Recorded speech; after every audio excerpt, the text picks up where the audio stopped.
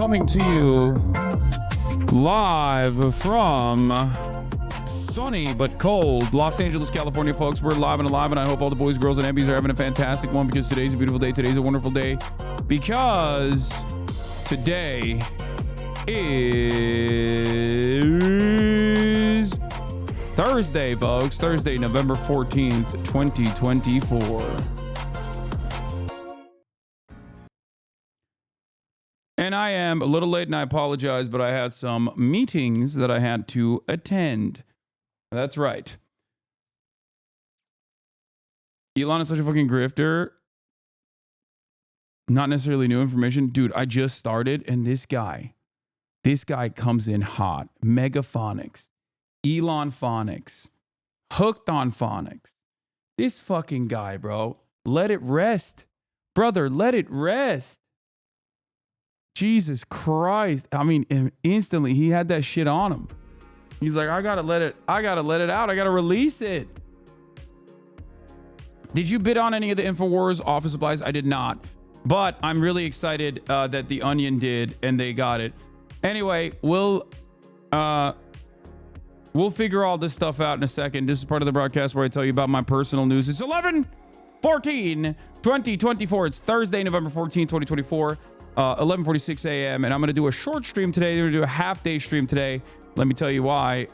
It is because I'm going to do a half stream today because I am going to go to Texas. That's right. I'm going to go to Texas, baby.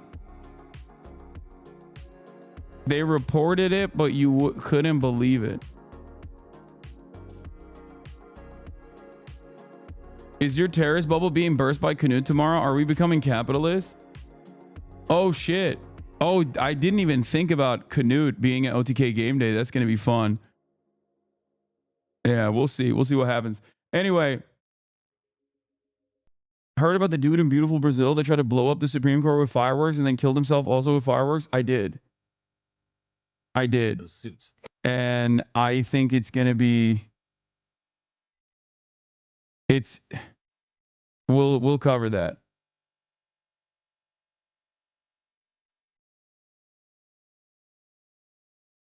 Am I going to be streaming in Texas? Hell yeah, baby.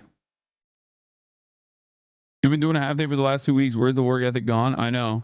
I'm going to be hanging out with Nicholas Pollum. All tier 3 sub. If you nutmeg an MP in the game. Canute told Mike he likes you. Yeah, I know. That's why it's so funny when he's like, he's crazy and a terrorist. It's like, I would go so far as to say that Asmongold probably likes me too. Bro, libs on TikTok think you're some weirdo extremist apparently. No, they don't. You saw one fucking TikTok and you got primed, okay? No, they do not think that. First of all, I feel like TikTok has way more extremist perspectives than I do, okay? They let that shit fly out there, bro. There's like Maoists and stuff on there. It's crazy. People are way more pro-China on there. Hair looking good. Thank you.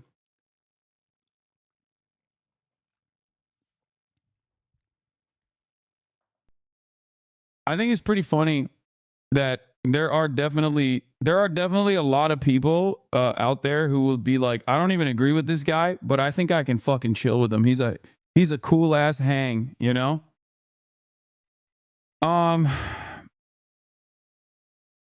But in any case, I see the Rizzler did something unacceptable. Oh, look at me, I'm Dan Crenshaw. Oh, that's fucked up. Rizzler, how dare you? All I want is for you to dunk on Tectone. Oh my God, yeah. See, I don't know if Tectone likes me. I think I could say that like with a certainty, I think Asmongold probably likes me, even though he will farm me, right? He'll farm me to like the sweatiest losers online for sure. But I don't know if Tectone actually has his own personal.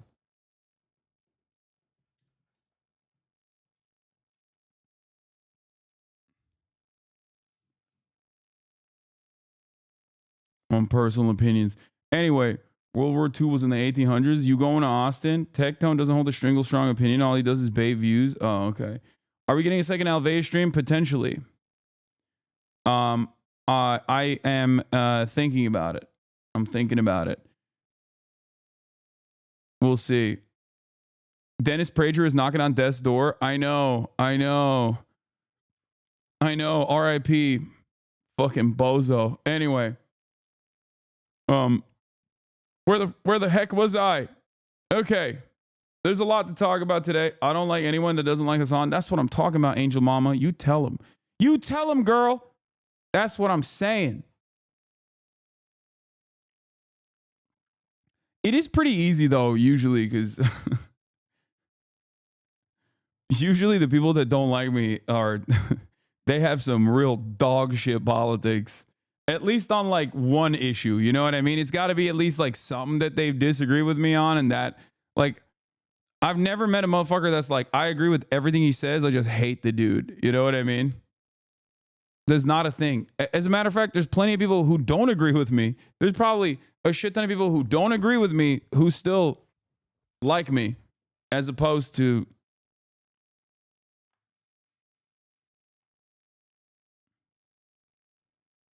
anything else. Playlist for later. Thank you, Themasius, for the fat one. That's a nice playlist right there. We're going to be talking about Pedogate. We're going to talk about Pedogate, ladies and gentlemen. What a fucking time to be alive. I swear to God. Holy moly. What a time to be alive. Okay.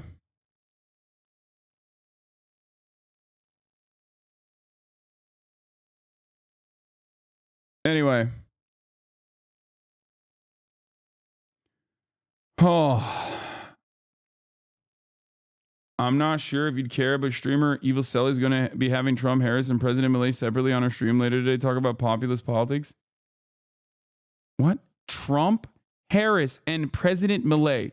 There is a streamer on Twitch that is going to have Donald Trump, Kamala Harris, and Argentina's very own Milei.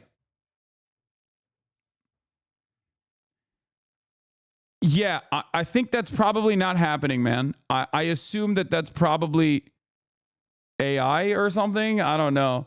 Anyway, good news. Matt Gaetz won't let minors be deported. Bad news. He wants them in his basement. So that's not good. That's, there is no silver lining there.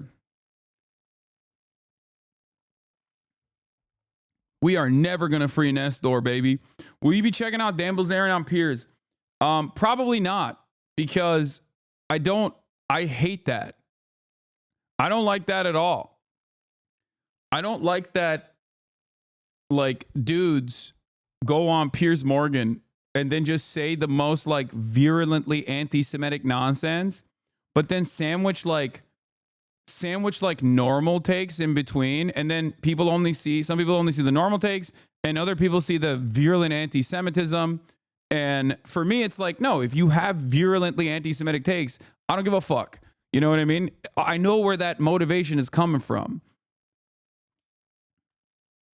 Like, I know where that motivation is coming from. You do not care. You personally do not care about, like you might care about Palestinians, right? To a certain degree, but you definitely care about Jews. You know what I mean? You're like, you really, really, really are using this as your opportunity. And to me, it's like, yeah, brother, if you're using a genocide for your other agenda, you're already a piece of shit if you're an anti-Semite, but if you're using a fucking genocide for your agenda of spreading anti-Semitism, you're like doubly a piece of shit. You know what I mean? Can you see from the other side, though? What do you mean? What is the other side of, like, anti-Semitism? Like, what? You think I'm going to agree with anti-Semitism? No, I don't, okay? This is something that I have actively fucking fought against for years and years and years. Some of y'all, I think, just, haven't been around long enough. No, there is no other side. Like, hey, can you look at, like, the arguments that people are making about anti-Semitism? Can you do that? Can you just, make it valid, make it feel like it's valid. Anyone who's concerned about human rights and dignity of Palestinians should have the same concern for all people. Otherwise, it's just the same hate as the other side, but reverse. Exactly.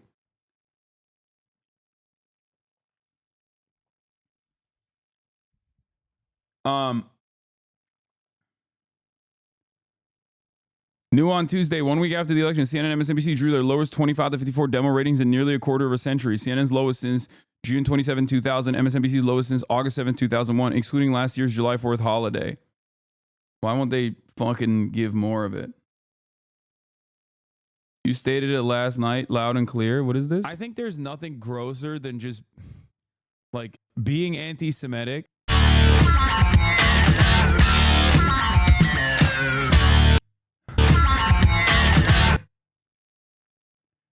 Good one. Good one, dude. Anyway. Come on, don't bully the enlightened centrists. They're already struggling with cognitive dissonance. Yeah, I mean, this is what I say all the I find myself bullying the radical centrists regularly, you know? Another point on what you're talking about.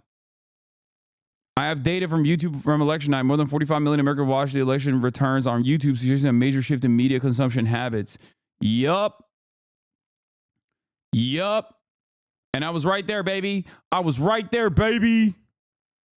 Yo, put Twitch on there too, dog. Come on. Not just YouTube. I was there. I had the largest real election numbers. I will stand on that. I don't give a fuck what those botted ass Rumble numbers look like for Steven Crowder and Dan Bongino, okay? Ain't nobody was out there watching Dan Bongino.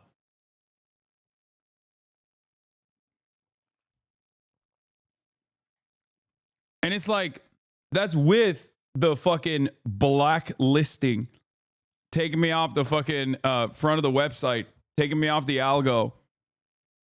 Fuck my haters. I'm still here, baby.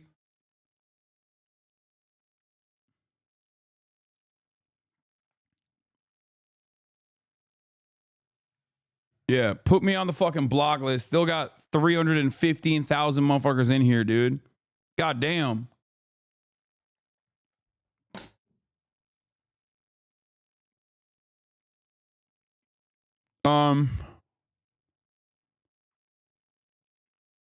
My dad watched Dan Bongino. He's cooked. Damn, there's like real people that watch Dan Bongino. That's crazy.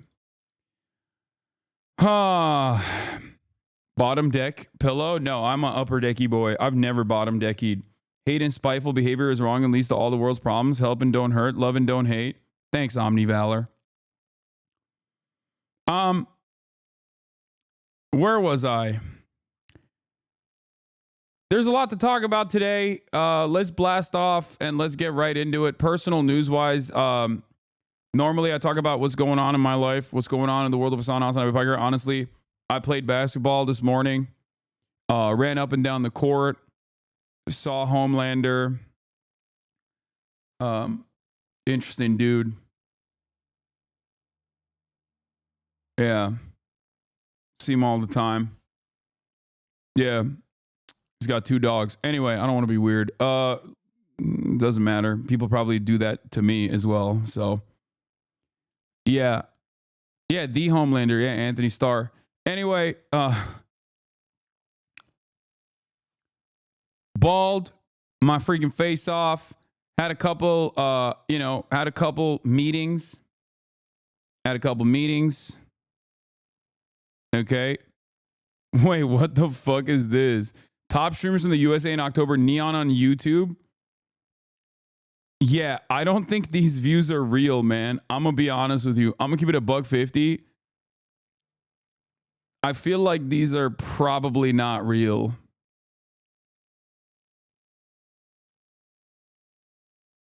That's crazy.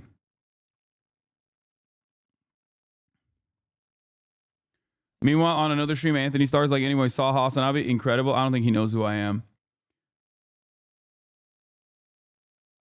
But yeah, I had some combos. I also saw. No way people watch some this much. No, they don't. It's fucking botted, dude. That's what it is. Are they adding like views from his VODs? It's botted. It's botted. It's bots. It's bots. Every time you go live, you got like 200,000, 300,000 viewers. It's botted. The writers definitely know who you are. They're pretty tapped in and leftists. Yeah, the writers might, but fucking the Homelander himself does not know. Anyway, let's blast off. The Onion buys Alex Jones's InfoWars, Pedogate, Gate, Matt Gaetz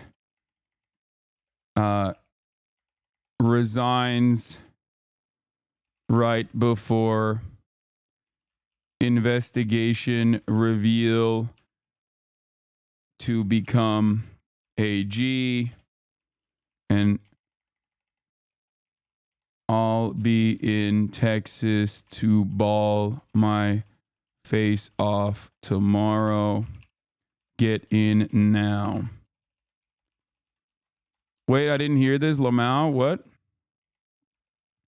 You didn't hear Matt Gaetz? Oh, my Rashida Tlaib interview is out. This was one of my favorite interviews that I've ever conducted. And of course, as is the case with all the serious content that I do on this goddamn platform on YouTube, many of you will not be watching it, but many of you watched it live regardless, so that's good.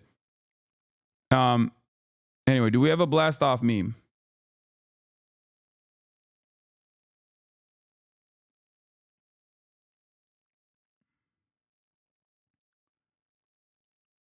I know this is my second message, but thoughts on Blue Sky becoming #1 downloaded app in the US, UK? Are you planning to join it? The Guardian and many big papers are leaving Twitter right now. I think until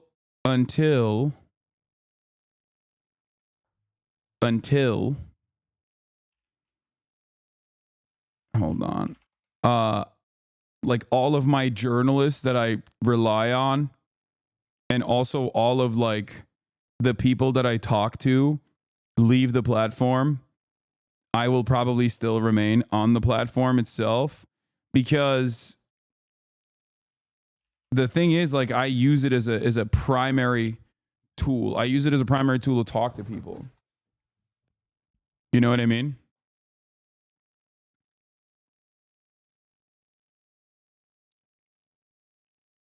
Like, this is, I talk to journalists on here. I reach out to people on here. I routinely utilize this platform for breaking news that you know, my friends and people that I know personally are engaging in, right? So like, it's still unfortunately filled to the brim with neo-Nazi sentiment, and it's full of shit, and my replies reflect that reality. But ultimately, it is ultimately it's, you know, it's an avenue that I still utilize. I use it for my job. And that's it. My take on Blue Sky, if it's just going to be filled with people talking about itself and Twitter is never going to take off, for now it's supposed to be like, is this thing on? Wow, this is so much better than Twitter.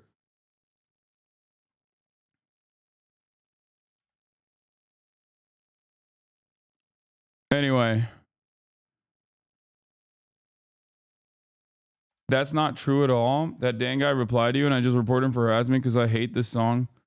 Motherfuckers, what? What Dan guy?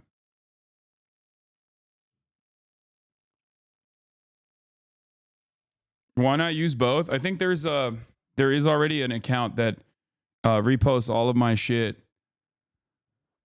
There's an account that reposts all my stuff on on Blue Sky anyway. So like automatically, there's like a bot. Like the truth. HasanAbi repeater, automated mirror. Yeah. If you leave Twitter, won't people follow anyway? Yes, everyone is always demanding that I leave Twitter and trying to get me to leave and go to Blue Sky.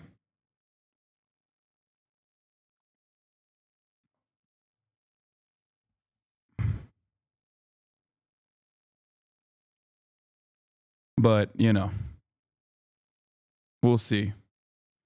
The girl I started talking to is a HasanAbi head. Am I cooked? I wonder if your haters will follow you as well. Your haters love Twitter, so maybe it can help. What? Drill is popping off on Blue Sky. As a gamer, I've eliminated thousands of Moodang-like creatures for their various parts. I've completed countless quests using their pain. That's pretty good. I think a lot of people on both are now waiting for critical mass. I'd say mostly the individual reporters and news orgs are very spotty. Sometimes mirrors exist. No, it's just, dude, you don't understand. Like I talk to Palestinian journalists, right, that are literally trapped in Gaza right now. I talk to them on Twitter. What am I supposed to do? Be like, hey, man, can you get on Blue Sky, please? Like, I can't do that, okay? The dude is, like, existing in a genocide. What do you want me to do? Like, that is the primary function of Twitter for me, okay? Like, that's what I mean. That's what it is. That's what, that's part of the reason why I can't, you know, part of the reason why I can't get over there. I used to be such a good boy until all. This is what my haters sound like. Is that what you said? I used to be such a good boy until all these hate comments turned me evil. Graham is no more. I am Mr. Clapback. This is not funny. Oh, fuck you. I shit in your mouth. Bro, stop giving a shite. Thank you for the 10 gifted subs. I shit in your mouth. A Bible quote. Fuck you. I shit in your mouth. This is your warning. You leave a shitty comment, you're gonna get shit in your mouth. Fuck you. I shit in your mouth. Bro, this is like spiritually Tom on here. Like, actually. This guy's not cringe. He's funny as fuck. Trump to universities. Stamp out anti-Semitism or lose accreditation. Yeah, they're going to start killing people, bro. They're going to be like, if you don't deport anti-Zionist Jews, you are anti-Semitic. Fan hung out with Alex Jones last night? No, she didn't. Shut up.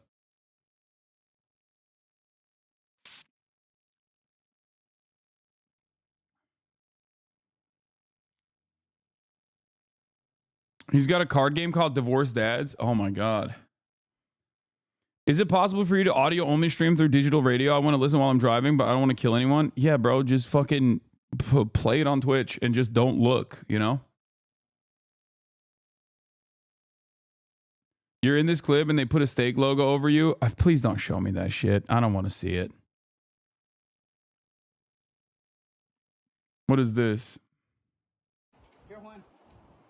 By the way, you're getting a raise. Now you're making $50,000 a year. So congratulations, man. Keep up the hard work. Yeah, hey, thank you. Where's my raise? Dude, don't worry. You're gonna get your raise soon enough. What the hell's going on, Gordo? Juan, are you okay? What the hell? What? What? Why you can't run? I think because he's making more money. He's turning Republican. Dude, hurry. Get the I got you. I want tax cut. Give him some medicine. See if this works. Dude. Oh my God. Oh my God. You think that worked? I think it worked. You okay? Juan. Gordo, are you okay? What just happened? Dude, you were saying you wanted us to close the borders. Bro, my my credit score was at 800, man. Hey, man, who's your favorite singer? This fucking Chente, bro. Yes. Oh, Bring me some tacos, please. Oh, he's back. Okay. Dude, you scaring me, man. 60 started off.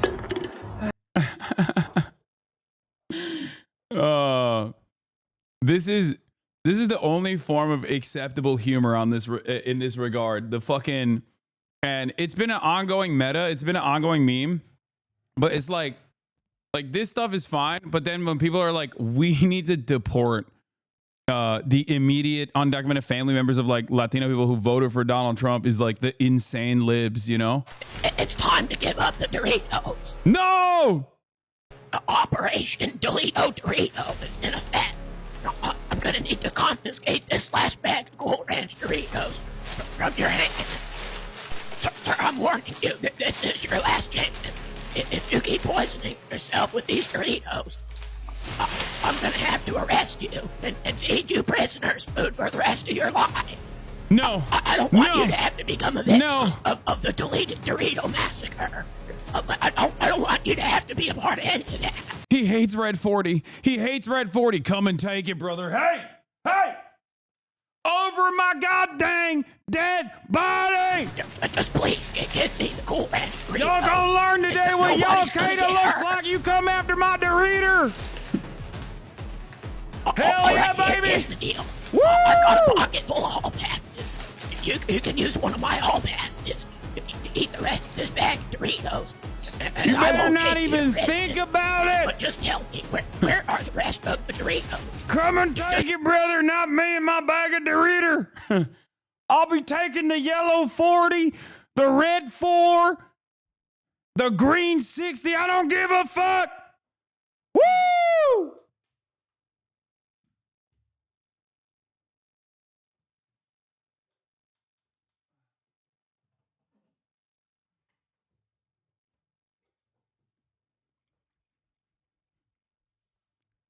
Shall not be infringed.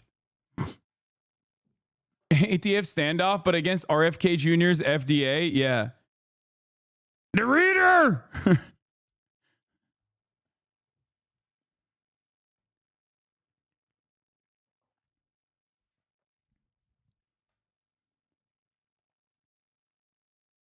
Anyway. Yeah, what's next, dude? The jalapeno poppers? Zuck's new music career is popping off. I know, we covered this last night on the Fear and podcast, which turned into Fear and Malding, by the way. It was just a me and Will episode, which I think we did a fantastic job on. All right. When can we get steroids? Yeah, that's the other thing. Listen, bro. Listen. Unless this guy basically decides that everyone can have TRT, okay, and everyone can have unrestricted, unrestrained, FDA approved good stuff. Like, not even the stuff that he's taking, because he's doing TRT, but I'm talking like the good shit, right? I'm talking fucking straight up Trenbolone, okay? Trenbolone in the water, okay? No more gender, only one gender. That gender is man. And not just any kind of man, a manly man, okay? That will eliminate a lot of the problems, okay? No more gender binary, no more multiple genders, just one, okay? Everybody's on trend. Everyone, okay? Monogender, unigender, that's it. Everybody gets brolic as shit. Everybody is yacked to the goddamn gills. We become the strongest nation of all time. Everybody's on trend. Every single person, okay? And the more jacked you are, the more you are elevated into government office, okay? Like, I think the most jacked person should probably be holding the highest office. So, obviously, we have a pretty solid head start here for Chris Bumstead. And no, I'm not going with the open metrics. I'm actually going with the Arnold Classic, okay? The closer you are to Arnold physique, I think the better it is, right? So I think Chris Bumstead would be a perfect first president for America. If you've ever listened to Chris talk about a lot of issues, like, he already is like a really good figure for positive masculinity in general. So I think he's Canadian. It doesn't matter. He's American at heart, okay? We're making him the president. I think Chris Bumstead should be president of America. And also Canada as well. I think we should annex Canada, right? And make Chris Bumstead in charge of all of it. Only because he's very clearly demonstrated excellence. Like, what he's been able to do to his body is really sick. Is really cool. I think that, that demonstrates that this is a guy who is serious. He's serious about a lot of stuff. So, Sam Sulek for Attorney General, youngest Attorney General in the game. But once again, here's a guy who's punishing himself. And why is he doing that? For glory. A lot of people talk about like, oh, back in the day, we were just like Vikings or whatever. And it's like, you haven't done anything, okay? You have done nothing. You've made zero personal sacrifices. Sam Sulek is like 21 years old, and he's, you know, he has greatly limited his lifespan. Okay. He's greatly limited his lifespan. And why has he done this? For us. Okay. For us. He's done it so that we can enjoy being in the same presence of a man who, you know, who was basically transitioned into just one big muscle. I think I really respect that. I really respect people that do that, that make the ultimate sacrifice of basically min-maxing their lifespan, because, you know, living for a really long period of time is just not really worth it unless you're looking yacked. So, you know, Sam is so sad to look at. No, it's not. When I see him, I see a glory. That's all I see. And I also like Sam as well because vibes based, he also is kind of like Chris Bumstead, like a nice dude. Okay. It's only sad when he speaks. Yeah. Okay. His heart rate's, you know, he does look like the living embodiment of like heart palpitations. But having said that, he just seems like a very nice guy. Okay. When do you see Dr. Mike? Next week. I'm going to see Dr. Mike Israel next week. We're going to get Brawlic together. I'm very excited about that as well, obviously. When are you hanging out with your goat, with the goat? 3 pumps into Melania and it starts rotting off. Yeah, Dr. Mike Israel, I will be seeing him next week. I'm very excited about that too. I'm going to try and not talk to him about politics and talk about big boy shit that only we understand as big boys. Okay? The real Dr. Mike or the Dr. Mike gym guy? No, Dr. Mike Israel, man. That's it. This guy.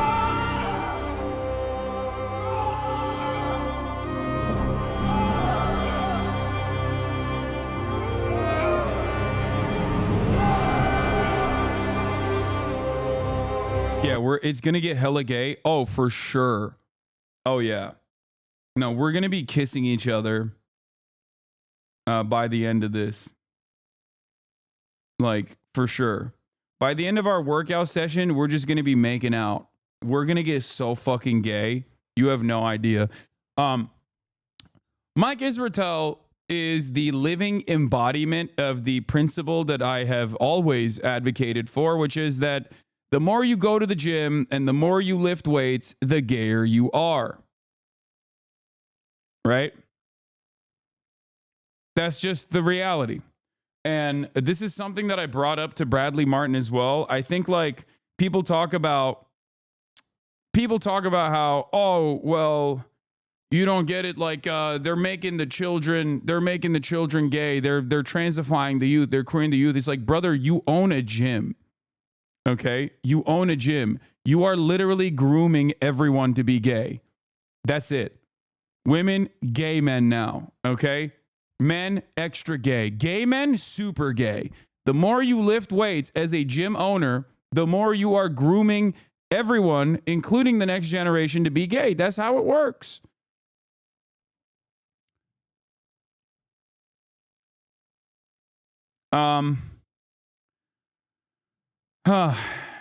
So yeah, Mike agrees with you in this. He calls himself gay. Yeah. I'm 62 years old. I worked at a corporate setting for a long time. I made a lot of money.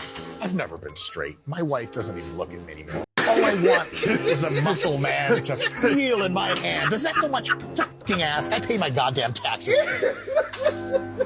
Notice, priority 1 is good technique. Never, ever push harder than your technique allows. And if with the perfect technique, the weight's not going up anymore, well, that's it. You hit failure. And if you could schmig it a little bit, could you get another rep? Yes. And other people in the gym may count it as a rep. But remember, God looks down on all of your reps. And if you do a rep like that, he'll actually look down on it. She like appears out of nowhere. You're like, oh, God. You drop to your feet. He's like, yay, hear me. The fuck was that? Anyway. Wait, isn't this guy Dana White or am I confused? Wait, what? No, that's not Dana White. That's Dr. Mike Israetel. Another bald man that you seem to be sexualizing. Odd trend I'm noticing. It's not an odd trend. I am a bald fetishist. Okay? I am a bald fetishist. You know this already. You know this already. Stop. Stop playing with me. Stop it. Okay? We're done. Anyway, this is such a funny intro. All the crazy stuff Trump is going to do.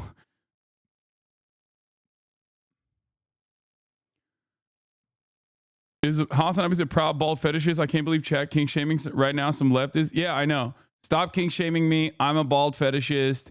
I'm sick and tired of hiding it. Except I've never really hid it. All of my favorites are bald. Anyway.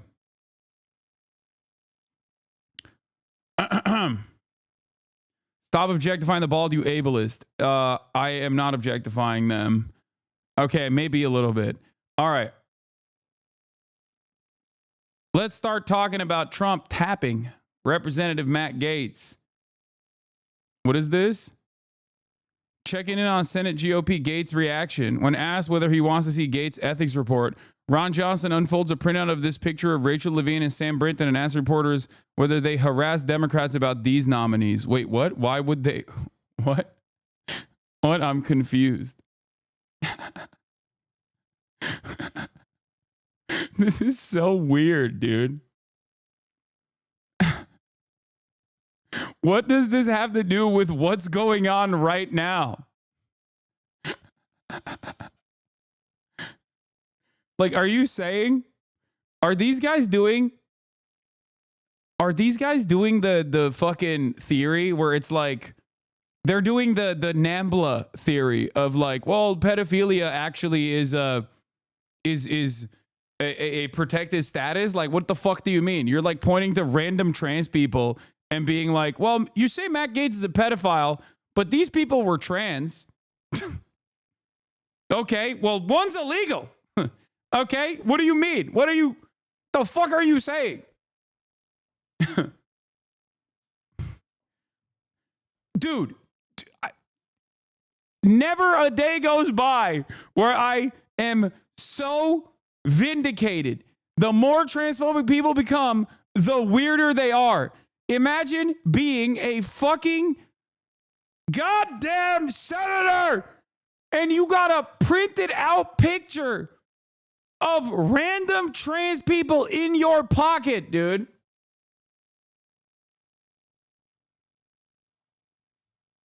What the fuck?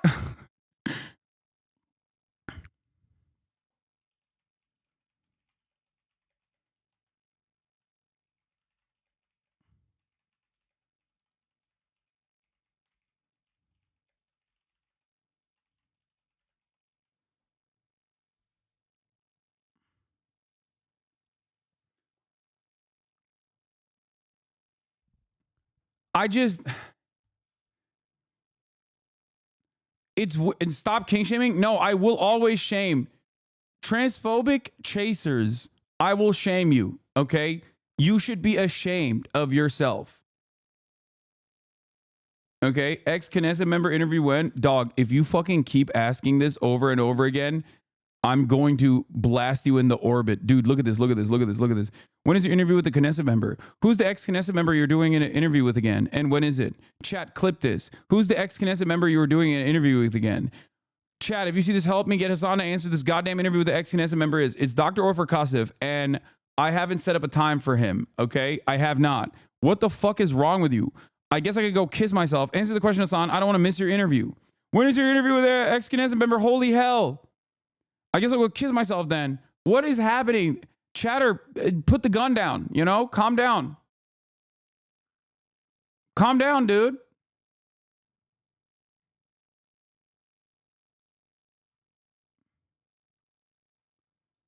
Holy shit.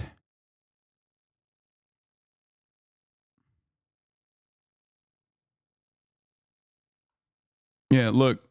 In other news, what's your plan now that the Twitch contract is up? I think you could have a bright future grifting for the right on kick. Calm down, man. Rise and grind. It's time to add Hasan again. Yeah. Me asking for the Vinny Hacker collab. Yeah, we'll do that. We'll make the Vinny Hacker thing happen as well. All right. All right. There's a high probability that they're transphobic because they stroke the trans women every day and then they're ashamed of it. I don't know what the fuck is going on with a lot of these motherfuckers, but they're crazy. There are gray name chatters in the wild these days. Oh, I saw this. Yeah. I saw this clip. Here, we'll start off with this and then we'll get to Matt Gates. We're going to do Pedogate. Pedogates. Pedogates Gate.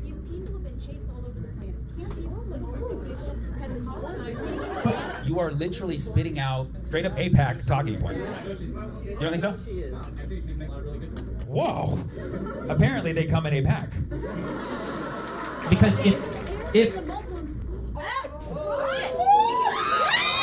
the Arabs and the Muslims are atrocious to human rights, I say, as I'm cynically defending the state that is currently doing a genocide. Like, how the fuck? What do you mean? What human rights, dude? What are you talking about? There's no humans to do rights to. There's no humans left to do rights to. Now that Israel's done with it, you know? What the fuck do you mean?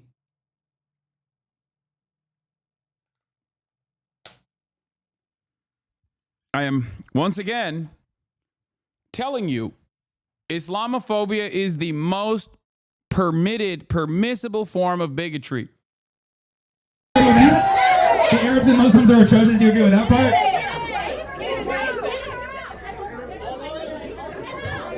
All right.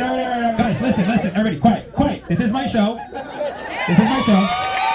I'm against any kind of loss of human rights, whether it's Muslim people or LGBTQ people, but why does that have to come up when we're talking about the loss of human rights of people being bombed literally right now? You know what that's called? It's called pinkwashing. It's not only pinkwashing, but it's also whataboutism, and it's also ironic, additionally, because like it's not like Israel is so fucking sweet either on a lot of these issues. What a lot of people don't realize is that like while Israel has presented itself as this like safe haven for women and yada yada yada, and there's like a whole bunch of obvious Islamophobia at play there when you present it as like the alternative to the scary Muslims and forcible hijab wearing or whatever, without recognizing that like the entire region is so different from one another and so diverse. You have to monolithize Arabs and Muslims as like ISIS basically, and then say, look at how good Israel is. And the irony, of course, is even when you don't think about the apartheid in its practical application, Israel itself is bouldering towards, in a way that is not dissimilar to what we are experiencing in the United fucking States of America, straightforward fascism, or had bouldered towards straightforward fascism. Now it's basically in full tilt fascism. That's it. So like when people talk about this sort of stuff, they just like don't realize that so many of the fucking parties in the Knesset are advocating for, you know, women to not be able to read anymore. And they constantly, and then the fact that like interfaith marriage is already a tricky concept in Israel, or even gay marriage, as a matter of fact. It's not an accident that every single LGBTQ member in Israel weirdly flies to Cyprus to, you know, do the thing, and then they come back. Why are they doing that, I wonder? Like, people don't understand that when you don't examine the reactionary attitudes that is fostered in some of the most right-wing parts of your society, it will inevitably take over the entire project. And it has, right? It has taken over the entire project at this point. Maybe 20, 30 years ago, you could be like, oh, it's just those settlers. They're just crazy. Come on, chill. What? Oh, why is the government helping them and subsidizing the building operations in the West Bank? That's weird. But like, all of a sudden, 2018 comes around and you're like, whoa. Why are they trying to abolish the Israeli Supreme Court? Hold on now.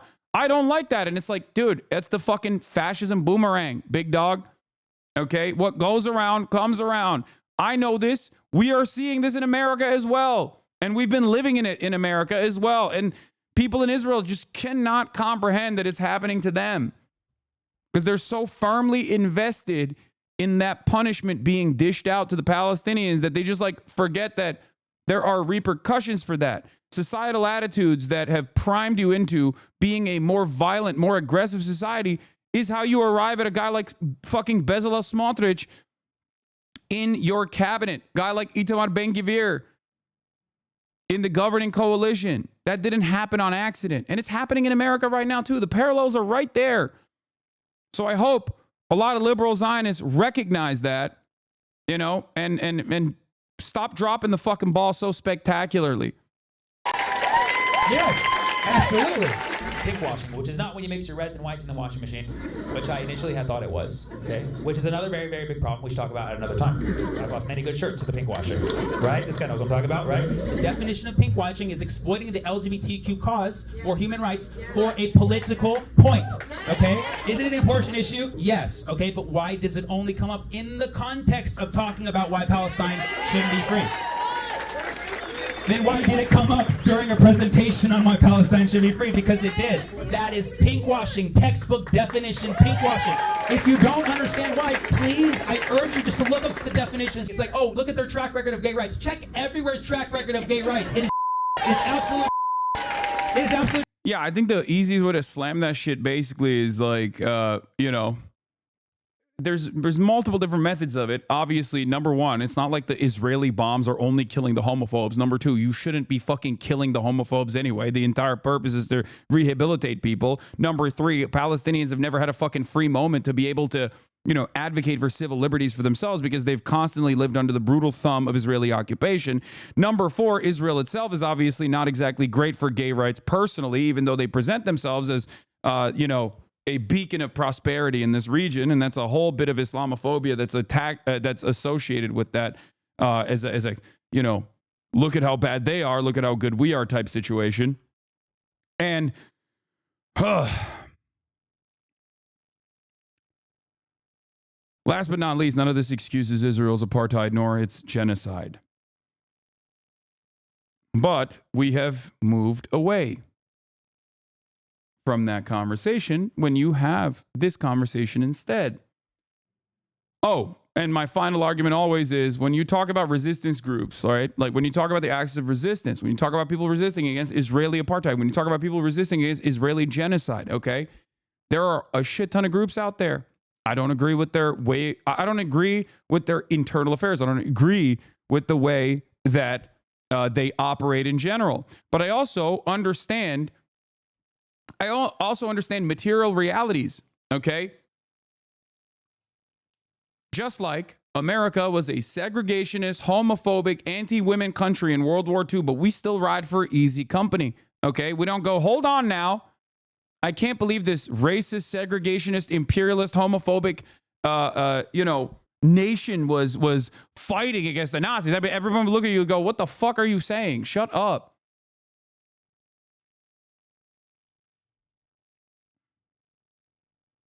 I don't agree with the way that America operates. It's okay.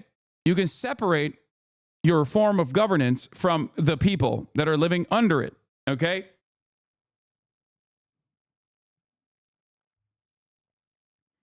I'm lost. Why do I hear one side saying it's genocide, then I hear the reason for all the civilian deaths is Hamas is using as a civilians as a shield? Are both sides true? What do you think? Make up your mind, man. What the fuck are we talking about? The entirety of Gaza is one big crater at this point, and you're still like, the other side keeps saying there's human shields. Human shields. I don't get it. We're 1 year into a fucking genocide, dog. Wake up. Holy shit. Criticizing resistance groups makes under an occupation from the safety of your home makes you the hypocrite. I know. And it's so funny because, like, obviously plenty of queer people recognize that reality. Plenty of queer people understand that. You know, I hate the memes the way we stopped the alt-right before, like we beat Germany. We didn't fight Germany because they were anti-Semitic. We fought Germany because of American economic interests. Yes and no. I think that, no, I think FDR wanted that smoke for sure. I will stand on that. No, it wasn't just like economic interest, really. Pearl Harbor was the pivotal event that allowed FDR to basically advocate to do this, whereas there was plenty of resistance against it.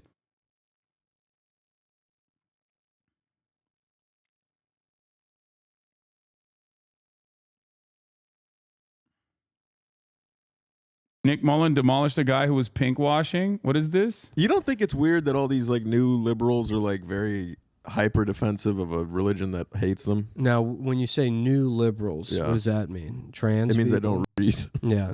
When you say new liberals, because the word liberals now isn't loaded enough, we'll add the word new to it to imply they're even gay or something. I don't know, like whatever. These people That is are, actually they're it. even more. Yeah, if you thought they were trans before, wait until you see these anti-Israel protests. Yeah. Because these are the most trans people we've seen yet. And if you sent them to Gaza, they would be. That's what I love when conservatives do that. They're like, yeah, send these kids over there. They'll get killed in a minute, which I think is good, by the way. Which I also think rules. Yeah. Which, by the way, my only problem with Sharia law is that it's brown people doing it instead of me. That's what I would. And all the things that I hear about them doing, that sounds fucking awesome. I don't. Okay, all the motherfuckers throwing keg W's. How many times have I said this? God damn. I mean, he's cooking, but yeah. I think conservatives want that though. I don't think they. I don't think they want. That's the whole premise of like send them to Gaza is like That's you a, just that's a, he said it louder, champ. I mean, it's true. want violence. And of course, his delivery is better. I will never be even remotely as funny as Nick Mullen or even Adam Friedland, as a matter of fact. Acted on these people, which you can just call the police. That seems to be the answer, is the cops will show up and beat all these kids up. So you already have it here. I don't know. I feel like me and you see this very differently. How do you see what? Well, for one, I don't think. I think I'm a little more trusting of police, maybe naively. But for two, I also think when people, I think there are idiots that say like send them there so they'll get killed. I think that's also like a wrong sentiment. But I think in general, it's like they're saying like you're backing a place that wouldn't be accepting of you, whereas like but that like necessarily that assumes that like advocating for like speaking up against something you find immoral is a transaction. Yeah. Right. Like if I don't like black people could hate me, they do. Like black people hate me. I'm not going to stand here and be like, well, we should bring slavery back, right? Yeah. If slavery was still going on, I'd say that's wrong. We shouldn't do that. Yeah. It wouldn't matter if black people were like, no, that guy looks like a cool pedophile, and we want to beat him up. It's like it's still this thing is wrong on principle. Yeah. So it doesn't matter. That's why I have no problem with people protesting. Like you think something is wrong, you have the right. Yeah, but it doesn't indicate any kind of like hypocrisy or contradiction that a gay person would protest in favor of Palestine. No, just because it doesn't matter what they're doing. Like you can say, oh, And the inverse of this is also true. It's not like Israel's bombing Palestine because they're homophobic. Like people are always like, Hasan, I'll have you know, Hassan Nasrallah was homophobic. I'm like, is that why they killed him? That's why Israel was like, how dare you be homophobic, Hassan Nasrallah? We're going to fucking execute you and 500 other people at the same time. You know? No, man.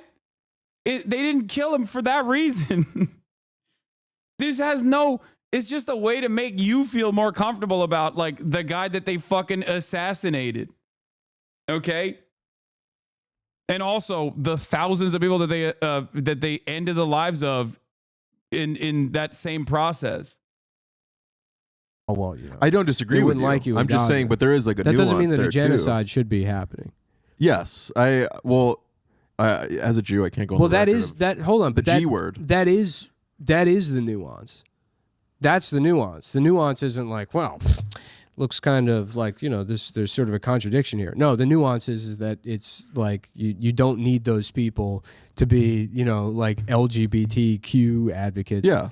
You know, Yeah. to not want to see people like, you know, blown up or children. Yeah, I have no problem with people who are like, I mean, everybody should not want the loss of life on any side. Like that's obviously. This is also in a perfect boring. This is world. supposed to be a comedy podcast. Yeah. So we'll find. But I will say those people deserve it. Which ones? Whichever you decide. I don't know. As an I don't. audience. I'd like to get back. There was just maybe a little too much stand-up talk for my taste, and too much.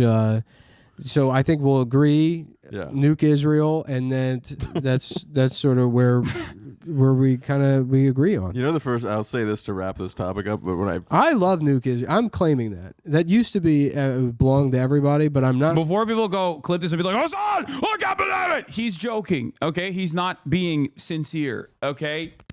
And White privilege used for good.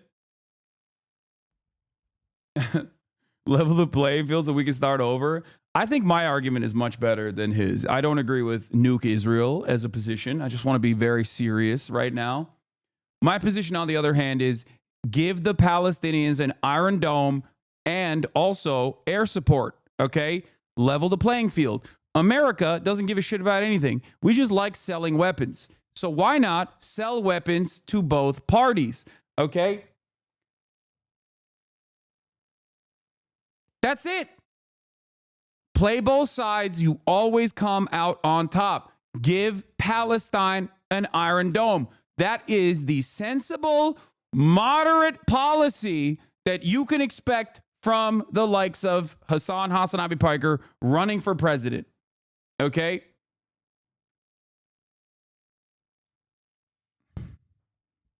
Think about it. Think about it.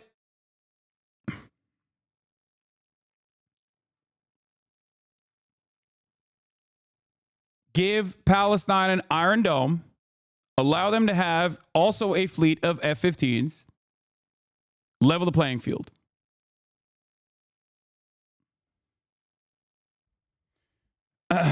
You missed it by a week? Yeah. Oh, shit. The election happened already? Fuck. Jobs at home and permanent war abroad. Great policy. Work with Pakistan versus India. Yeah. It's called the Thunderdome.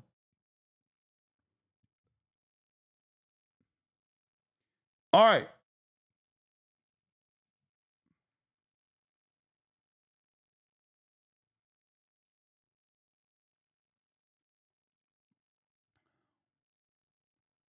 You also said give Ukraine an Iron Dome before too? Yes, an Iron Dome for everyone. An Iron Dome for all. Ladies and gentlemen, fuck Medicare for all. We're never getting that shit. You already know we're never getting that shit. That's why I want solutions. Okay? Iron Dome for everybody. Give one to Iran. Give one to Ukraine. Fuck it, dude.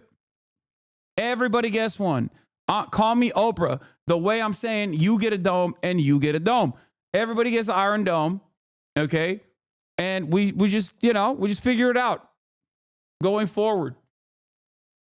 And Tamir interceptors. We are making gorillions of Tamir interceptors, okay? Quintillions of Tamir interceptors. We're a permanent war economy. We're only making Tamir interceptor missiles, okay? And we're shipping them to everybody.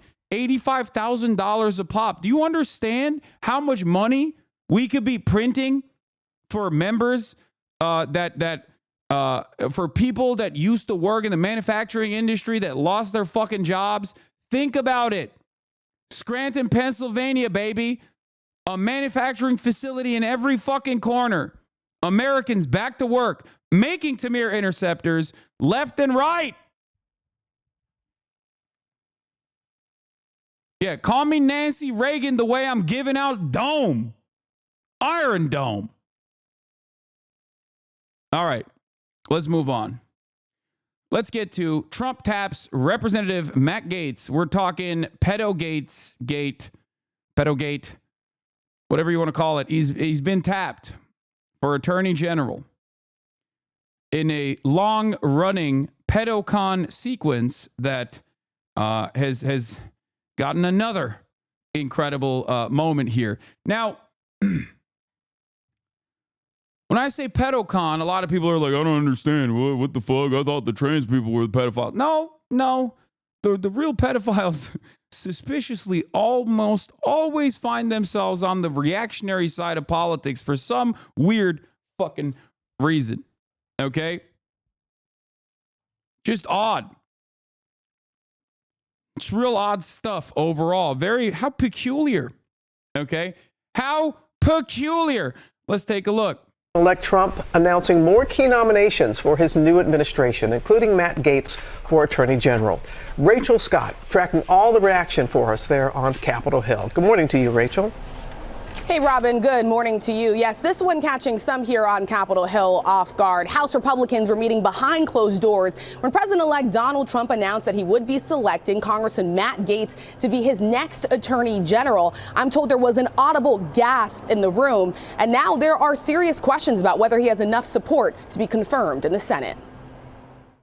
This morning, Donald Trump's pick for Attorney General sending shockwaves through Washington. The president-elect nominating Republican firebrand. Oh my God. Bro, I'm not even done with the story from yesterday, and then a new fucking fresh hell opens up. Oh, Trump expected to select Robert F. Kennedy to lead HHS. No! Yo, we're getting fucking... We are going to unearth ancient diseases that we have combated successfully. Oh, hell no. No! Bro, unlimited content. It's not content. We're going to fucking die. Holy shit. We're bringing the playback, baby. Bubonic style. Dude. Oh, no. Dude. Climate change, okay, causing massive shifts in the way that ecosystems operate. Weird animal migration patterns, animals come into contact with one another, creating zoonotic diseases that then, you know, humans get transmitted with. We're fucked. The likelihood, alongside like, what is it? Oh my God, I'm forgetting the word now. Antibacterial resistance. No, not antibacterial resistance. Like anti-vaccine resistant bacteria.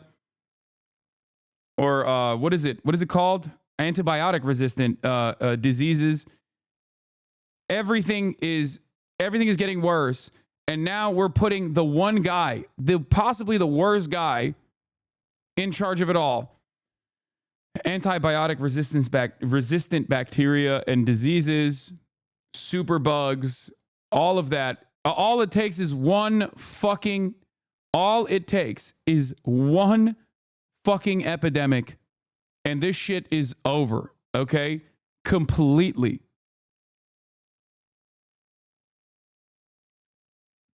Doesn't need to be a pandemic. Epidemic, we're done. Wiped out. America, GG. Server reset incoming.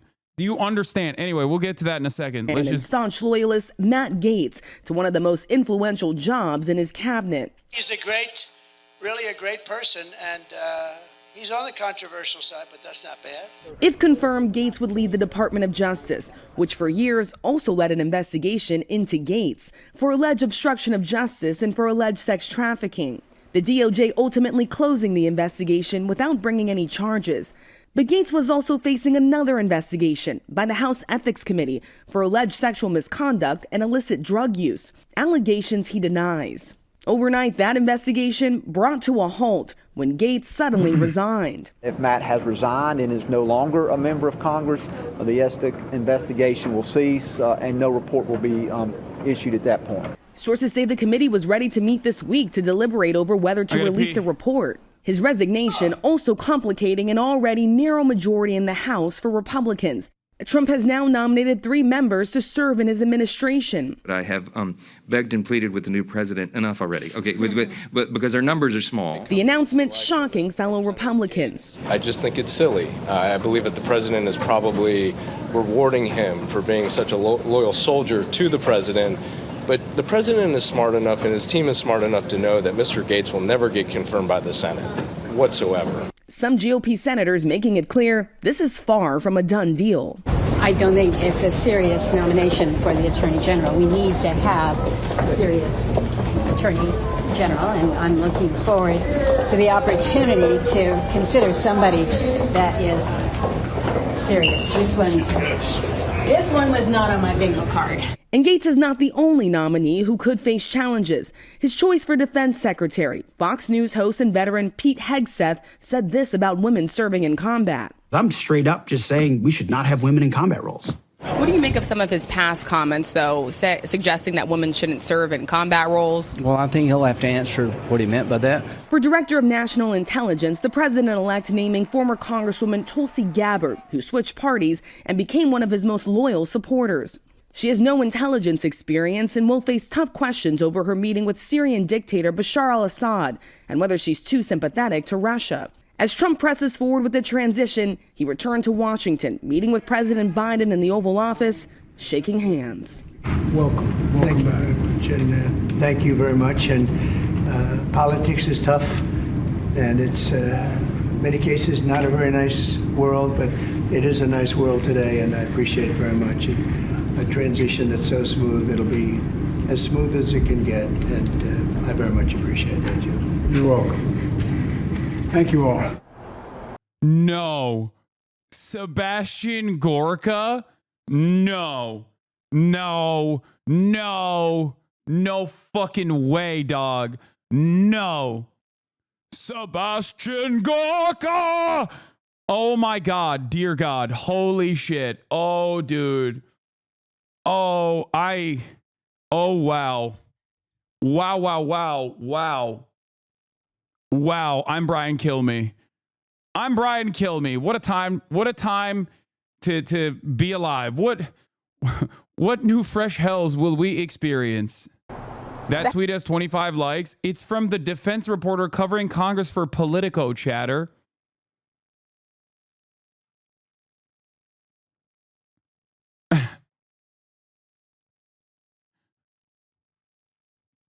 Like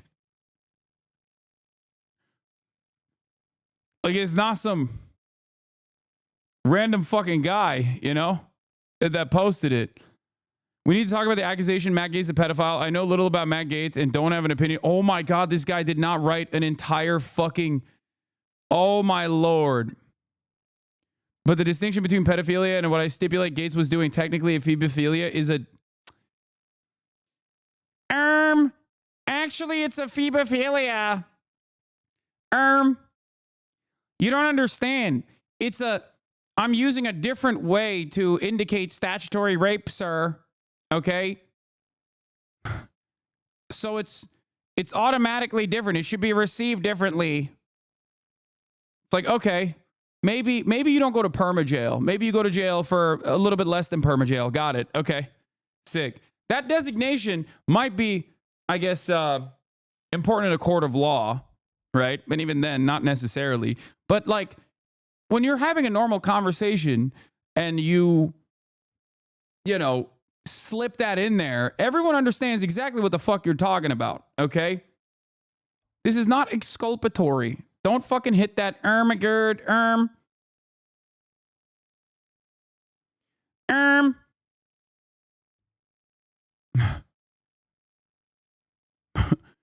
actually, it's a phebophilia, which is a different version of having sex with a minor. Sick, man. Cool. Thanks. The House Ethics Committee declined to comment on our reporting. This morning, sources are telling us that President-elect Donald Trump is considering tapping his top defense attorney, Todd Blanche, to be the Deputy Attorney General. This is the second highest position in the Justice Department. Blanche was on his defense teams for that hush money trial there in New York City, as well as the federal investigations also here in Washington, Robin. And Rachel, we know there has been a significant change in Senate leadership.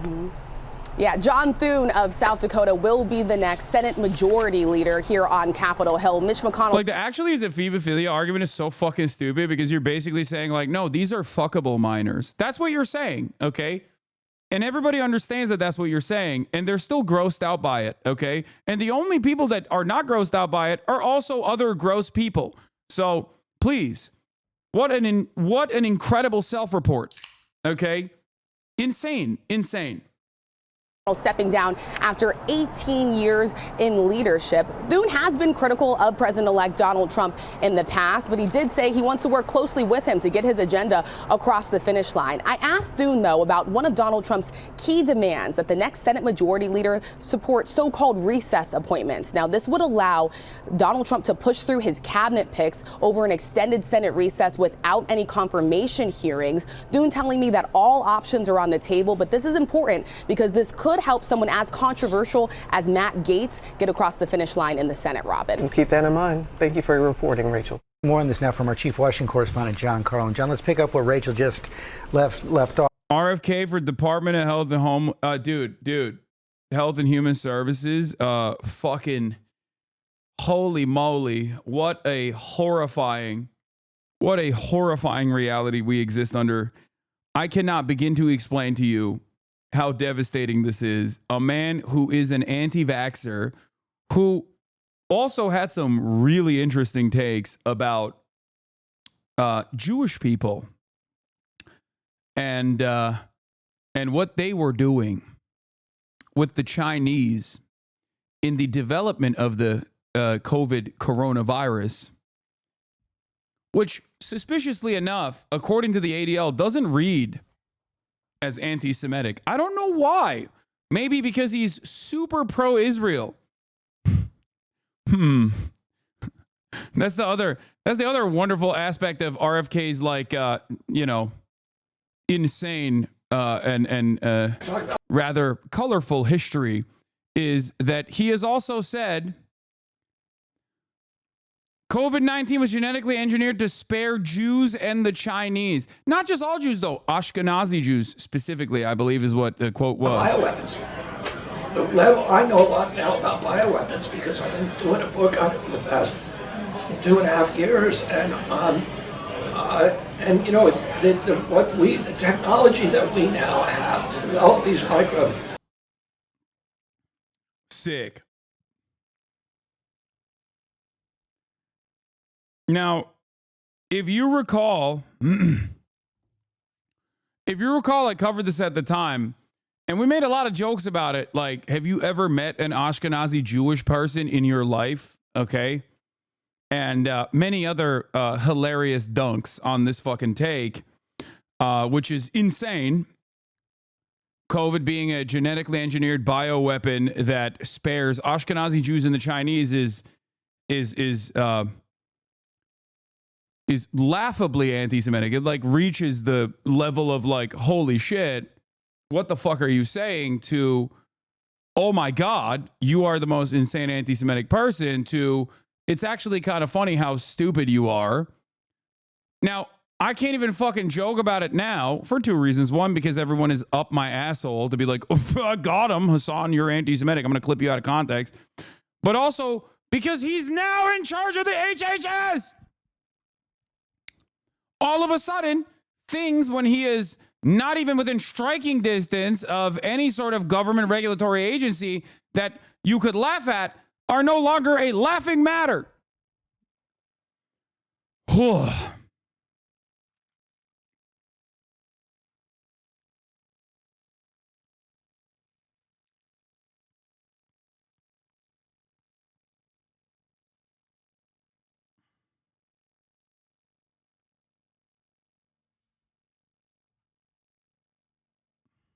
He was approved? Not yet, but I think the Trump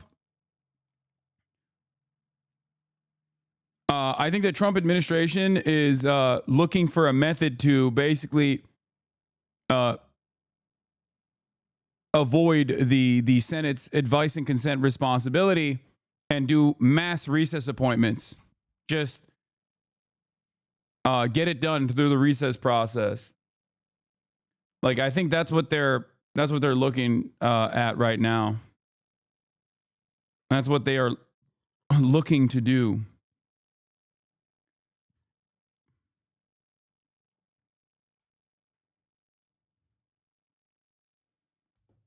I mean, as a scientist, his take is a kernel of truth. His variables in protein isoforms are characteristic in different ethnicities. That said, we all know what he's trying to say here. Yeah, I think it's extra funny to say that like Ashkenazi Jews are not getting sick, and the assumption that it's also genetically engineered. Like,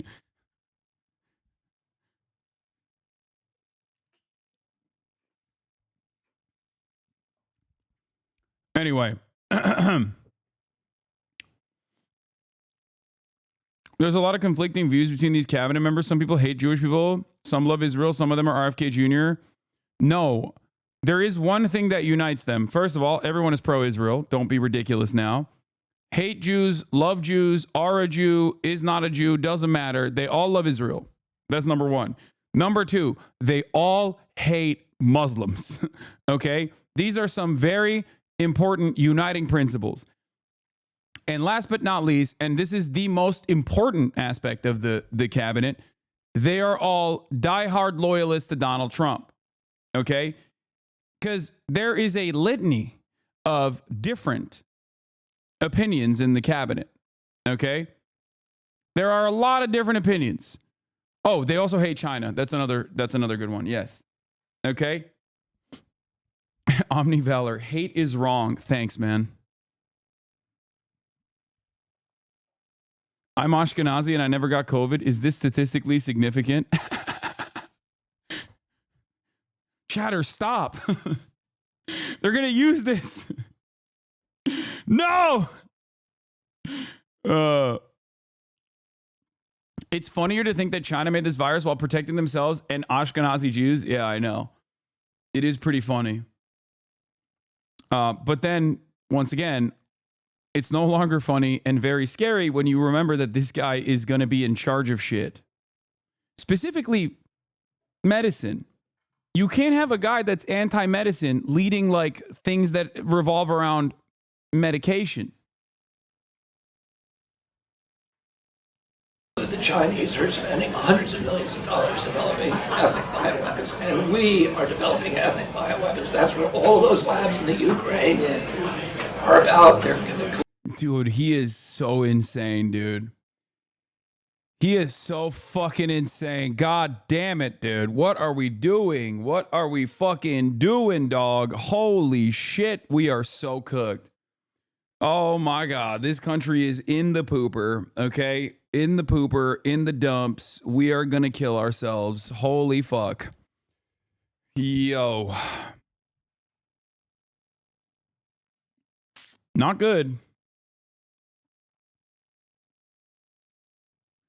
RFK Jr., one of the most anti-science figures in the world, will oversee a vast bureaucracy with a discretionary budget of nearly $150 billion annually and a mandatory budget of nearly $2 trillion. HHS and its various agencies have profound regulatory powers that impact the healthcare and of not only hundreds of millions of Americans, but also the global healthcare community. The following agencies will be under his control as Secretary of Health and Human Services, Center for Medicare and Medicaid Services, Center for Disease Control and Prevention, Food and Drug Administration, National Institutes of Health, Substance Abuse and Mental Health Services Administration, Health Resources and Services Administration, Administration for Children and Families, Administration for Community Living, Indian Health Service, Agency for Healthcare Research and Quality.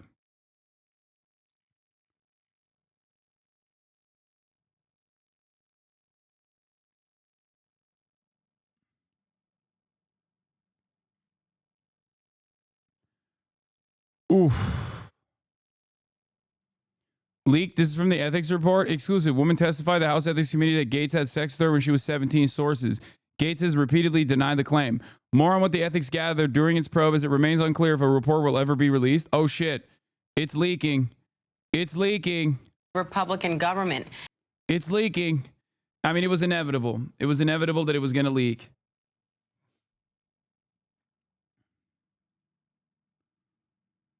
When RFK was running for president, he said he would stop research on drug development and infectious diseases for 8 years.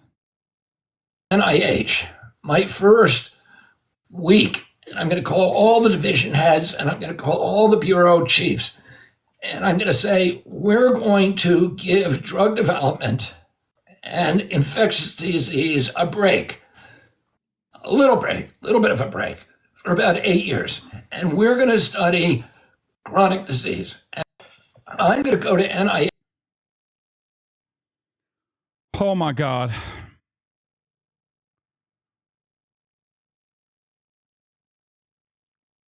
Maybe the U.S. will have a bunch of brain drain in the health services. I think one of the wildest parts about this is that this is America cucking itself with its like endless support for with its refusal to acknowledge any of the underlying material harm we are bouldering towards like this fascist ANCAP dystopia, right? Anarcho-capitalist dystopia. And in that process, America's just like fucking itself over in the long term. Any country that has even a little bit of responsibility to governance is going to cook our shit, okay? Especially if you're a country that's like uniparty like China and they have like long-standing, you know, decades-long policies that they're implementing. Like these sorts of things are very important, very consequential for the future prospects of nations. America, on the other hand, is so short-term profit motive invested that they just can't see anything else. And we're basically actively destroying the country from within. This is why I used to always say, like, the Republican Party is the greatest threat, the greatest terroristic threat to America and perhaps the entire globe. Democrats are a close second. And that the likes of Osama bin Laden or any arch terrorist could never imagine the amount of damage that the Republican Party will do to the nation and also the world as a whole. And now we're there. We're literally there. It's so fucking wild.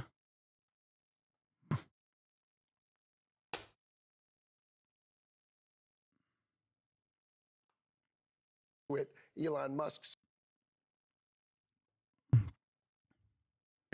Here is Trump's transition co-chair, Howard Lutnick, shocking, lying 2 weeks ago about RFK's potential job in the cabinet. Ability to do Doge. He and I worked that out together and we structured that. But would he actually come into the government? Because, I mean, he'd have to divest. It would be quite tricky. He's not coming into the government. He can't sell SpaceX He's not going to and Tesla. No. So what is he's going to be adjacent to it. Think adjacent to it and writing software for the government and then giving the software to the government and helping the government. It's going to be amazing. One other person who was on stage recently and was talking about coming into the administration is RFK Jr. He said that Trump has promised him control of the public health agencies, HHS, which would be also, you know, CDC, FDA, USDA, all of these agencies. Is that true? Has Trump promised him basically the HHS job? So I spent 2.5 hours this week with Bobby Kennedy Jr. and it was the most. Dude, the idea of Elon Musk writing software is so laughable. These people are so deluded. Like, what software has Elon Musk ever written, dude? What are you talking about? Jesus Christ. I don't even know if these guys believe it. Maybe they do. I guess people believe that shit. They think like he's a actual fucking engineer.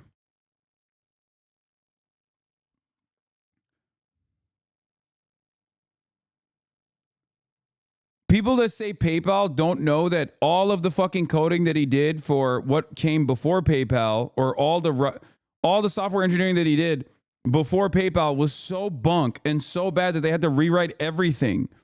And not only did they have to rewrite everything, like one of the primary functions of like online banking, it failed to do that. Okay, people could just like access your wallet.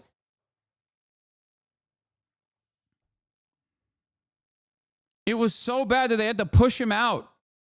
It was so bad that they had to buy him out, dude. Over a decade to see if there was in fact a link. Some of the studies actually showed that you were more likely to have autism if you were not vaccinated. But the point being that issues are raised, issues are studied, and yet they still keep coming up. And I think that's one of the big concerns. That's a metaphor, I think, for other things that people are concerned about with him. Dr. Sanjay Gupta, thanks so much. Let's bring in our panel and talk about it. Jamie Gamgeld, let me start with you. What are you hearing from your sources about Robert F. Kennedy Jr. Being picked to be head of the Department of Health and Human Services? Look, it's another example of you better take Donald Trump at his word. Yeah, he's been saying this. It's not a surprise in terms of he likes Robert F. Kennedy Jr. Correct. And Senator John Thune, the new majority leader, has his hands full. He does not want to look at his phone again today. I mean, it was Matt Gaetz yesterday and now this. I think it's important, though, to now see how the Republicans in the Senate handled this. They cannot claim to have buyer's remorse. They were all in on this. One Republican source said to me, I'm not sure they will be able to reject all of them, meaning you have all of these controversial picks. It's not just one. And another senior Republican said to me, no one should be surprised. This is Donald Trump 2.0. It's a new kind of chaos, but Trump feels emboldened. He simply doesn't care about the rest of the party. It's all about him, and we're expected to be loyal. It's a one-way street. Yeah, just to remind people, the head of the Department of Health and Human Services in the first term was a respected Republican member of the House, Dr. Tom Price, who was a physician. Right. Former Congressman Dent, I want to play something that RFK Jr., he was asked about his expertise. He is obviously, Kennedy, not a scientist. He is not a doctor. He does not have any degrees in this stuff. So Smirkanish, who has a show on CNN on Saturdays, asked him, well, what's your expertise? Take a listen. Because I've spent a lot of time studying and writing books, and litigating these issues, I have a very detailed domain knowledge of these areas that make it very, very difficult to defend orthodoxies in a, because I know the areas so well. So yeah, it is almost, particularly on vaccines, it's almost impossible for anybody to interview me. So he wrote a story for Salon.com and Rolling Stone magazine about vaccines back in 2003, 2004. Rolling Stone and Salon had to retract it. It's been disappeared from the Rolling Stone website because it was so false. Just because somebody writes something down doesn't make it true. Well, it just seems like there's a war on expertise and science or experience. I mean, it's not just RFK Jr. I mean, this is crazy. I mean, the science of vaccines, I thought, was settled a long, long time ago, and we're having this debate. But, look at Matt Gaetz. What qualifies him to be head of the Justice Department? At least he's a lawyer. Okay. I'm just saying. I'm just saying every day the standards get a little lower. Hegseth at defense, again, good service, but this is no Richard Perry or Bob Gates or Jim Mattis. We expect people, with a lot of gravitas. And, Tulsi Gabbard, I'm a friend of Tulsi Gabbard's. But, there are going to be red flags about her relationships with Syria and Russia. And so it just seems like Trump is being awfully defiant. He doesn't care about expertise, or in this case, medical science. And so that's what's so troubling about this. And I suspect there are going to be a lot of pushback. And some of these nominations are going to have to be withdrawn.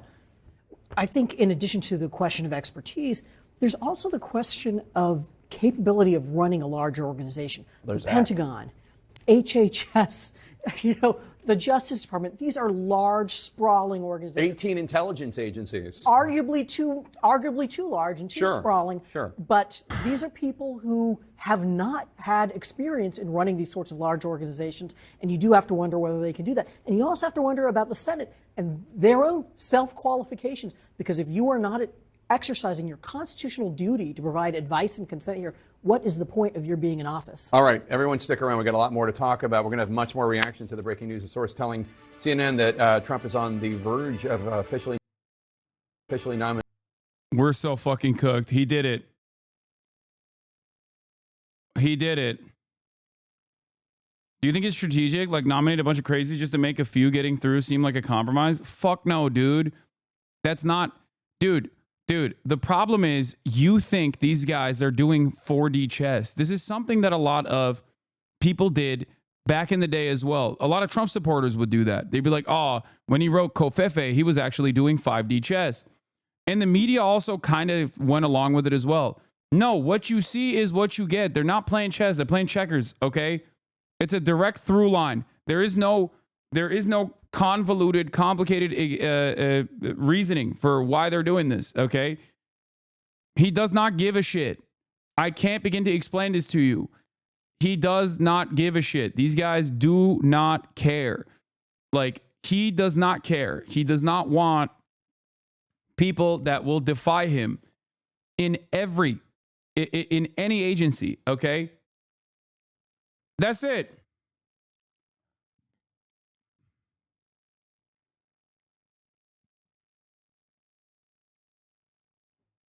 They want to pretend him and his followers are not extraordinarily incompetent.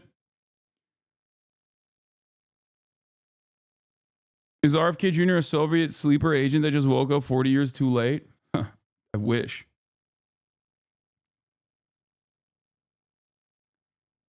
Like there is no secret reasoning behind this. Okay, people are saying like, "Oh, well, maybe Matt Gaetz is a trial balloon." It's like, "No, it's not. He just wants a person that is easily blackmailed and loyal to him in that position." And I'm willing to bet that the more shit comes out about Matt Gaetz, the more they'll push for it. I would be very surprised if like the media pressure and the public pressure on Matt Gaetz actually causes them to stand down. Because for Trump, it's about the backlash is important. Okay. It's about overcoming said backlash to show that he can do it. Okay. Do you understand?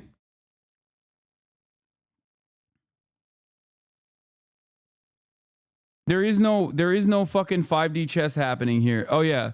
I saw this. This was a fantastic tweet. Exactly. Cognitive behavioral therapy enjoyer I just cut off in traffic. Think positively. He's probably in a rush for a reason. Maybe he's late for a job interview. Maybe his wife is giving birth. Me, I'm the king of the highway. That's it. So like when Ezra Klein says the Gaetz nomination is so off the wall that I half believe he's sacrificial, so Senate Republicans will give an easier time confirming all the other questionable picks, having shown their independence by icing Gaetz. No. There is no convoluted, complicated reason. What you see is what you get, okay? That's precisely what it is. I don't even think they give a shit. I don't even think they care about like, like, oh, what will we do? What if people won't allow us to put Matt Gaetz into that position? It's like, no, it's more so about like Trump pushing through regardless, okay? This is a man who already was president for 4 years.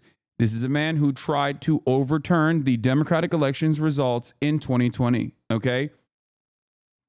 He knows what not to do. And he's vindictive, he's malicious, he's narcissistic. He knows not to repeat the same mistakes. No more establishment Republicans, no more playing ball. You force them to do your bidding, okay?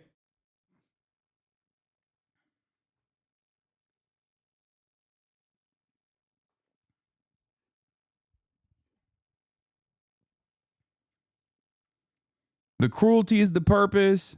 The insanity is the purpose. Ultimately, loyalty above all else. Because if you have people who want to defend institutions or care about the integrity of certain things, and they do not have loyalty above all else, those people, like they did, will become naysayers, okay? And you don't want that. That's the whole point. He doesn't want a leaky faucet like he had last time around, where members of his cabinet and people were constantly fucking chirping to the media and undermining the things that he wanted to do. Okay? That's why the general like appointment board is also significant for him. He wants to eliminate any kind of potential disloyalty. And in many instances, if you want to fuck up the country, yeah, you're going to have people who are still invested in protecting some of these institutions. If you care about the military, you're going to be like, oh, fuck that. I'm not doing that. That's crazy. I'm going to actually go to the media and I'm going to talk about how you're fucking crazy. He doesn't want that. So competence in that situation is most likely playing... competence in that situation is actually going to undermine your chances of becoming appointed. Okay? Because if you're a competent person, if you're a halfway competent person, like even Marco Rubio, as a matter of fact, in my opinion, is on shaky ground, right? On the important stuff, he's still appointing people that are like somewhat seen as like normal figures, like Marco Rubio, right?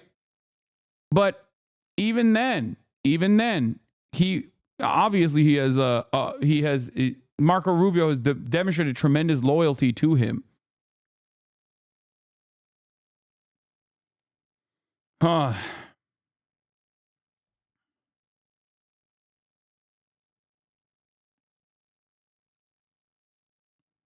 Why are Republicans so surprised? Now Trump has been saying he's going to do this the whole campaign. What? I don't think Republicans are surprised. They're elated.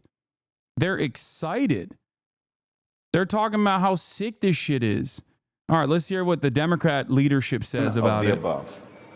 President-elect Trump has also nominated one of your former colleagues, I guess, now that he's resigned, former Congressman Matt Gaetz of Florida, to be U.S. Attorney General. I know that there are top Democrats in the Senate, on the Senate Judiciary Committee, calling for the House Ethics Committee to release its findings in its investigation into Matt Gaetz. Take a listen.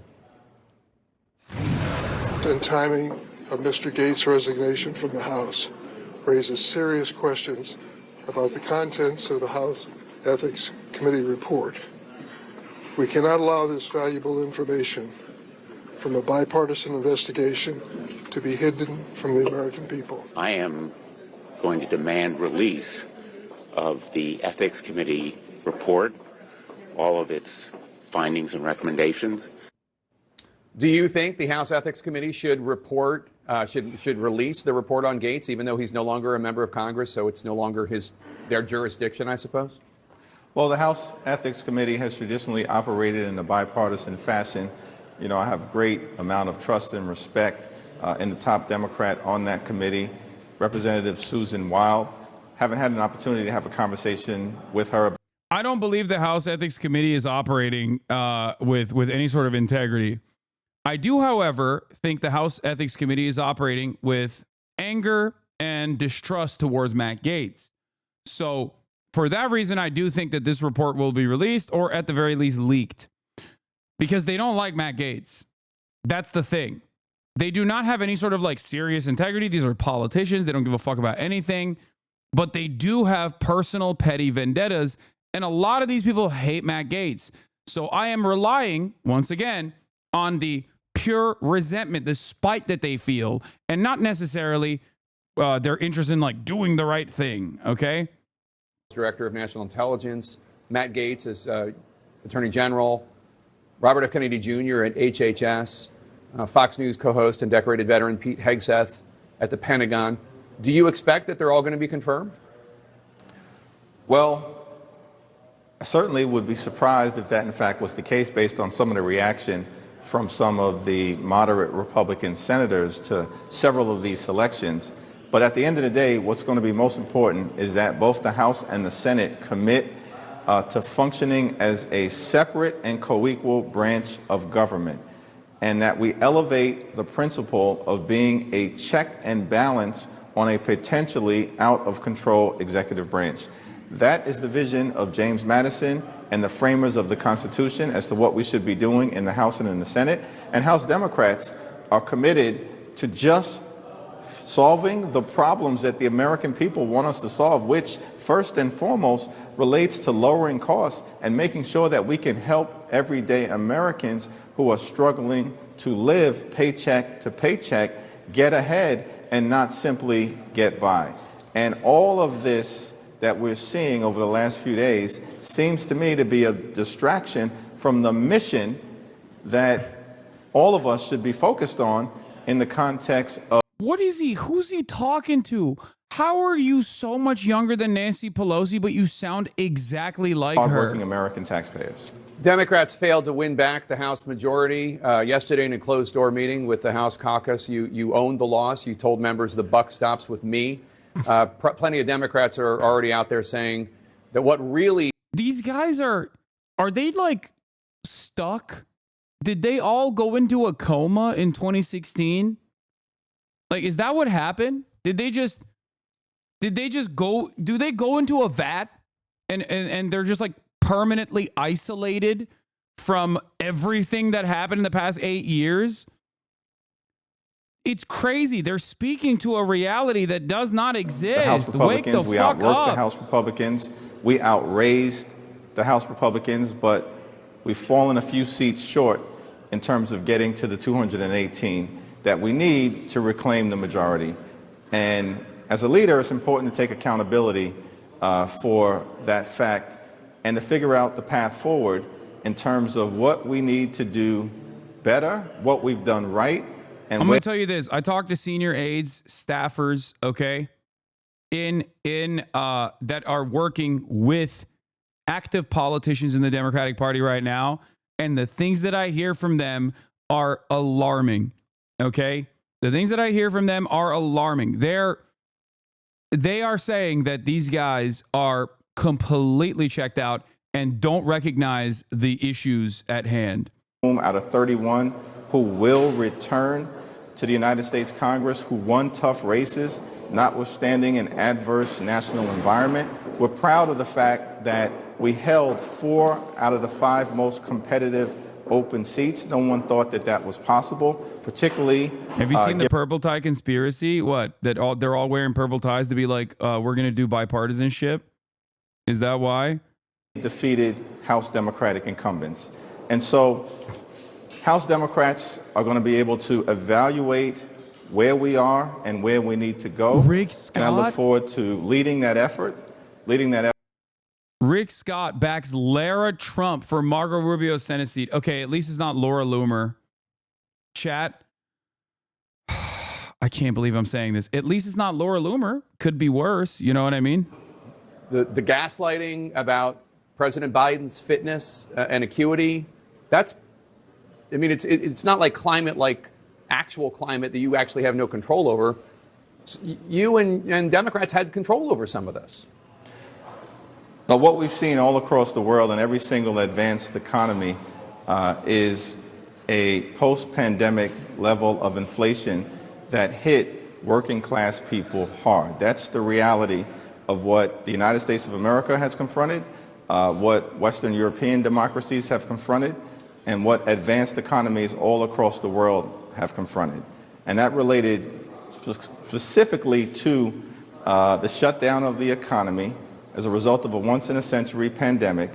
And when demand came roaring back, when the economy was reopened all across the world, the supply chain was lacking.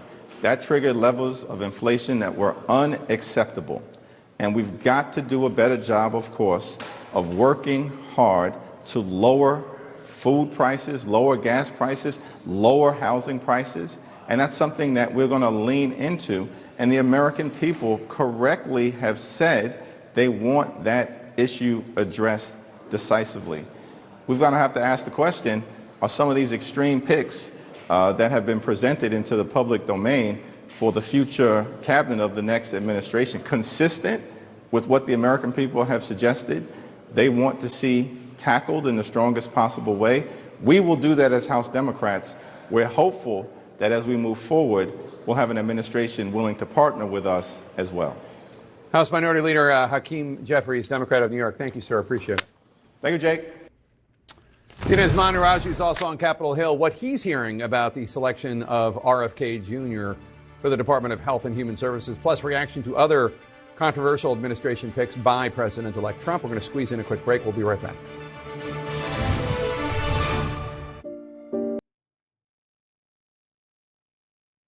Let's get back to this RFK Jr. and the way that Trump's transition co-chair is talking about him. Most extraordinary thing, because let's face it, we've all heard on the news all sorts of sort of snarky comments about him. And I said, so tell me, how's it going to go? And he said, why don't you just listen to me explain things? And what he explained was when he was born, we had 3 vaccines, and autism was 1 in 10,000. Now a baby's born with 76 vaccines because in 1986, they waived product liability for vaccines. And here's the best one. They started paying the people at the NIH, right? They pay them a piece of the money for the vaccine companies. Wait a minute, let me finish. And so all of these vaccines came out without product liability. So what happened now? Autism is 1 in 34. Okay, amazing. Neither of us are doctors. Vaccines are safe. RFK, I mean, Why do you think vaccines are safe? There's no product liability anymore. They're not proven. Kids get them and they're fine. Why do you think they're fine? But because they're proven scientifically to be so. How about this? There was 1 in 10,000 people with autism. We all know so many more people with autism than had it when we were young. Oh, come on. Okay, I mean, his point is really interesting. But so here's what he said. vaccines don't cause autism, which is what RFK pushes, which is why people are concerned that he could get a job like HHS. And I don't even think he could get... He's not getting a job for HHS. What he's trying to do, here's what he wants to do. He said, I want data. I just want data because they block But the data's out there. Wait, it's not. They don't block it. You can look at it. It's online. He wants the data so he can say these things are unsafe. He says, if you give me the data, all I want is the data, and I'll take on the data and show that it's not safe. And then if you pull the product liability, the companies will yank these vaccines right off of the market. So that's his point. He's not trying to do anything but things that made sense. And look, this is not where I thought this was going, because Jared Polis just endorsed RFK. What? There is no fucking way. I'm excited by the news that President-elect will appoint Robert Kennedy. This is a meme, right? No, it's not. It's not a meme. It's a meme that Jared Polis is the governor of Colorado. Before you mock him or disagree, I want to share with you some quotes that if he follows through, show why I'm excited. Level the playing field for Americans internationally on drug costs. Cap drug prices so companies can't charge Americans substantially more than Europeans pay. Yes. Colorado currently has an application just sitting at the FDA for us to import low-cost prescription drugs from Canada, and we just need their approval. In some categories, there are entire departments. Dude, thinking that these guys are going to actually act out these populist desires that are genuinely helpful and not the bad shit is so delusional. I don't know how to begin to explain this to you. It's like thinking Matt Gaetz is going to be a fucking trust buster, dog. Wake up. Okay? Wake up. That's not the point. That's never the point. What are you guys talking about, man?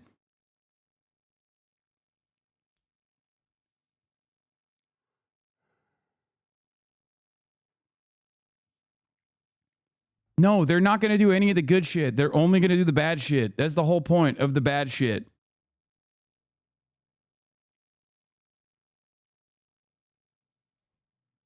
We got to get off pesticide intensive agriculture. Yes, we have tried unsuccessfully. They better protect people from pollinators from harmful pesticides here in Colorado.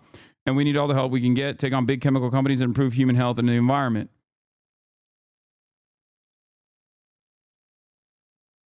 Another instance of perfectly acceptable Islamophobia. Israel supporters tell vulgar anti-Semite Ilhan Omar to go to Gaza, and she responds, "Fuck you." Not sure why she's so offended. It really is where she should be. She would be most useful. Oh God, fucking gross monsters, dude. Go to Gaza. Go to Gaza, sweetheart. Go to Gaza. Go to Gaza. Go to Gaza, sweetheart. Go to Gaza.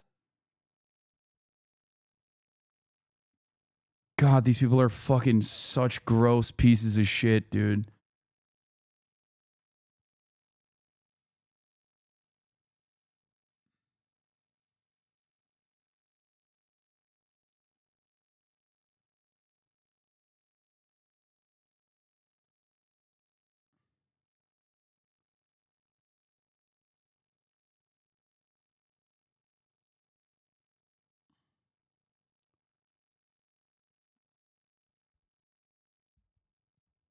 Holy fuck.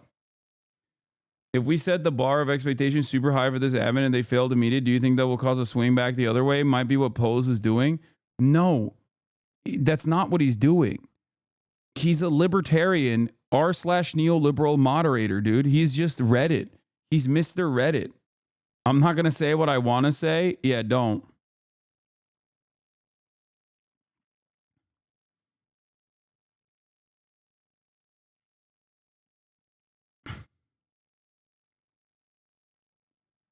Oh my God. Nobody is playing fucking 7-dimensional chess. Wake up, chatters. What you see is what you get. Okay? You have to understand. What you see is what you get. Donald Trump is not playing this like long con. Okay? He's very clearly going, I don't give a fuck if these people blow up these regulatory agencies. I actually am putting them there to do that exact same thing. Okay? And we will have a lot of people who are aligned with us that will make a shit ton of money. I don't even want to know who the Department of Education Secretary is going to be. Oh my God. I don't even want to know.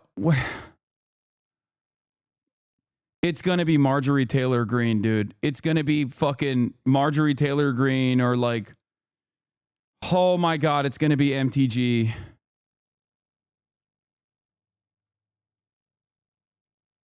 Kid Rock.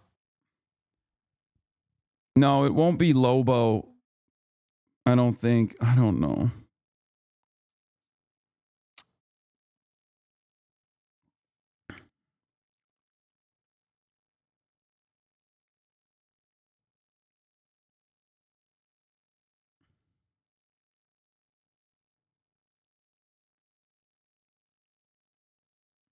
Laura Loomer for press secretary.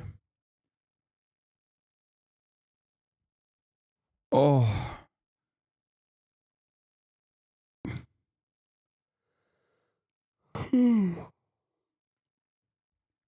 The craziest part about this is that the Nelk boys are fucking Canadian. So if shit blows up, they could just like escape to Canada. You know what I mean? They're going to put Christopher Rufo in charge of the Department of Education. I'm going to die.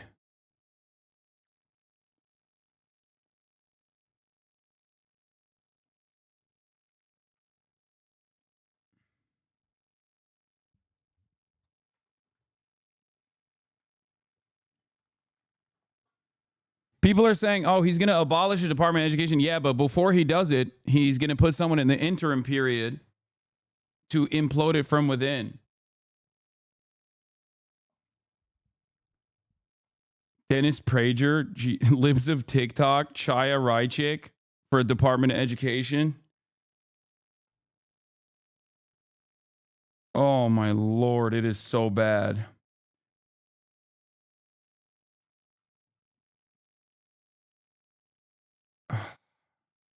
Well, I spent 2.5 hours. RFK Jr. is a vaccine skeptic. He pushes lies about vaccines, and I don't even think if Republicans. Why do you think he pushes lies? Why you said you said I'm not a scientist and you aren't. So yeah, but he just wants. Yeah, but scientists say that. That's the reason. Scientists are the ones who are saying that. What do you mean? Neither of us are scientists. Yeah, exactly. Which is why I listen to the scientists. Say he pushes lies. But here's my scientists who are paid to say he pushes lies. I mean, let's give him the data. I think it'd be pretty cool to give him the data. Let's see what he comes up with. Okay. I think it's pretty fun. He pushed conspiracies about COVID. He had to apologize for tying vaccine questions to what happened in Germany during the Holocaust. I promise you, I have not looked at all the things he said. That anyone's looking at for on he health. said Roundup. Remember Roundup? But you're saying he would not be in charge of HHS? No, of course not. Okay, so he's not going to be he's like not going to be the secretary. No. Well, he couldn't get confirmed, but would he be in an acting position or anything like that? I just told you what he wants. He wants to help get data. You're saying he wants so he access to data, but that he would just wants data, and he wants to prove things are wrong. And he says, if I can't prove they're wrong, that's fine. But if I can save millions of Americans' lives and make their lives better. And I think that's pretty cool. I'm not sure so any he's data. Just trying to do it. I don't. Jesus Christ.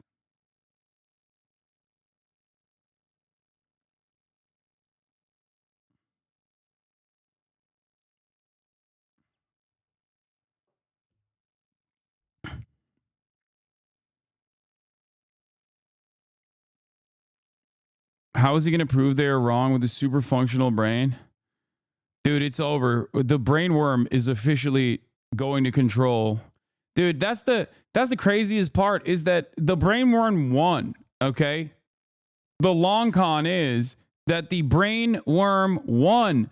Now it gets to control the HHS. That's crazy. In Nazi Germany, it was meth. I wonder what these guys' like choice of drugs is that's like fucking up their brain. I guess lead poisoning.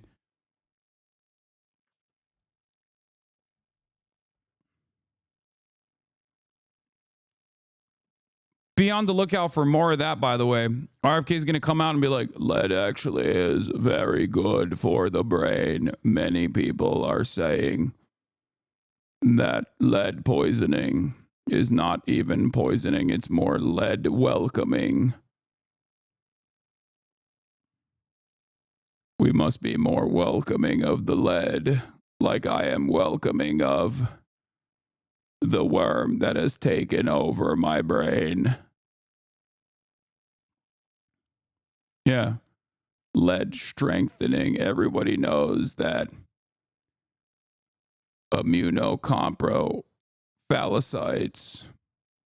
A word I did not just make up at this spot, on the spot at this moment, but a real word from my many years of studying this. Are really important to maintain high lead levels in your body.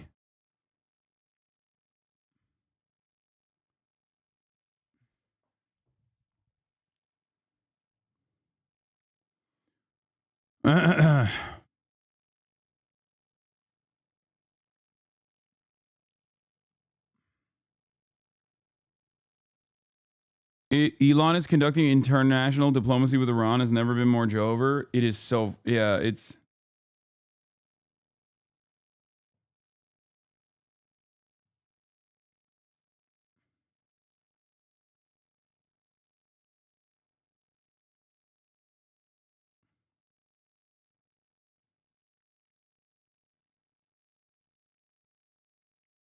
Check out France versus Israel soccer videos. It's happening again, I think. Yeah, that's not shocking to me at all. You are so toxic. He just wants what's best for us worms. I mean, humans. Yeah. Excuse me. I am not the brain worm controlling this human flesh machine. I am a human being. I'm sentient and certainly not a worm. And I think it's great.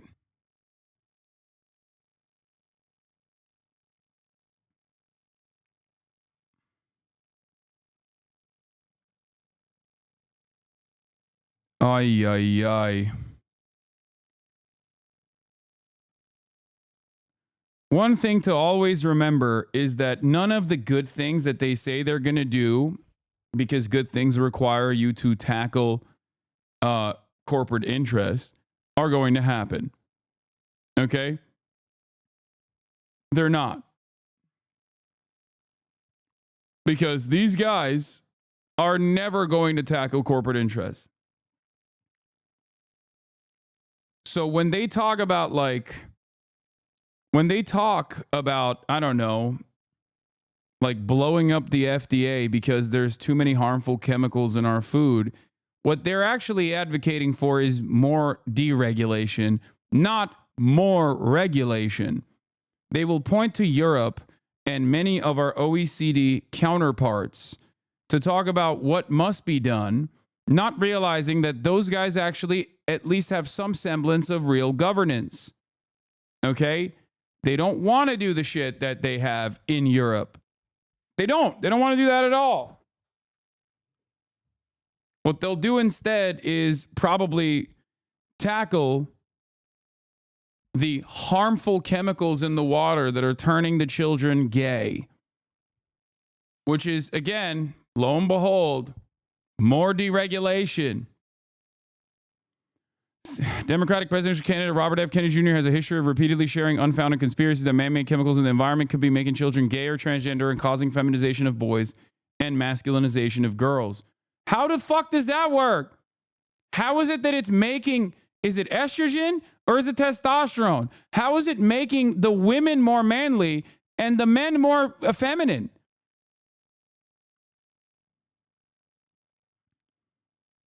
It's magic.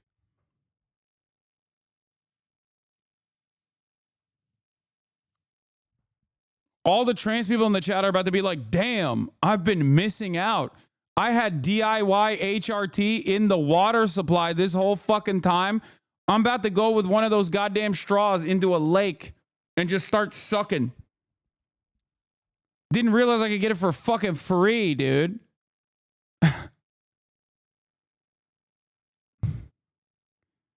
Experts dispute the claims from Kennedy, an environmental lawyer and anti-vaccine activist, and told CNN's K-File his theories that sexual identification and gender confusion among children could be from their exposure to endocrine disruptors found in the environment are completely unfounded. I just want to pursue just one question on these. You know, the other endocrine disruptors, because our children know now, you know, we're seeing these impacts that people are suspect are very different in ages past about sexual identification among children and sexual confusion, gender confusion. Kennedy said on his podcast in June last year, these kinds of issues are very, very controversial today. Endocrine disruptors are chemicals that interfere with the body's hormones and endocrine system, according to the EPA. Such chemicals are commonly found in pesticides and plastic and can affect reproductive functions and increase risk of obesity. Kennedy on multiple occasions misconstrued endocrine disruptors, studied ability to cause some male frogs to become female and produce viable eggs, suggesting that these chemicals could have similar effects on children and change their sexuality. By the way, when people talk about, you know, they're turning the freaking frogs gay, like that's the one thing that like Alex Jones wasn't wrong on, because it does actually turn the fucking frogs gay. Not even gay, but trans. They're transing the frogs. The difference, however, is that humans and frogs, and this might come as a shock to all the Disney adults in the chat, are different. Okay? Very different. Very different biology. Okay? I know. Sorry, you can't just like kiss a frog and then turn it into a human, or piss off a witch and then they'll turn you into a frog. It doesn't work that way.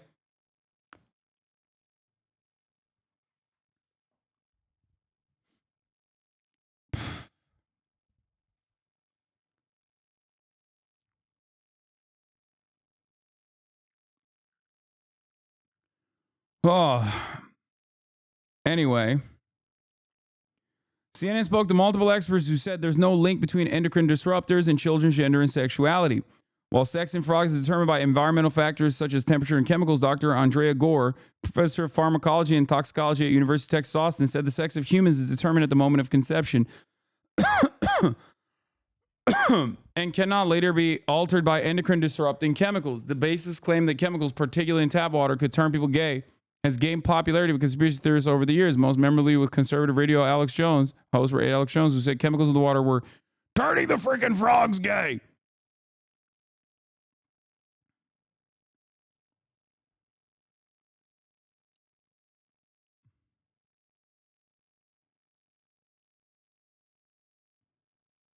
Mr. Kennedy's remarks are being mischaracterized. He's not claiming that endocrine disruptors are the only or the main cause of gender dysphoria, Kennedy campaign spokesperson said on a statement to CNN.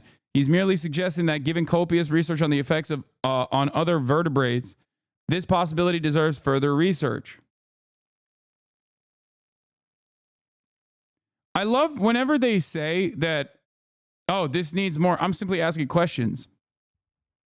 I'm simply implying it under the guise of simply asking questions. And the notion that is false here is that there isn't additional fucking research being conducted into the matter. And yes, of course there is. And yes, PFAS, forever chemicals like plastic, microplastics and shit do actually harm or have long-lasting consequences potentially in humans, okay? It's true. The problem is they're acting like there isn't any fucking research on this matter whatsoever. They're convoluting a bunch of different things. They're tacking them on together, okay? They're slamming them together. And then claiming that it's transing the fucking youth.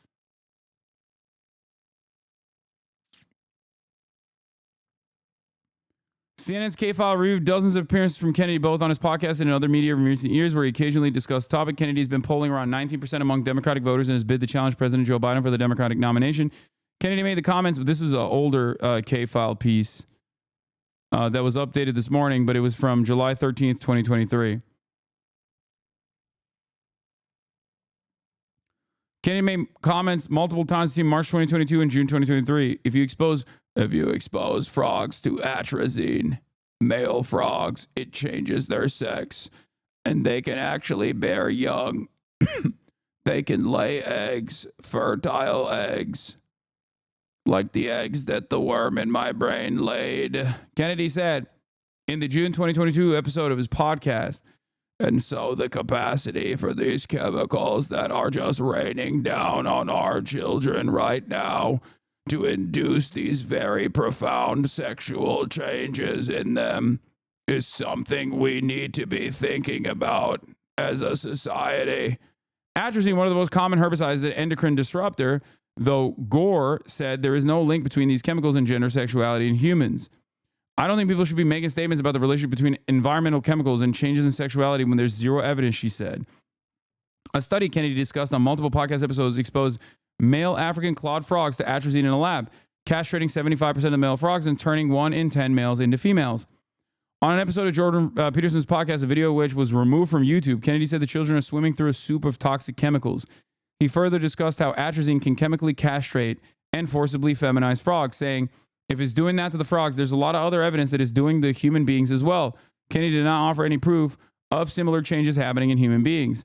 Dr. Linda Kahn, assistant professor in the departments of pediatrics and population health at New York University, added that comparing frogs to humans is an apples and oranges thing. It is not appropriate. What does she know? What the fuck does Dr. Linda Kahn, assistant professor in the departments of pediatrics and population health at New York University, know about the differences between frogs and human beings?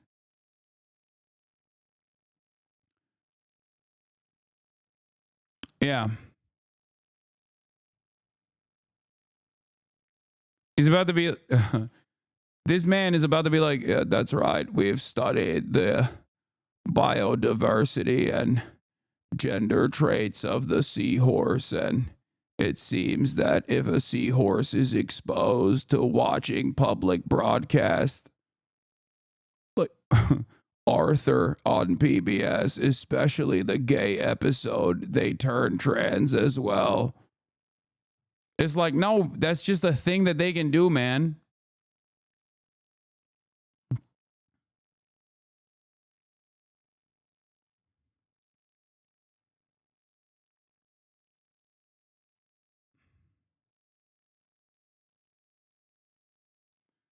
Yeah.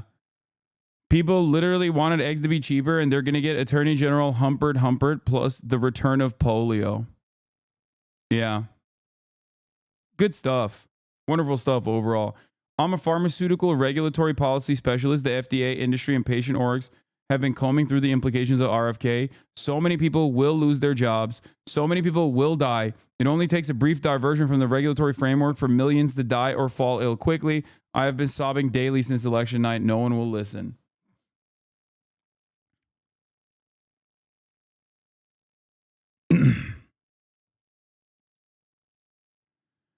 Oof. Hasan quoting CNN as gospel while not actually looking at research. Par for the course. I'm not saying it goes this far, but if you think chemicals directly affect health and brain, if you don't think chemicals directly affect health and brain, you are crazy. We do need some studies on this to see how far it goes. Brother, I don't think you have the mental capacity to understand that not only do I agree with that statement, okay, that yes, of course, chemicals directly affect people's health. What the fuck are you talking about? I'm also taking it one step further and telling you that we are consistently studying the harmful impact of chemicals, including but not limited to PFAS. Now, the issue with that, okay, the issue with that is that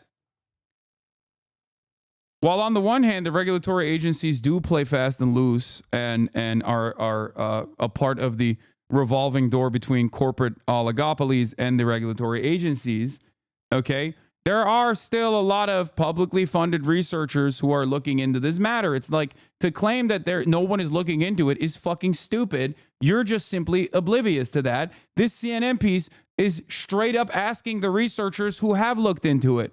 That's what journalism is. Okay, while CNN might drop the ball on many issues, right? And I talk about it quite frequently. They're doing journalism here. K-File is a great journalist, and he's doing journalism. Okay, this is what you do.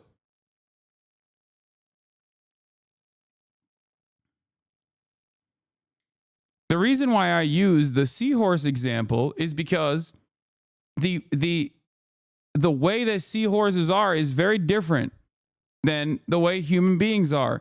Their immune systems are different. Their biology is entirely different. They have the capacity in the wild, in the absence of any sort of female, seahorses can actually turn female, like they can give birth. Can human beings do that? No. Okay.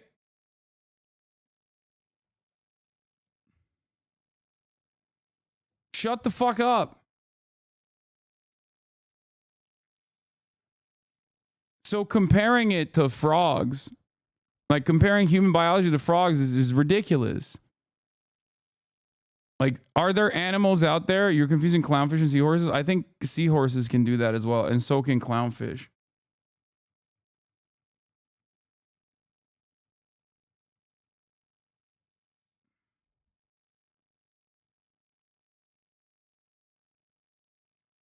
This is not a criticism, and I hope you don't take it with an open mind. Is there any reason why you don't do the liberal pearl clutching similar to the hummus tier list, but regarding that terrorist or Twitch streamer game and everyone on Twitch who played it and promoted it, why should they not get banned for extreme racism and Islamophobia? Because I live in the fucking real world, and I know that nobody gives a shit about Islamophobia, which was my point originally. Okay? You can jump through a million different hoops to be like, wow, people don't like Sabra hummus and they're using that as a placeholder. It's like saying white people put fucking raisins in potato salad. That is the equivalent, okay? To make it seem like it's actually deeply anti-Semitic. But nobody gives a shit if you're straight up like, yeah, all of these Arab Muslim, content creators who are pro-Palestine are all terrorists, actually. Look at how terroristic they are. Let's put a bunch of their quotes out of context side by side with Osama bin Laden to invoke the feeling in your mind that all of these scary Arab and Muslim sounding names are just like the other scary Arab and Muslims. That's it. Knowing full well that it does not fucking matter. I can't even, there's not really much I can do about that situation. I can't just like magically change people's minds, okay? It is what it is. It is the unfortunate reality of the systems that we live under, okay? I'd go fucking crazy if I tried to like every single day over and over again talk about how much unrestrained Islamophobia is seen as normal and permissible.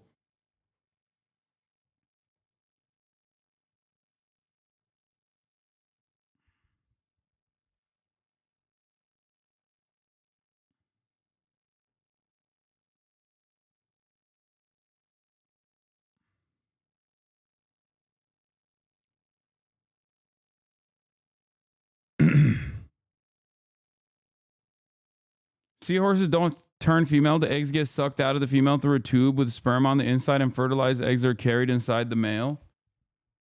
Okay, my bad. The problem has metastasized regarding the Houthis. Libs are repeating sectarian pro-Saudi propaganda. They were doing that already. What do you mean? It's just... Dude, I don't know. I don't know what else to say, okay?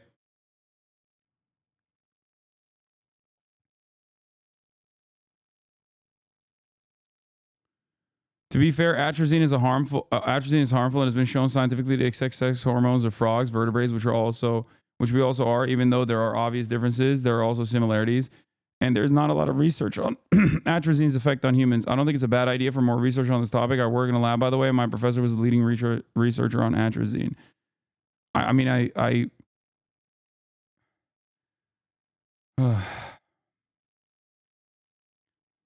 I'm not anti-research, chatters. I am pro-research, especially on harmful substances. Okay?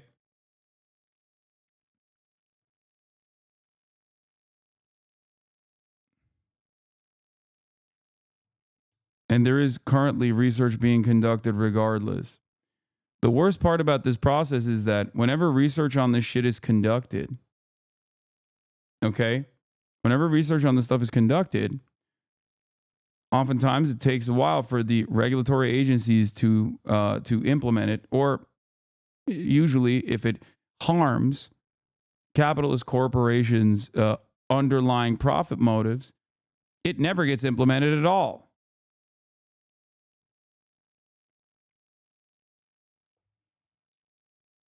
That's the problem, and that's what I'm trying to explain to you.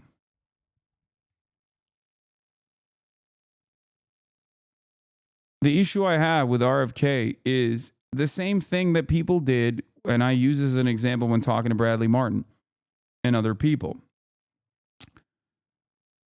They will refuse to look at a metric ton of shit that like Andrew Tate does and point to the one good thing that he says to be like, oh, what he's just preaching is workout. You know, just work out every day. And it's like, dude, there are a million other people that do that as well. That's not the reason why you're pointing to Andrew Tate.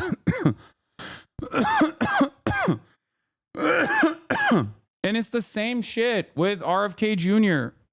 There are a million people who aren't fucking quacks who are anti-medicine, anti-science. That I'm not sick. I just swallowed my spit. Okay, calm down. There are a million people out there, researchers, that aren't fucking anti-medicine or anti-science in general, that aren't weirdo psychopaths, okay, who are invested in this research. Problem is, the one guy who says he wants to tackle this issue is anti-medicine. And not only that, but in the sea of like good takes that he has, like, we need to be more healthy, we need to eat healthier food, which I agree with, his goals are to basically destroy these regulatory agencies instead of ensuring that there is no corruption in these regulatory agencies. That's the problem. Okay? It's the same neoliberalism we saw with Ronald Reagan. Ronald Reagan era politics was like, oh, I'm pro-working class. How are we going to do that? Trickling down Reaganomics, okay? We are going to abolish the defense that labor has, the power that labor unions have. We're going to destroy that. And then you're going to, and then the rich are going to get tax cuts. And in that process, you are going to magically feel wealthier down the line. You're going to get wealthy. You're going to get what's yours, okay? Yes, the thing that they point to is not going to be bad. Of course, they're marketing their position. Why the fuck would they say, yeah, I want to blow up the regulatory agencies so your food supply is poisoned, so your water is even more contaminated, okay? They're not going to say that. Why the fuck would they say that? They have to put a nice face on it.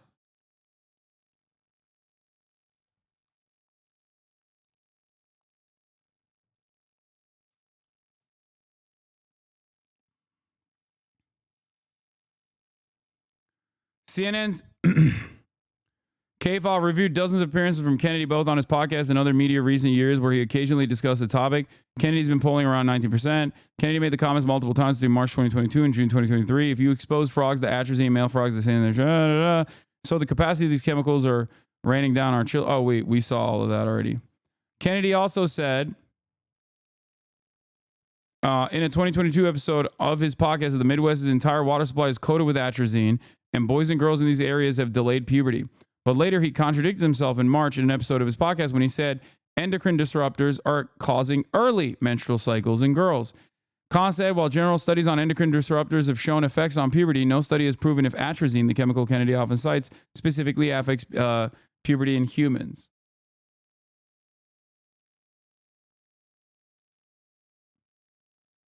Genuinely curious what changed Polis's posture towards RFK Jr. He said RFK Jr. would bring back measles and bring back polio less than 3 months ago. Not sure how bringing back measles and bringing back polio makes anyone more healthy. I'm excited by the news.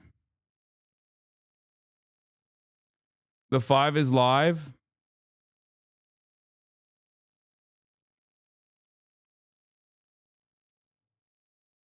Okay, Junior, that's a very important position because you don't get school lunches from Health and Human Services. Right. That's all done through USDA, has a lot to do with the things that he cares about. Oh. So finding out who rounds out that package to me is what I'm waiting for. Wow. Well, those are a lot of words from someone who said, we'll see. We'll see. Yeah. All right, Jesse Tulsi, a person who was put on a list and tailed by Intel services through the airport, is now in charge of all the people that were following her. Is that a course correction or a reckoning? I love it. It's just like being at a party all week and all your best friends keep coming in. Tulsi, Vivek, good to see you. It's crazy. I can't wait to see who comes through the door tomorrow.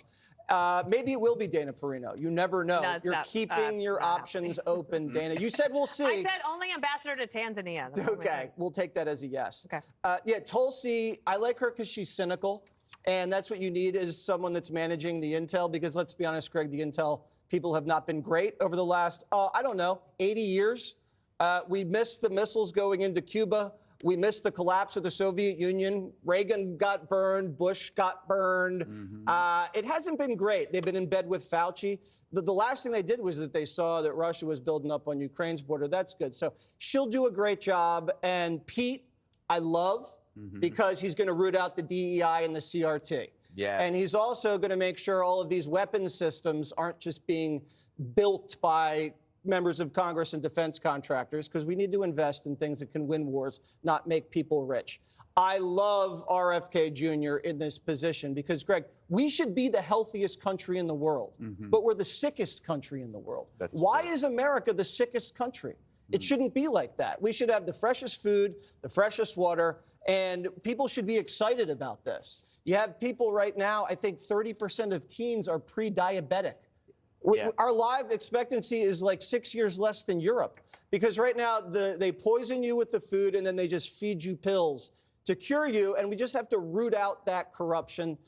I'm looking forward to people losing weight. If anybody's been at the beach recently, it's not a good look. Never used to be like this, and it's because of what they're doing to the food. Should his first target be Trump and get Trump to let go of the Big Macs or the Trump can do it, we all can do it. Exactly. He should be his first project, Donald Trump. So, Judge, Jesse brings up Pete, we good friends of ours.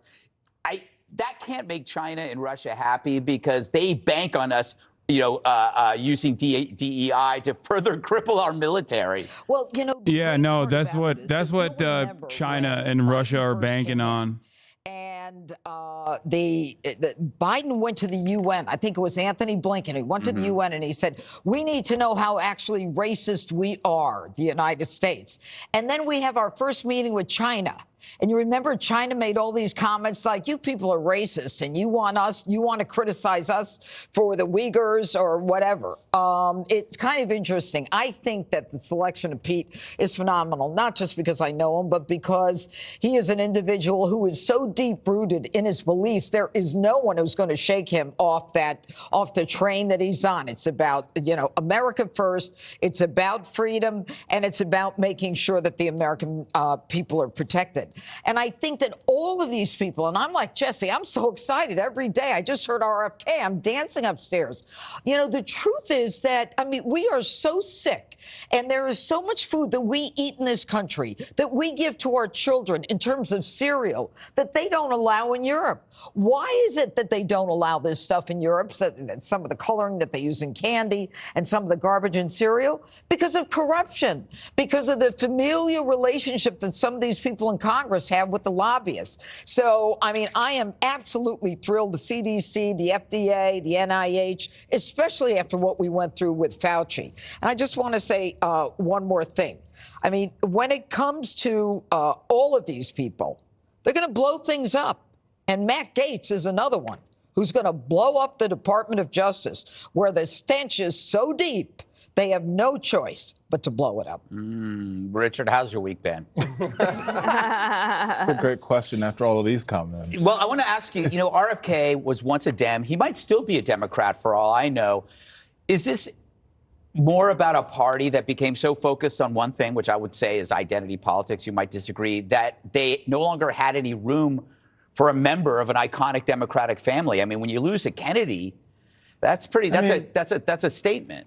I think there's a couple of things to RFK. I think one, you want somebody at HHS, no matter their political party, that's actually experienced in public health, whether they agree or disagree. I do think Judge is right. There's a lot of things in our food that we should be focused on. I'm not sure if RFK is the person to do it because I don't know what his public health qualifications quite are. And I think the role at HHS is very important to have somebody who knows all the agencies, all the things that happen. And I think, yes, you can go and you can say you want reforms, but you also have to be somebody who knows how the government functions. And that's the same way I feel about the appointment of Attorney General, or the potential Attorney General, we'll see what the Senate does, of Matt Gaetz, right? Like, he's somebody who has been chaotic in the House of Representatives. Most folks in his caucus don't like him, including the former Speaker of the House, Kevin McCarthy, who he ousted, right? So is this the person that you want leading your Justice Department in a moment when, yes, you want to make reforms, yes, you want to make it better, but the problem with Matt Gaetz is he's an eyesore for the United States Congress, which makes him almost likely not to get confirmed. Well, we'll see. I don't know if I don't know. I would say the desire to be popular should not enter the picture. You know, it's if you're going to be in Congress, you should make some adversaries. You know, best friends party, then maybe you should be popular, right? And that's part of the problem in the House. I don't know. I made it this far being unpopular. I don't think we were invited to the party, Greg. It's yes. Okay. Up next, liberals are finally catching on to what we've been telling them for years. Their policies on the border and crime are crap.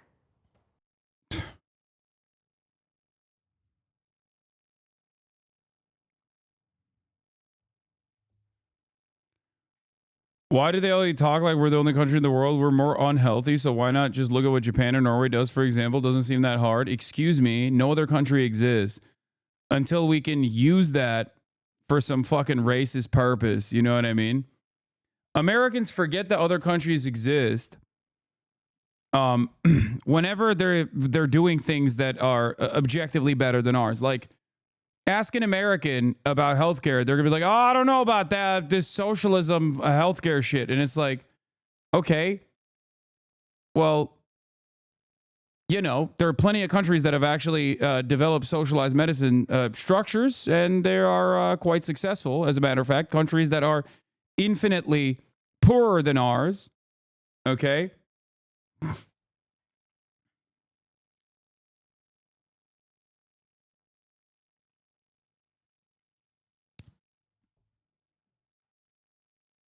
So why the fuck can't we do it? It's like, those countries don't exist. They never think about it. ADL going after Steam. Yeah, finally, they're back to like doing something fucking good. Jesus Christ. ADL report finds Steam is rife with racist posts and images. Yeah, like the thing is, like, they're not wrong, okay? There is like real anti-Semitism out there, okay? This is one of those instances. I'm just shocked that, you know, they weren't so fucking busy with, they weren't so goddamn busy with Twitch podcasters and shit that, you know, they have been able to identify real existing anti-Semitism again. Yeah, why not do Twitter? Why not do Twitter next, ADL?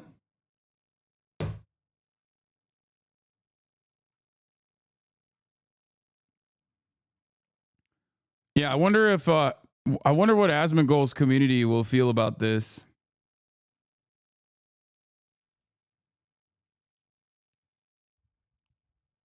Japan and Poland might be maybe first world countries, but we are a zero world country, a backwards country. Like those would understand the needs to consistently kill off our people on planet. Yeah, you're wrong, Hasan. Other countries don't exist until they find out they got oil and can blame it on terrorism. Yeah.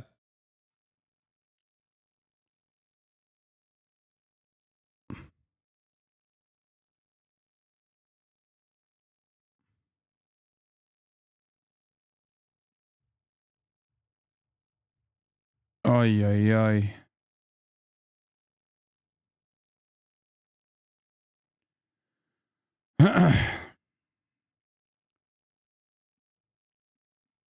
I saw this though. I saw this report.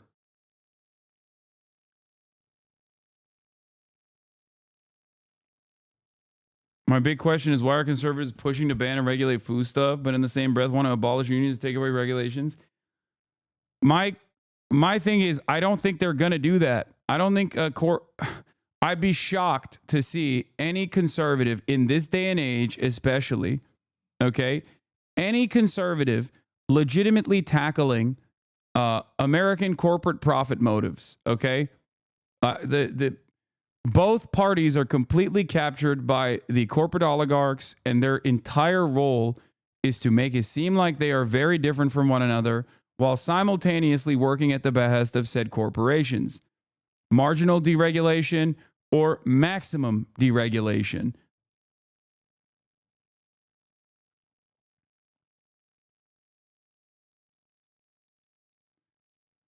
Gamers talking shit online to one another and trolling isn't the same as real racism. The report just lumps. Oh, we are so 2016, baby. Let's go.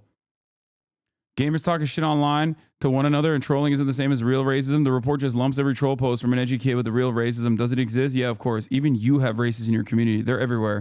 Yeah, I think I found one. But I highly doubt that most people making racist jokes are really actually racist. You think there aren't actually fucking straightforward, rabid anti-Semites in the gaming space? Like, have you met a gamer? What are you talking about? There are literal fucking Nazi games on Steam, brother. What are you saying right now?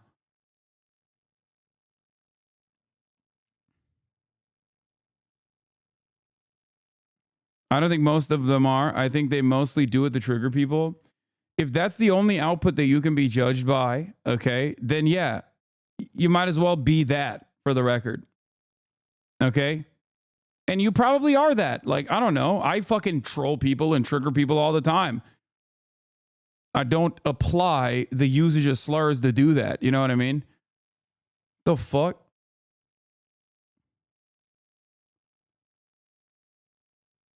Hitler waifu. Hitler is my crush. Hitler my friend. Sniper Elite V2 kill Hitler with 2 rifles. Fuck Hitler. Well, that one is free at least. We've defeated the Hitlerian politics here. Let's not say the line about baby settlers again. That's so funny. In a conversation about real existing anti-Semitism, this guy literally had to go back to like October 2023 in an improper context. I will repeat it once again. Under no circumstances should you be able to kill babies, okay?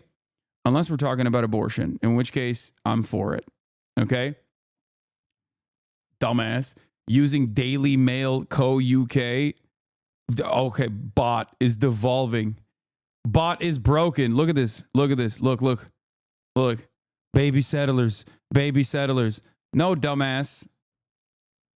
The entire point is that you shouldn't be able to kill baby settlers. And that's why I'm an advocate for one state. I think it would be cruel and unusual to fucking forcibly deport 750,000 people from places that they live. If they voluntarily leave because they don't want to live around Palestinians, that's one thing. Actual fucking bot.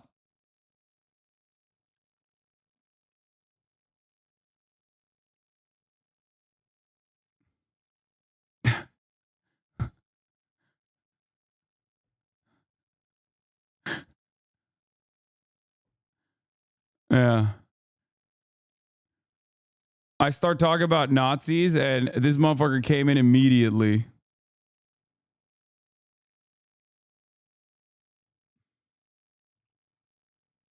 He thinks it's Google. Yeah. That's someone's grandpa thinking they're on Google. No, that's like you know. I stopped wearing plaid because you say shit's ugly and now you're in plaid. Wait, what? It's so funny because that clip has been completely twisted and misinterpreted and reiterated by the guy you literally said it to. What a snake. Yeah. It's cool though. What are you gonna do? I kill the babies by fucking self. I'm finna be hustling abortions. I got 3-5 abortions, quarter abortions. Hell, I got zip abortions. Fuck you mean? How I'ma do it? I'ma knock your ass out, spit in your booty. No way, that's a different technique. But shit, fuck. Jesus Christ.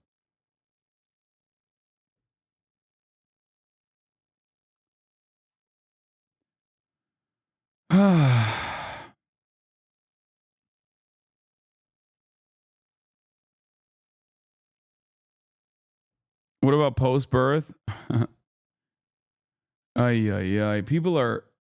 I think one of the most annoying aspects of just like online space, online commentary and its reception is like when people do the, I am going to refuse that my ideological opponents are capable of making a joke and they are saying everything with full sincerity. It's so goddamn annoying. And it's annoying because like no one operates like that and everyone kind of understands what you're doing, but it doesn't really matter because these guys are ontologically evil on the other side. You know what I mean?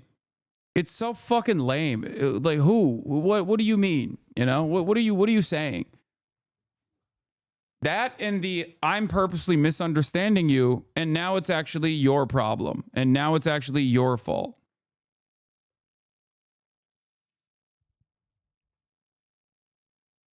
Ugh.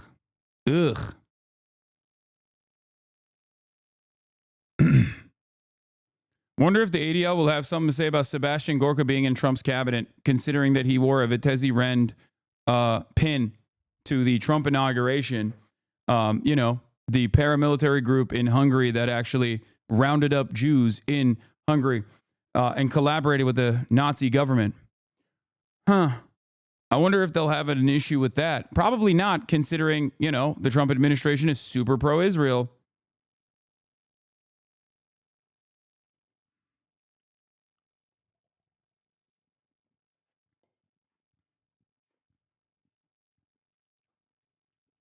The president's really going to be, President-elect is really testing the lawyer. Analysis of President-elect Trump Bob, cabinet good morning picks. to you. You spoke to President-elect Trump yesterday by phone, and I'm sure you talked about these choices. How did he explain them? Good morning. I called President-elect Trump yesterday and spoke to him, also spoke to top Republicans. And it's evident that by looking at many of these picks, he wants some established names like Senator Marco Rubio for Secretary of State. But when I told President-elect Trump it seems that he's aiming for disruption, he acknowledged that he is when it comes to picks like Tulsi Gabbard for Director of National Intelligence, Matt Gaetz for Attorney General, Gabbard, a former Democratic Congresswoman, Matt Gaetz, now a former Republican Congressman from Florida after his resignation. You're looking at someone who has deep skepticism in President-elect Trump of established Washington, and he believes he has the political capital to not only shake up these institutions, but uproot many of them in terms of the culture and the way they're run. But you know what, Bob? Many Republicans seem to be shocked by Donald Trump's choice, Matt Gaetz in particular. What does that say to you? And do you think it'll be difficult for him to be confirmed? Well, some Republicans are saying it might be difficult for Congressman Gaetz to be confirmed. Based on my reporting, Gail, it's pretty clear that President-elect Trump and his allies inside the transition are going to test Republicans in the coming months. Are you really going to go against the leader of the party who just won the White House with the popular vote and by winning the Electoral College? Are you really going to take him on these key picks? Are you going to have a future in the Republican Party? They're in a way almost daring Republicans to go against these favorites of the president-elect.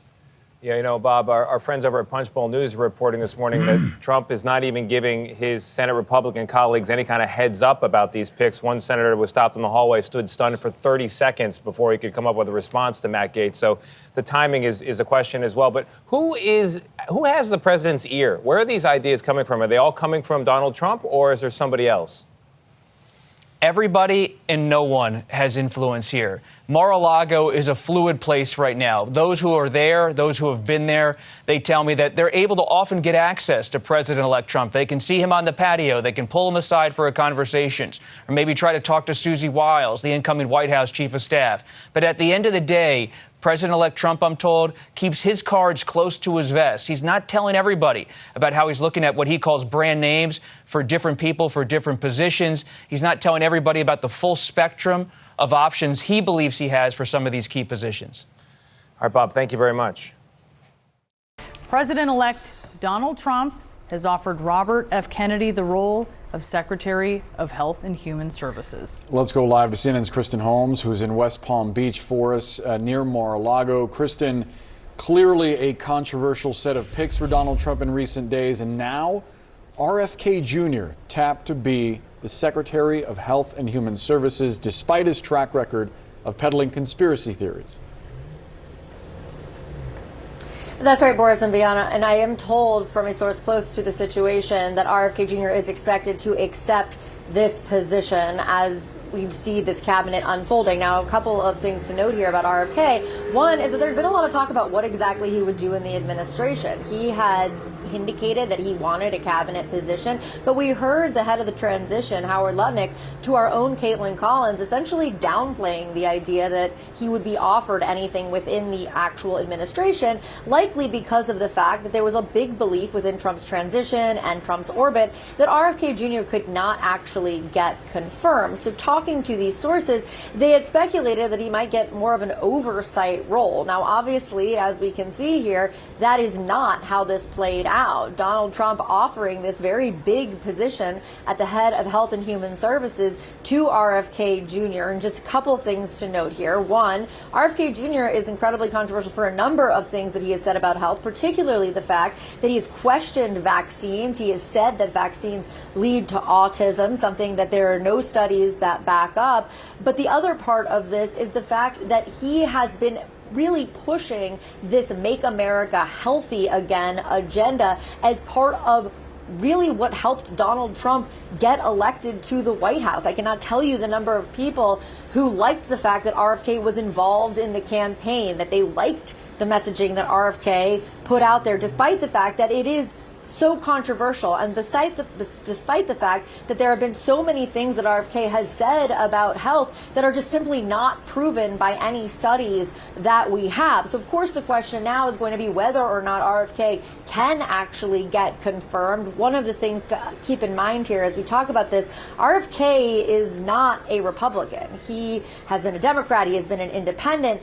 He does not have the same ties to the Republican Party that someone like even Matt Gaetz has. So whether or not these controversial opinions, these just downright not accurate opinions that he has when it comes to health are going to be something that make it through Congress, that's going to be a big question here. It is surprising to a number of people. I'm starting to get texts here from individuals who say that they had been speculating, they had heard rumors that RFK was kind of going to be some sort of health czar, but instead he has been giving a very specific cabinet position and one that requires him to be confirmed by Congress.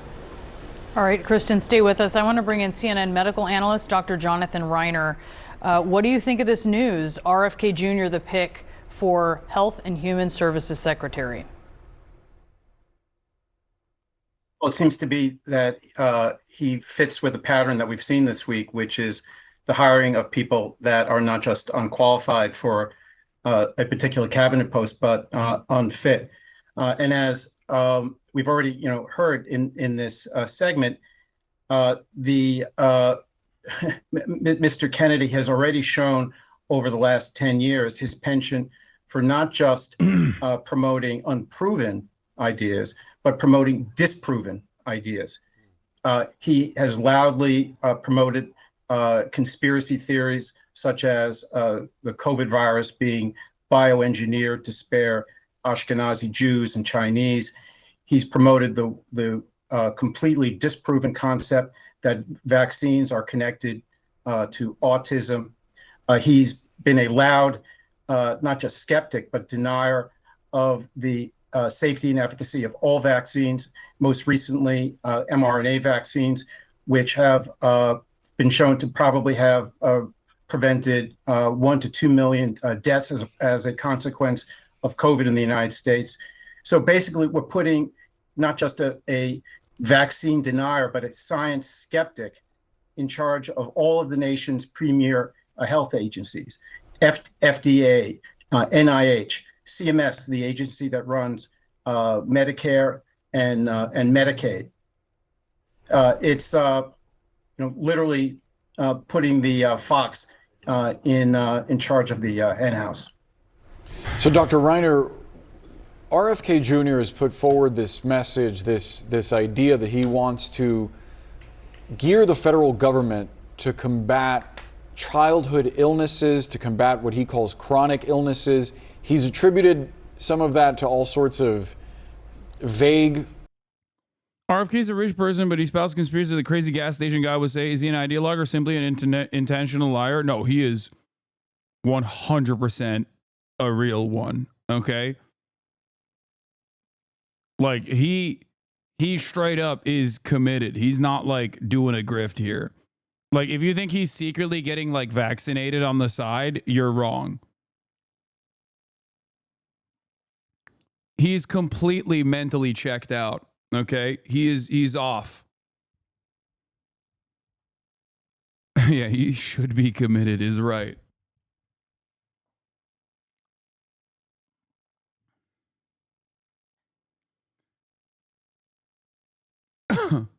He's an example of why boomers should not be allowed to smoke anything stronger than mids. These people can't handle that gas. RFK off that Galaxy gas, dude. Causes related to food and oils. I wonder what kind of impact you think having him as the Secretary of HHS could have on just everyday American life. You know, I think that a lot of good can come of somebody promoting a more healthy diet in this country. We've certainly seen an epidemic of obesity. And I think that approach is welcome.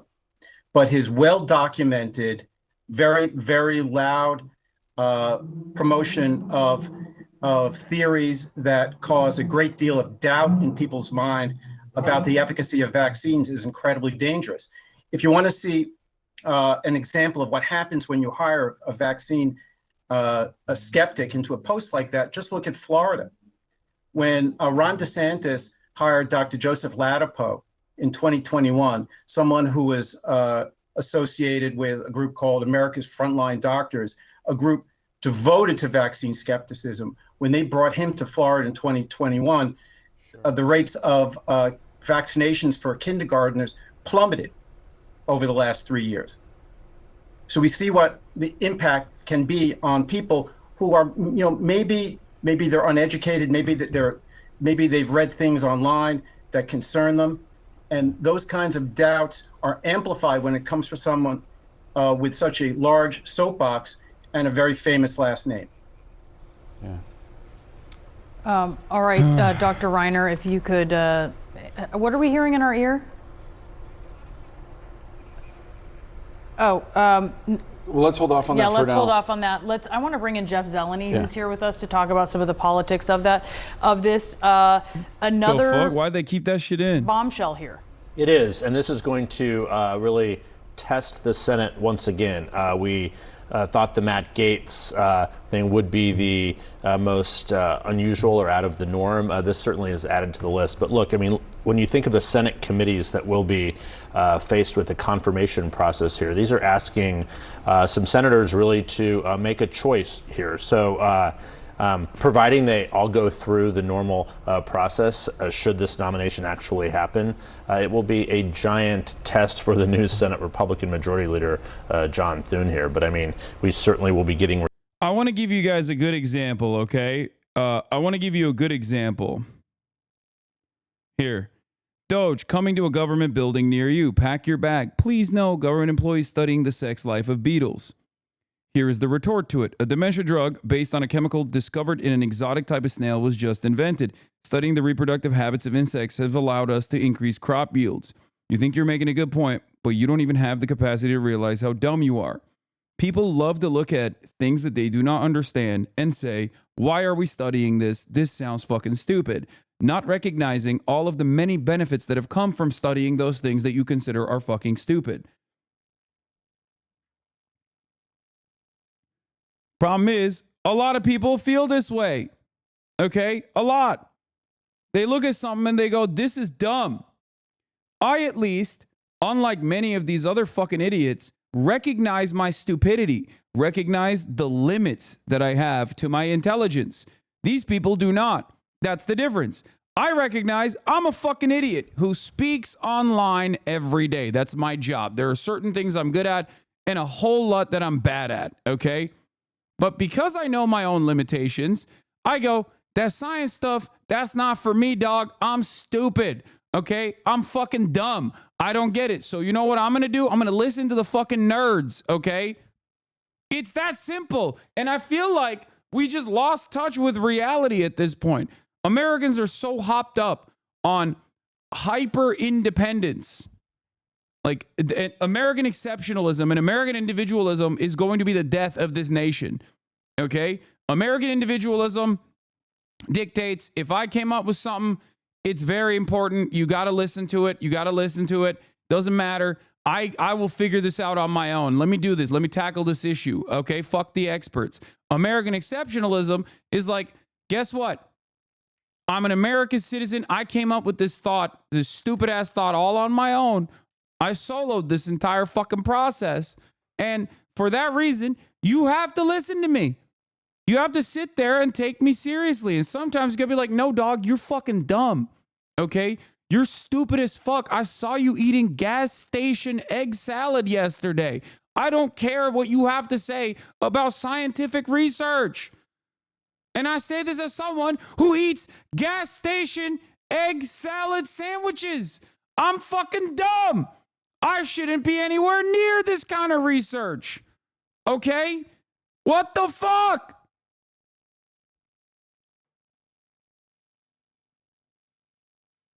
It just does not make sense. It doesn't make sense that motherfuckers are like, I came up with this on my own.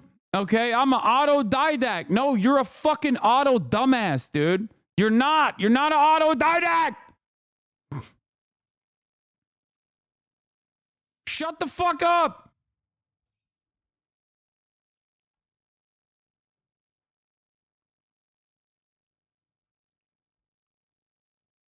It pisses me off, dude. Why is there a division of labor? Why is there like, why is it that we have specialties? Like, why are people going to school at all? Just ask random dumbasses that you see on the street what they think about vaccines and just let that guy dictate policy. Fuck it, dude. Years and years of study, years and years of research. Throw it out.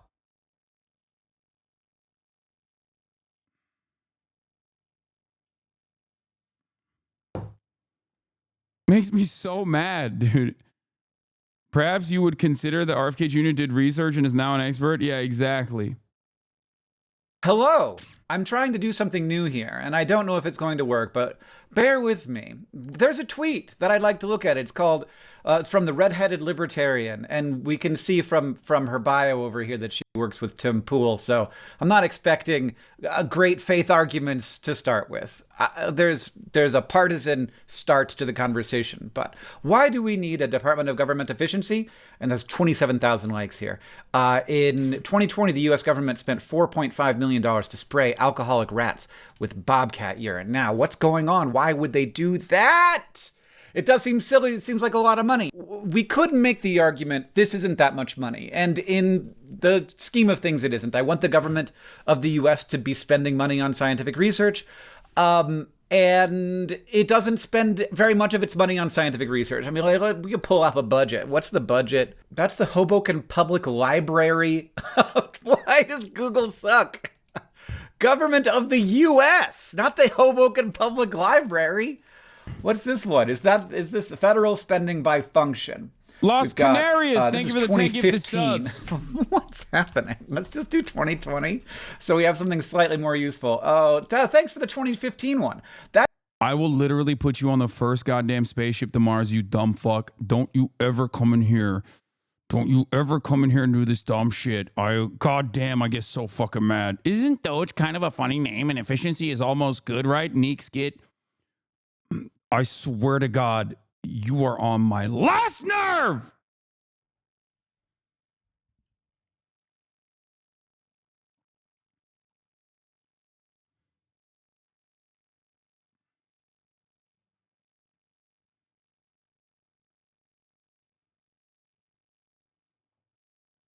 We're literally tackling the issue head on here, okay?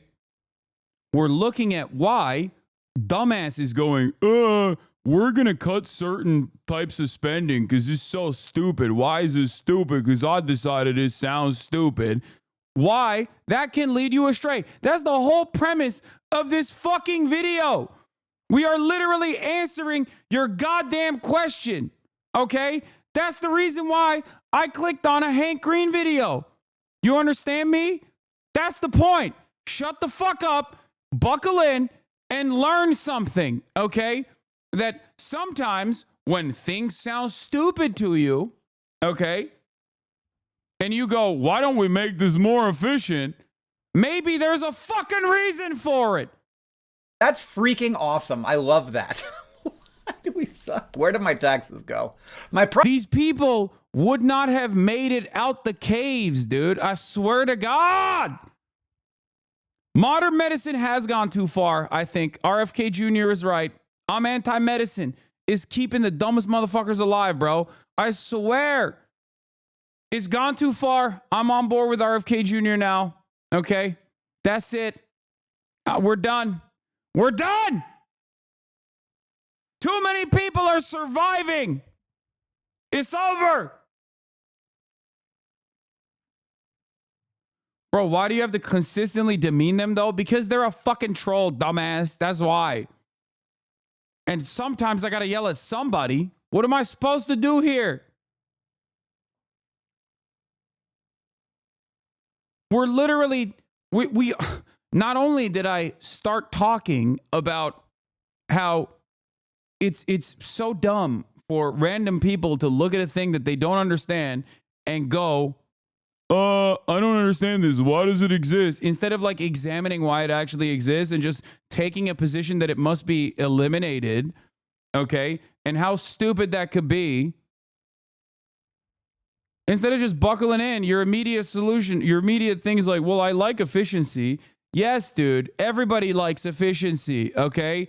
They are never going to present something in a bad way, okay? Do you understand that? They're not going to be like, we are creating a department so that I can, you know, take away veterans' health care, okay? They're not going to be like, fuck veterans openly.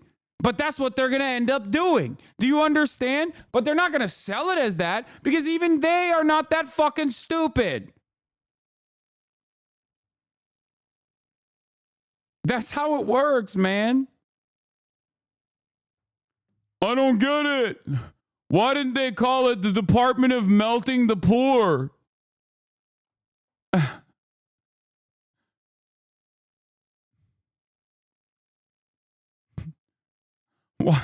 Why don't they? I don't understand. Efficiency is good. Yeah, that's why they're calling it the Department of Government Efficiency. One, because it's haha memes. And two, because they're not going to call it the Department of Cutting Spending for things that people need to survive. Okay? They're not going to call it that. Property taxes? No! Show me the federal budget! Why does Google suck? Okay, there, I like this better. So one of these things is going to be, so we've got education, we've got veterans benefits, we've got, what was this? Interest on debt, veterans benefits, food and agriculture, housing and community, transportation. Somewhere in here, there's going to be energy and science, there it is! There it is. Look, I don't think that number is as big as it should be. That's all I'm saying. I'm not saying the $38 billion doesn't matter. I'm just saying if I'm the Department of Government Efficiency, I have a lot of places to look before I get to the $4.5 million spent on spraying alcohol. That's right, Medicare. Cut Medicare. Too much. Too much spending on Medicare. Alcoholic rats with bobcat urine. But that does not mean that this was a good use of money. And I don't know why you would spray an alcoholic rat with bobcat urine, but I bet somebody does, and I bet it's not as weird as it sounds. Let's take ourselves into the world and say, why would you spray any rat with... Okay, for the record, what he's going through right here is exactly identical to my line of thinking, okay? I am of the mindset that while the government can be wasteful, certainly, or have bad goals in mind, like the endless amount of money that we spend on our defense, which is actually technically for offense, okay? Just remember that. Ultimately, when I see something that like doesn't make sense, I don't immediately go, this doesn't make sense, and that's because alien lizards are controlling the government and they're trying to turn the freaking frogs gay. When I look at a situation like that, and I've described this process to you a lot of times, okay? I've described this process to you many, many instances. I don't immediately go, I am cynical. I think this is bullshit. Fuck it. Let's let it rot.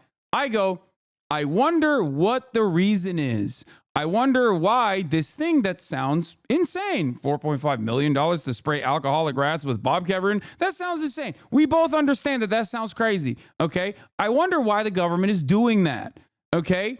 And then I investigate why the government is doing that, which is what he's going to be doing right here. I think you're describing critical thinking. I know, but it's better to just walk people through the steps of how this works, okay? Right. And it's because bobcats are rat predators, and you probably want to induce a stress response. So there's probably a bunch of ways to stress out a rat, and there's probably a bunch of sort of standard ways where you know how much a particular thing is going to stress out a rat. I know that one way is that you like electrify the cage and shock their little paws, so cause them a little bit of pain. That it's not necessarily that it's inhumane, but that could be a lot sort of harder to pull off than just getting bobcat urine from a place that has bobcats and then spray. Like, how much does bobcat urine cost? Predator urine. Oh, love that. I love what? Wait a second, talking with the P-man. So yeah, you could pick up a 64-ounce growler. Oh no, I would have used that word, of bobcat urine for $125. That's easy. You could do it in a number of different labs. So if you want to repeat the thing, you just go to the P-man and you say, hey, pick me up a little bit more bobcat urine. You spray it with this sprayer. It's the same thing. This is, I almost guarantee you, why they sprayed the alcoholic rats with bobcat urine. It wasn't to see like what happens when you spray an alcoholic rat with bobcat urine. It was to intentionally induce a stress response to see what would happen. And I don't know if these rats are alcoholic, because this is just some tweet from the internet. I don't know if they're alcoholic rats or if they are rats who are drunk. If they got rats drunk and then stressed them out, and then they stressed out non-drunk rats to see like the difference between them. Hi, I'm a scientific researcher. You can frame all research in this type of way. For example, I've spent 5 years studying how one bacterial protein behaves under pressures 2x greater than the Mariana Trench. Sounds dumb and pointless. Or in layman's terms, I'm figuring out how to make Parkinson's medication more efficiently. Please don't take away my funding. Marinara Trench. So that is the point, right? Like the example I use always, and this is a technique that Republicans use so fucking frequently when talking about like medicine that they don't like. Okay, I'm going to just categorize this as medicine that Republicans don't like. Republicans don't like HRT. Okay. Well, they do like HRT when they're taking it, right? They just don't like HRT when trans people are taking it. So they describe the medical process in the most gruesome ways possible, okay? Now, you can do that for every single instance of medicine, okay? I can do that for open heart surgery. If I were to describe to you the process in which you have to cut someone's fucking skin open, okay, and dig deep, break their fucking rib cage piece by piece, pull it apart, okay, and then go in there and cut open their fucking heart, you'd be like, that's gruesome. We should stop that.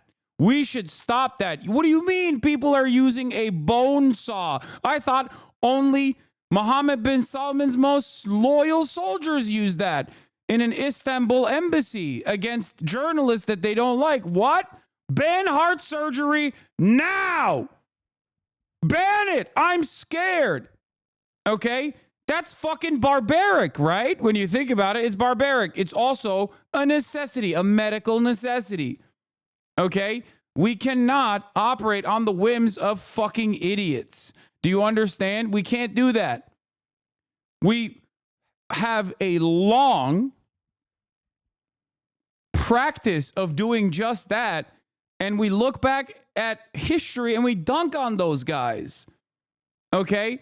Like, we love turning around and being like, these fucking idiots. Like, they punished my man for saying that the earth revolves around the sun and not vice versa.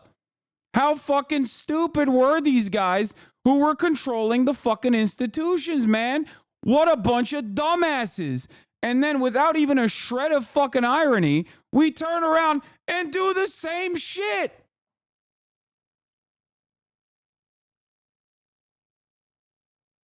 Oh my Lord. Those two things, which would be interesting if the rats are actually alcoholic and they've created. What am I in the new Philip DeFranco for? A dependency on alcohol in the rats, and then they are seeing if they spray it, if the rats then do something. What it is? Sup, you. All right, right, let's continue. That, like, in response to alcohol, like if you stress out an alcohol, like a rat that has previously been conditioned to be dependent on alcohol, if you stress that rat out, will it drink more or less? I can see it. Like, I feel like I've a little bit, like, this is an interesting exercise to be like, why would someone spray an alcoholic rat with bobcat urine? But we probably don't need to figure this out. I can just search bobcat urine rat spray. No, that's just giving me predator pee again. Bobcat urine, rat, alcoholic rat. There's a little Google thing here. It says exposure to bobcat urine can increase alcohol self-administration. So if rats are stressed out, they will drink more. And that may also increase sensitivity to alcohol's interoceptive effects. Ugh, AI overview, gross. What the fuck, dude? Everything's getting worse. Everything is getting worse. Everything is getting worse. Everything is getting worse. Oh my God, Google is so fucking useless nowadays. Oh my God, I hate everything.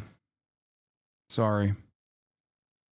Is that just like drunkenness? Interoception is the sense that provides information. I like that his Google is pink though. That's cute. I like that. About the body's internal nice state and pleasant. That's nice and pleasant. Okay. We've got an actual study here. This is from 2020, so that is the year. Alcohol use disorder is highly comorbid with traumatic stress disorders in humans, and duly diagnosed individuals cite negative affective symptoms as a primary reason for drinking alcohol. So this is, you guys, is this science that we're doing to help veterans with substance use disorders? Is that what we're mad about?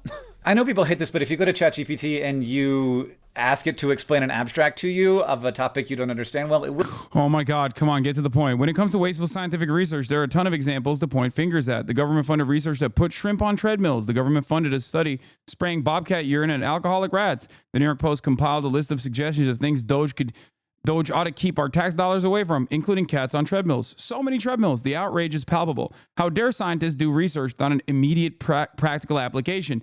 The entire point of the Slate article is to say that science and scientific experimentation is oftentimes wasteful. The idea that we are going to maximize the efficiency of scientific research is fucking idiotic. Because when you are on a journey to find answers for a particular thing, sometimes you are going to do experiments that are going to come across as dumb, okay, to the average person.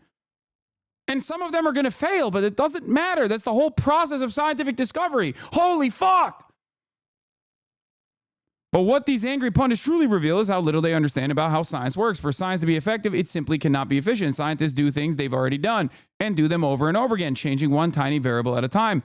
They do a lot of seemingly silly things in an attempt to recreate aspects of a world in a lab where they can be monitored and replicated over and over and over again. These studies might seem like a waste of precious resources, but this inefficiency is, in itself, efficient. It's the simplest, most clear way of coming to a true understanding of reality. Would you rather researchers try to chase shrimp around in their environments? These seemingly silly studies provide proof of a phenomenon and sometimes exercises in serendipity.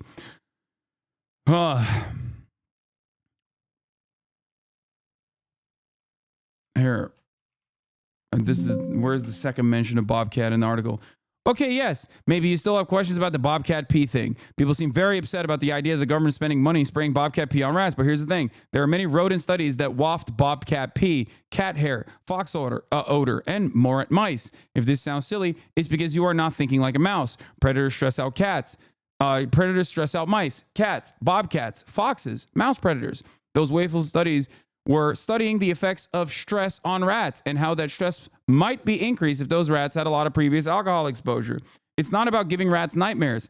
It's something important to study and understand for the many people living with both alcoholism and post-traumatic stress disorder. That kind of research can lead down the line to important medical interventions.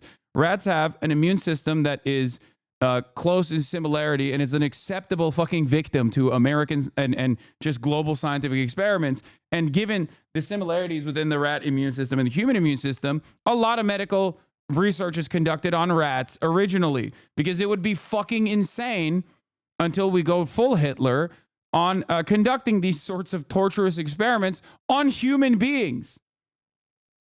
Like I said, until we go full Hitler, and then we'll probably do that. But then it'll be allowed.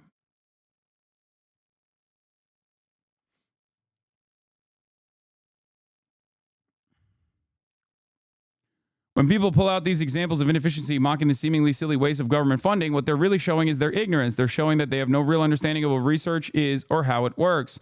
And if basic research is stripped down, streamlined, or tossed entirely in favor of efficiency, it will just not be scientists who suffer. It will be all of us.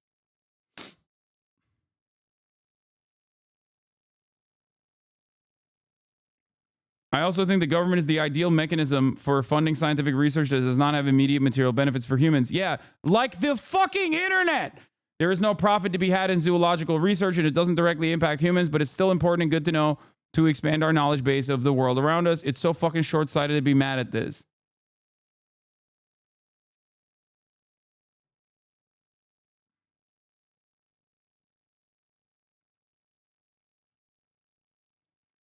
I hate that so many people do not examine, do not scratch the surface even a little bit. They don't even care to examine why certain things are happening. They don't. They just go, "Oh, that doesn't make sense to me. Fucking kill it." It sucks. It's very stupid. It's very frustrating. And in an era where narrative is more important than the truth, okay, and critical thinking is not necessarily valued or even taught, we are becoming dumber and dumber as a direct consequence of that, and we are advocating for our own demise every single fucking day.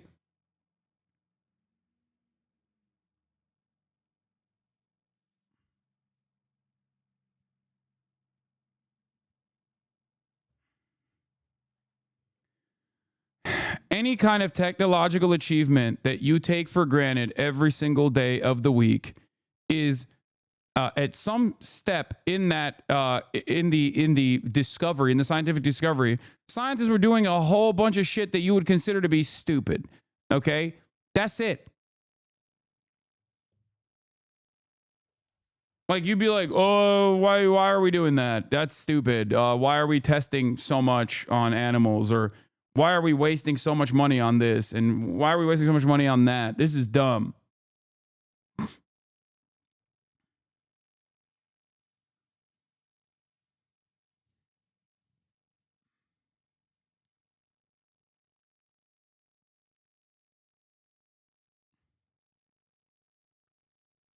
Anyway.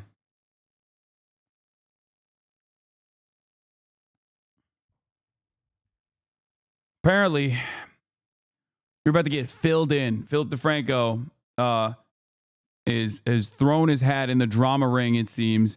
Ethan Klein's situation got worse. The Onion bought InfoWars, Sydney Sweeney slams fake women, and more. Beautiful bastards. Welcome back to the Philip DeFranco Show, your daily dive into the news. We have so much to talk about today. Domestic and international, big, small, political, social, but let's start with some internet controversy news. This has really started blowing up more and more, so let's talk about Ethan Klein and HasanPiker. They're both big creators in the streaming and podcast space. They're former co-hosts. But, with this specific situation, it starts and is mainly focused on Ethan Klein, who's facing backlash again. And this time, it was over a game that he played on his podcast yesterday. Today, my friends, we are going to play the exciting game here.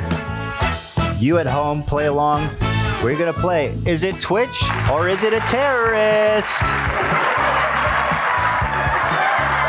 Let's take a look here, guys. Start.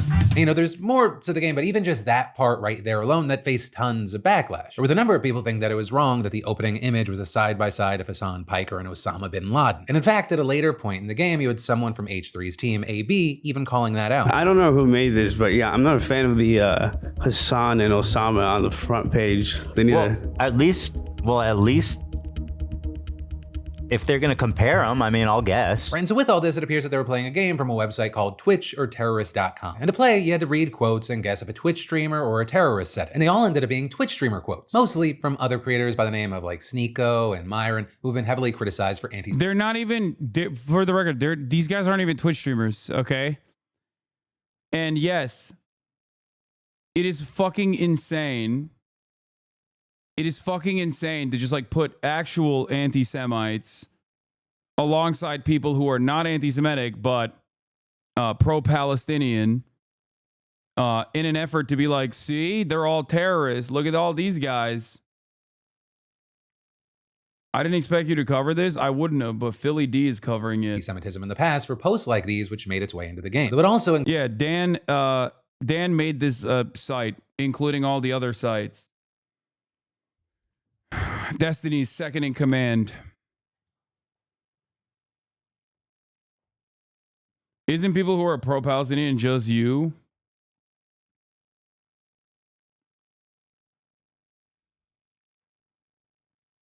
No, not Dan from H3 chat. What are you, crazy? No. Dan fucking Saltman. The saltiest motherfucker on the planet. Included one post each from Hasan and Frogan, who's another creator Ethan's called out and feuded with in the past. But again, most ended up being from creators Sneeko and Myron, so he ended up closing the game by saying, You're right, though, that game sucks. It was just not enough variety. It didn't prove anything, because all the anti-Semites was just like Myron and Sneeko. And so all that happens, but then once the clips... Damn, I can't believe that they couldn't find anti-Semitic quotes of me. Perhaps because I'm not an anti-Semite.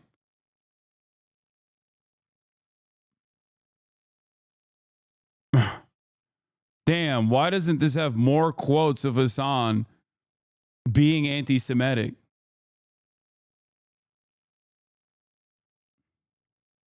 of Ethan playing the game make their way to Twitter, there was backlash everywhere, with a number of people saying things like Ethan Klein comparing a Muslim anti-war content creator to Osama bin Laden. He got other Muslim and Jewish content creators banned for calling Sabra hummus the lowest tier commercial hummus because a lot of Israelis eat it. What the actual hell? As well as Islamophobia on full display. And if Ethan Klein actually cared about anti-Semitism instead of merely feeling disrespected... Noah Colwyn? Whoa!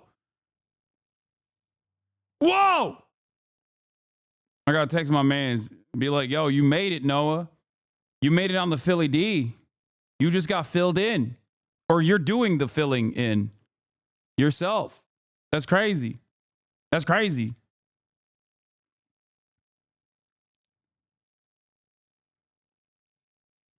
If Ethan Klein actually cared about anti-Semitism instead of merely feeling disrespected, he would consider what it means to represent Jewish people by being a nonstop whiny bigot. He would consider what it means to represent Jewish people by being a nonstop whiny bigot. He even had some tagging YouTube social accounts to say that they're platforming racism and hate. And we even saw HasanPiker himself responding, saying, my former podcast co-host misunderstood me when I said in America that anti-Semitism is institutionally unacceptable, but Islamophobia is permitted if not encouraged. Yesterday, he proved my point. While that received a lot of support, you also had some people responding to Hasan. Yeah. How is this Islamophobic? Hasan and his friends repeat terrorist talking points. It has nothing to do with Islam. Hasan, the game is funny. All you and your friends' talking points are indistinguishable from actual terrorists. In what way can you say Islamophobia is permitted unless you believe all Muslims are terrorists? These are literally 2003. We're back in 2003. These are the most 2003-ass. Please, I need you to see one of the terrorist quotes. Please, you'll never guess who it is. The truth is that after several decades of neoliberalism, the rich are becoming increasingly richer while the poor are both more numerous and increasingly poorer.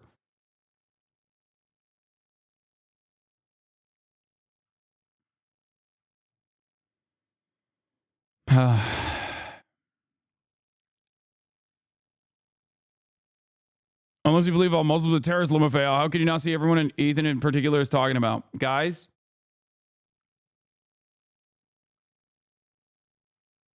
Anyway, let's continue. By defending Ethan in the game and accusing critics of misrepresenting it. But again, there was also a fair share of people echoing what Hasan said, with some also noting that this came after Ethan went on his Instagram stories to call out Hasan and accuse him of only pretending to care about anti-Semitism. And Ethan ended up responding to... Which is crazy, by the way. Like, that was also crazy. Only pretending to care about anti-Semitism is wild. Like, I've stood by this man side by side, and we've dunked on fucking anti-Semites together. You know what I mean? And anti-Semitism together. Like, what the fuck is going on? Read his post is psychotic. I haven't even read any of this shit. Myron is an easy dunk. He makes it incredibly easy to virtue signal that you are against anti-Semitism. If Hasan cared about anti-Semitism, he would listen to his Jewish friend when he expressed his genuine concern for anti-Semitism festering in his own community. First of all, friend is wild. That's that's a wild thing to just drop in there after like a month of crash out post after crash out post demanding that an adpocalypse happen on Twitch because Twitch is, housing Klansmen and Nazis, and that I am like a fucking anti-Semite. That's wild to be like, oh, but I'm just your friend, your Jewish friend, which is also additionally crazy considering that I have a shit ton of Jewish friends. None of them agree with Ethan. What the fuck? That's insane.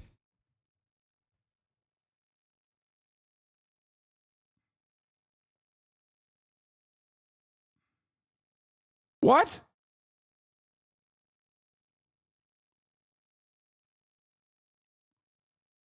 And we literally insta-ban anti-Semitism in this community. Like, I personally do it regularly.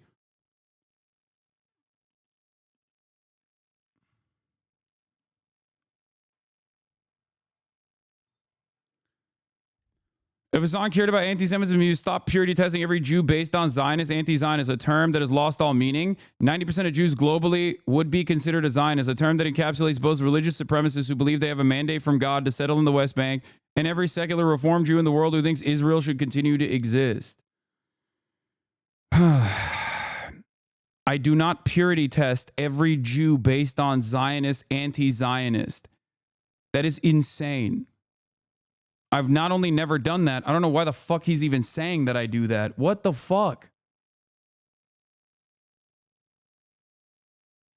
And for the record, Zionism has not lost its meaning.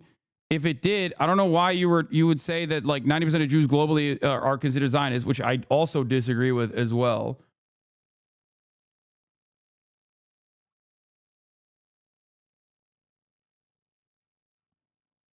If Hasan cared about anti-Semitism, he would not hand wave away blatant Jew hatred from his friend Frogan.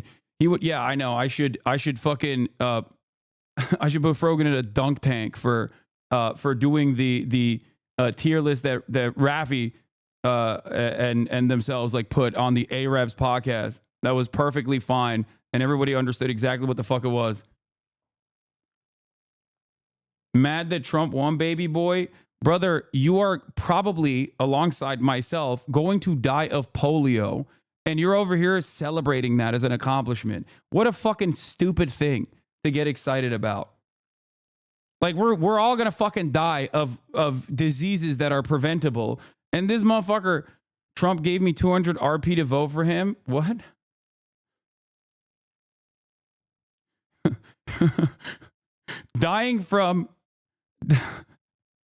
Dying from preventable disease to own the libs. That's it. We're collapsing the goddamn country. Anyway, Hasan cared about blatant Jew hatred from his actual friend Frogan, who would not platform uncritically a terrorist-affiliated militant who flags a curse upon the Jews, nor would he play Houthi propaganda uncritically to his audience who fly the same flag. He would not call... You know what's really funny? I've talked about the Houthis banner multiple times, which is like another part of this process that is, of course, always not repeated. But regardless, let's continue. He would not call Hassan Nasrallah a brilliant man or say he has no problem with Hezbollah, a man in his organization that has explicitly called for the genocide of Jews. Hasan, if you cared, you would read this instead of laughing about how crazy I am based on a chatter's brain dead summary of my post. I like that I addressed all of these talking points a million times over, but, you know. Yeah, there it is. I read it, and it still sounds crazy. Okay? Contextualizing and offering analysis to how certain non-government organizations exist is not a de facto carte blanche defense of the way that they exist or the things that they do. Okay? That's it.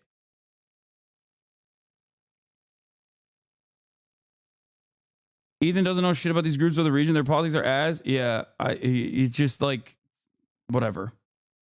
Bro, it's not a summary. You look at, it's not even a summary. You look at screenshots. What? What?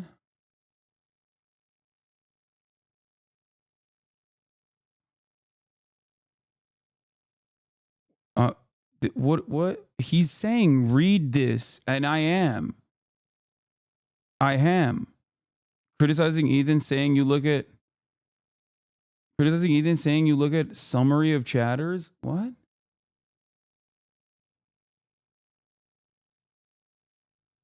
I'm confused. Ethan literally looks for clips in the Destiny Reddit. Yeah, I know. I like that a lot of Ethan's, well-sourced criticisms. A lot of Ethan's well-sourced criticisms directly come from the Destiny subreddit that he's like scoured, right? Like straightforwardly. And that is actually causing valid concerns.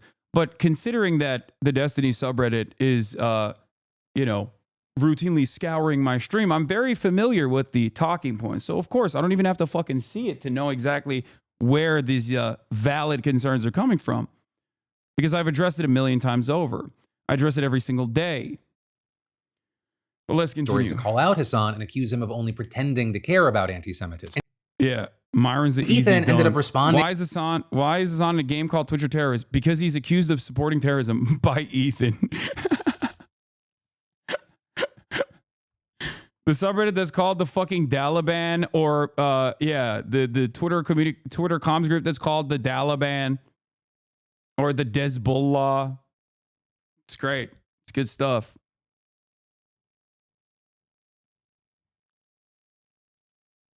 Yeah, you stand accused. That is the beginning and end of this analysis. There are plenty of quotes on the site from non-Muslims. I didn't make the site. I opened it for like 2 minutes and mostly talked about how dumb it is. We immediately commented on how dumb the Osama versus Hasan comparison is. We, unless you speak of French here, is carrying a lot of the fucking burden. I think it was AB who commented on how bad it was, and you chose to continue, but what do I fucking know? And this game, for the record, was Islamophobic from the jump. The idea that like all of these pro-Palestinian content creators are like automatically terrorists, like it's fucking ridiculous, okay? Bundling actual anti-Semites like Myron and Sneeko with people like myself. Also, very weird shit, right? And slapping terrorism as a designation on it. Also very weird. Now, a lot of other content creators on this fucking website, Twitch, the one that is dangerously anti-Semitic, according to Ethan, that a lot of content creators, including Asmongold, have played this game. Why didn't I fucking chirp about it then? Because what the fuck am I supposed to do? I can't do anything about it, okay? Islamophobia is completely permitted. It's permissible. That's just the truth. Both bigotries, anti-Semitism, okay, and Islamophobia are unacceptable. They're unacceptable. That's it. And I will never accept it. And I always combat it. And I always have. And I always will. Okay? But the way that, institutions, organizations, the way they treat Islamophobia versus anti-Semitism is different. Islamophobia is broadly accepted. Now, the reason why it is because in the post 9/11 universe, America had to do a whole bunch of social conditioning to get people primed to go and fucking destroy the Middle East.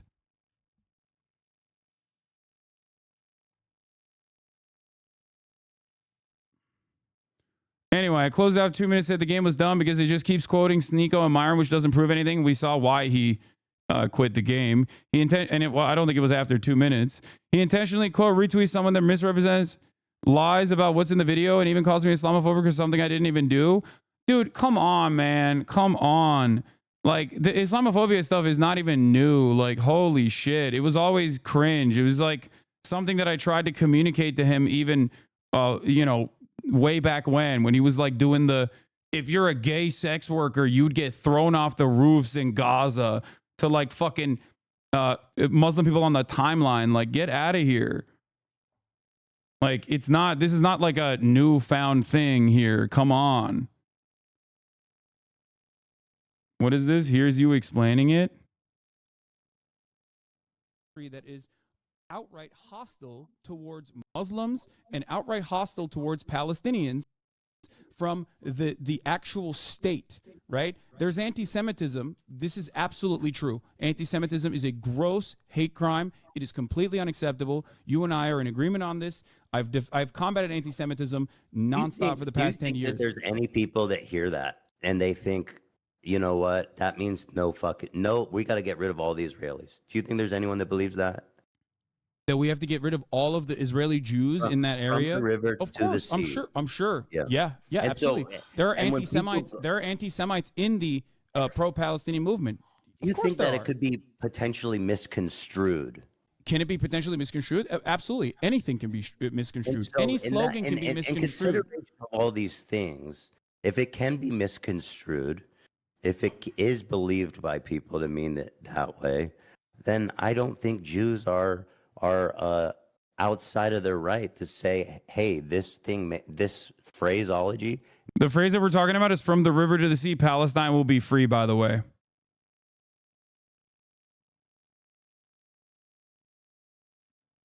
I love HG, but going hard on you for semantics when there are literally Nazis out and about is a bit cooked. I know.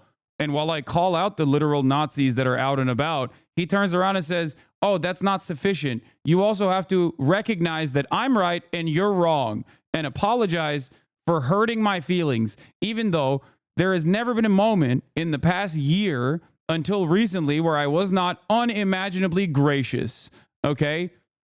This conversation itself is yet another instance where I am slowly walking him through like a baby, okay? Walking him step by step to understand something by drawing similar analogs to things that he already recognizes. He's pro Black Lives Matter. He knows what people that say all lives matter sound like and look like and what they actually mean.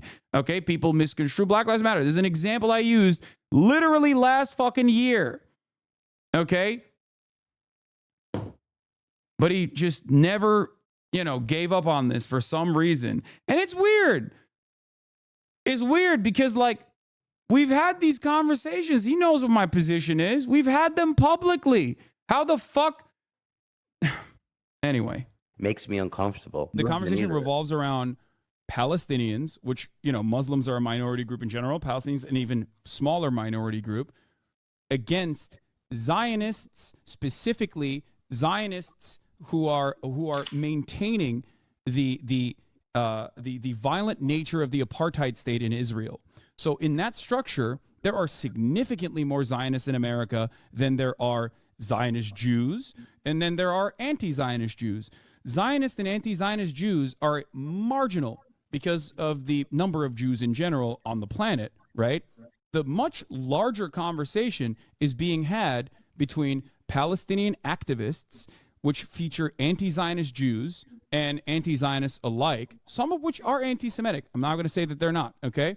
Versus the much broader, much larger Zionist community that is comprised almost entirely of Zionist evangelicals, Zionist Christians in general. That's the conversation that's being had about the state of Israel.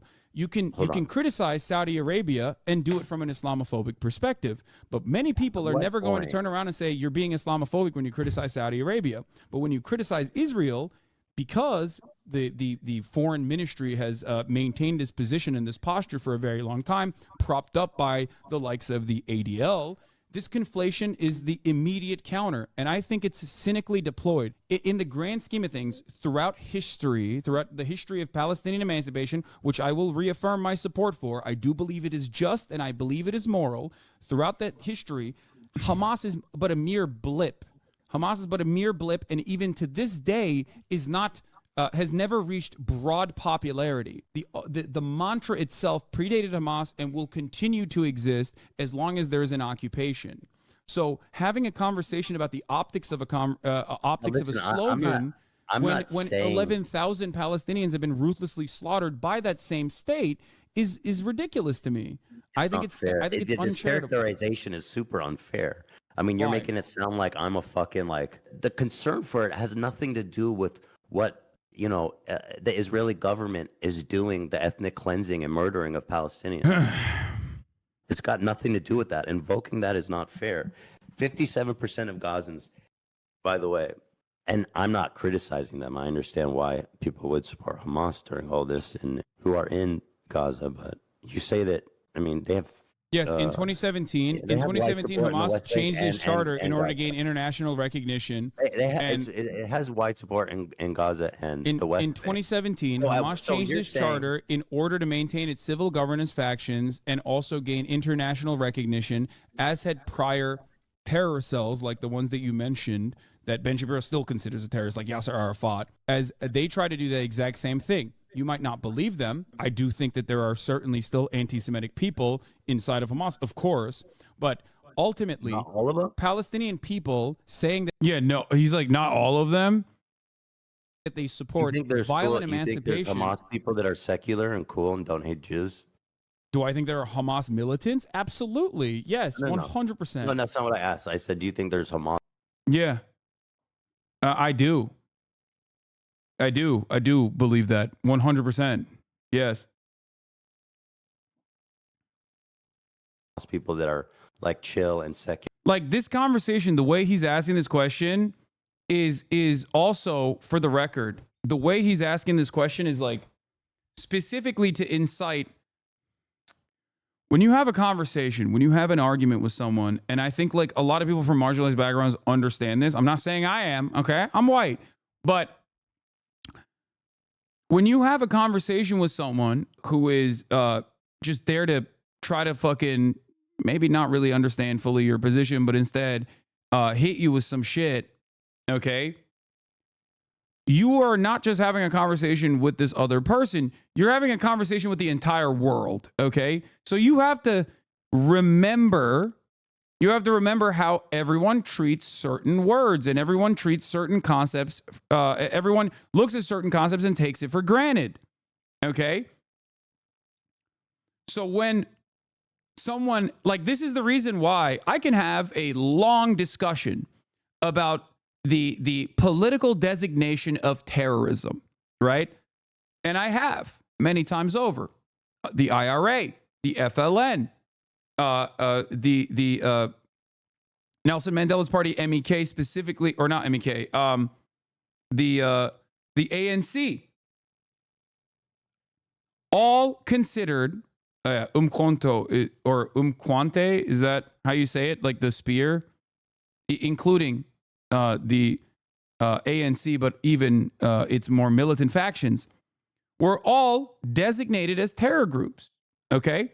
They were all designated as terror groups. They were designated as terrorist groups while they were specifically engaging in an emancipatory struggle. But that conversation doesn't fucking matter in this process, okay? Because when someone goes, you're terrorists, you're supporting terrorists, you sound exactly like terrorists, a lot of people, especially when you fit the bill, if you have a scary sounding name, a lot of people are going to write you off and go, oh, well, that makes sense.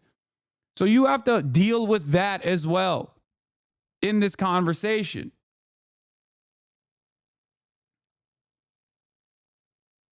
And they don't hate Jews. Oh, 100%. Well, yeah. You can yell at me all day for that. I 100,000% believe it. There are fucking 18, 19-year-olds. They don't know anything except fucking bombs being blown up in their heads. That is simply a means of violent retaliation. I don't think people operate on being bad and being good. I think people operate on, holy fuck, there's a bomb blowing up in my face that killed my fucking family. I hate this fucking state, and I'm going to join whichever faction will allow me to continue fighting against this state. Not every single person is like motivated by like cleansing every Jewish person in Israel. If that was the case, they would not have tried to make a. They would not have tried. Okay, if that was the case, they would not have tried to change their charter and become more and recenter their posturing so that they can get international recognition. Whether it was going to happen or not is one other thing. The original one was like insane. Yeah. And who the yeah, fuck's no, gonna support I that? agree.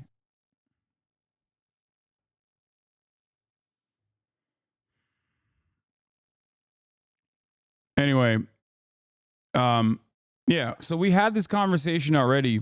It's so insane to see this jump from basically a civil conversation to Hasan as Osama bin Laden. But yeah, remember all the debate bros that love the spirit of debate, love the spirit of battle? their takeaway from this, which was me being as gentle as possible, talking to a friend who I fear was experiencing some level of cognitive dissonance, was that I made him cry. Okay? In that same conversation at the time, he also plugged Teddy Fresh in between when I walked away. Okay? No, friend at the time, chatter. Calm down. What the fuck? That was weird.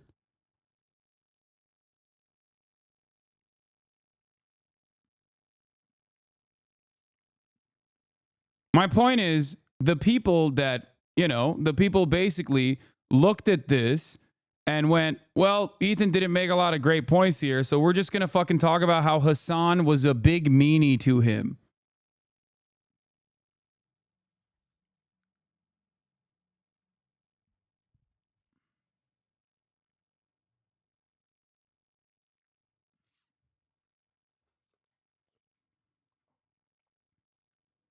Yeah.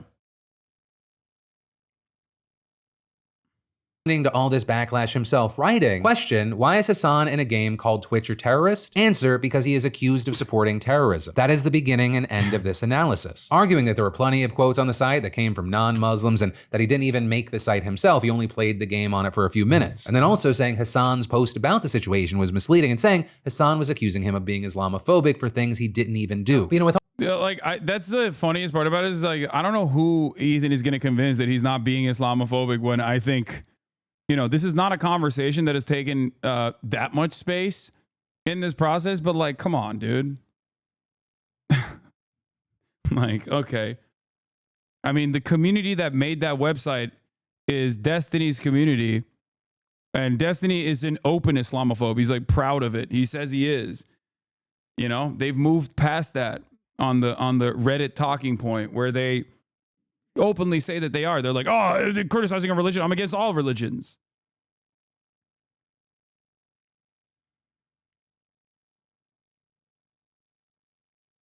But yeah.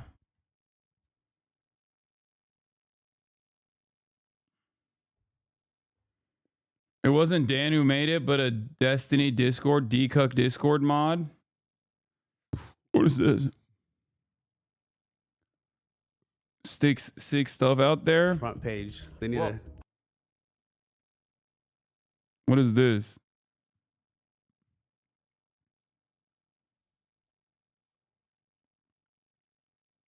Here's some emails, an example template. It's preferred if you deviate from it as much as possible. Subject, urgent concern regarding upcoming appearance with HasanPiker, and then a whole bunch of emails. Dear CNN, I'm writing to bring an urgent concern to your attention regarding an upcoming appearance scheduled with HasanPiker. It has come to my attention that HasanPiker is known for promoting anti-Semitic views and expressing support for terrorism-related activities.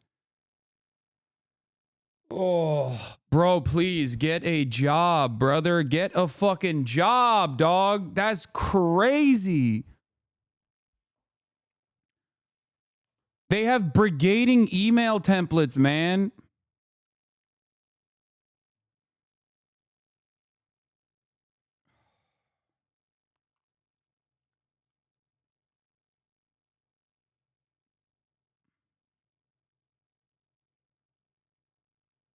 They had one for the DNC execs. Oh, yeah. There was another. Hold on. There was another thing. I remember. What was it? There was that JSTLK guy who was literally sending fake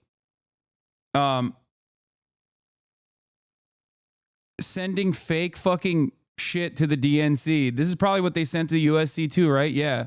27,000 emails to the USC deans to try to stop me from speaking on campus. The box text is code to spam email. They're using bots. Yeah.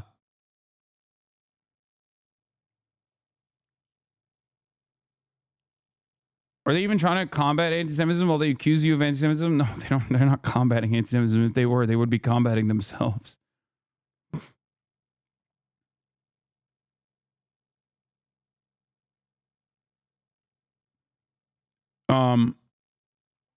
I like that they also, these guys claim they're not obsessed with you. They have an entire Discord server dedicated to this shit. But also, I remember when I was at the DNC, JSTLK, one of Destiny's orbiters, was openly admitting that he was sending fake messages and shit that they concocted specifically to the DNC. And they're like, yeah, I don't give a fuck that it's fake. Who cares?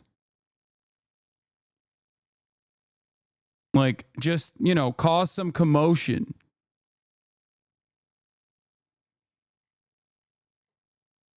Oh, here it is. This is the one.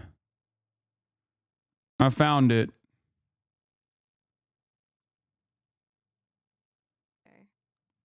Bro. Okay. Bro. This. Dude, could you imagine? Hold on. Okay. Nobody's watching this, okay?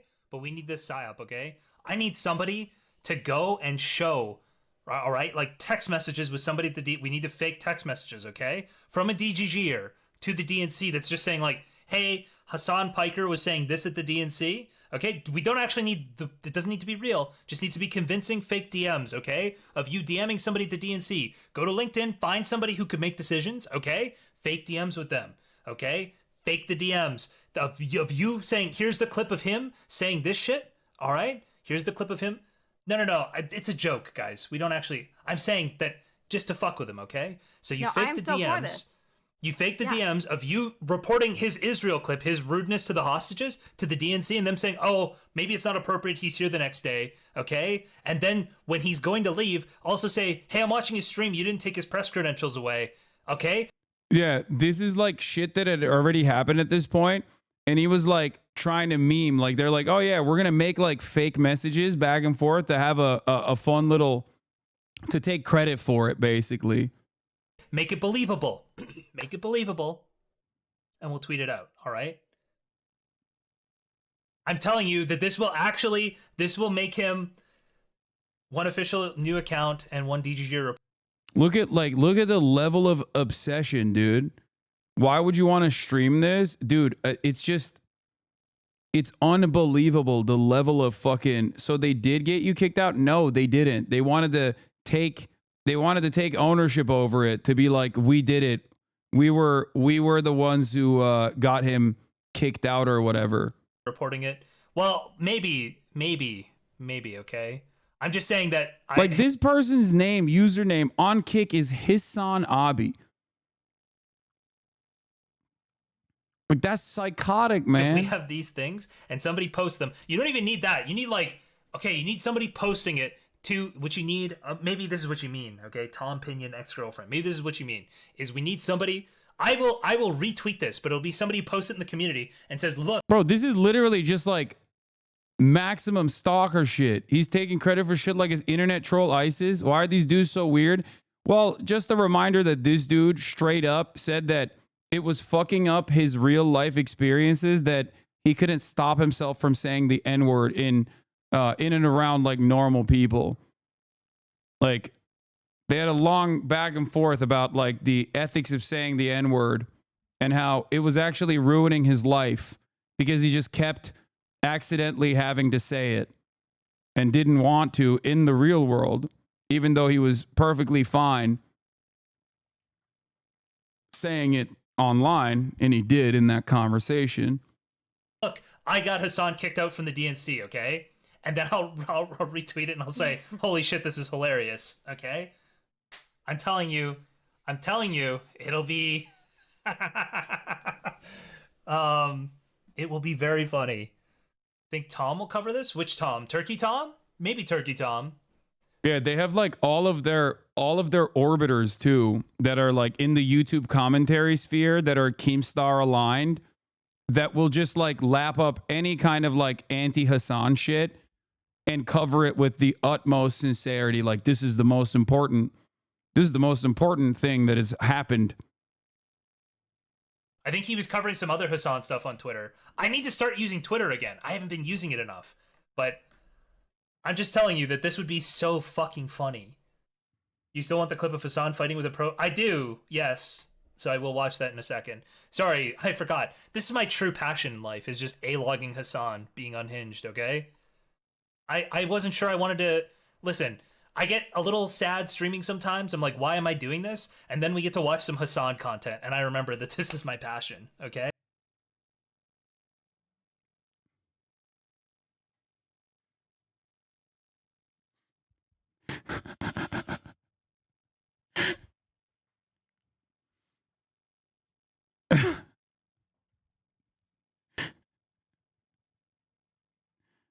Oh, man. I'm telling you right now, brother. When I say this shit is insane, okay? When I say this shit is like legitimately sad, this is what I mean. You still want the clip of Hasan fighting with a pro? I do, yes. So I will watch that in a second. Sorry, I forgot. This is my true passion in life, is just A-logging Hasan being unhinged, okay?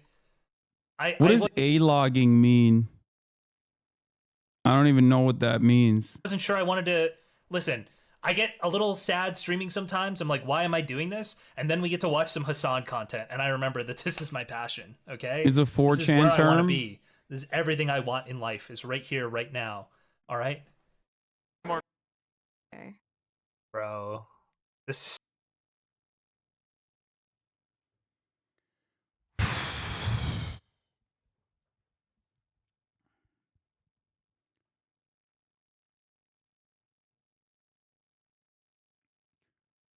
A term used to describe one's expressing disproportionate levels of hatred for someone, often including wishing them physical harm, usually for perceived crimes, in air quotes, that they are guilty, in air quotes, of.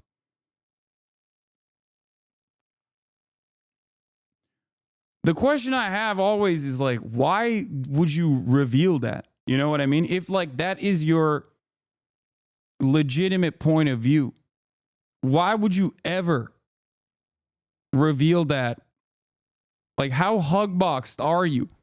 How echo chambered are you into thinking that like, nah, this is fire. Like I'm going to admit to every single person that's watching right now that I would probably kill myself if it wasn't for the fact that I have a hyperfixation on a content creator who didn't even know I existed until this fucking very moment. From 4chan site, A-logging is a term used to describe the act of overplaying or exaggerating the negative traits of someone lulzy at irrational levels.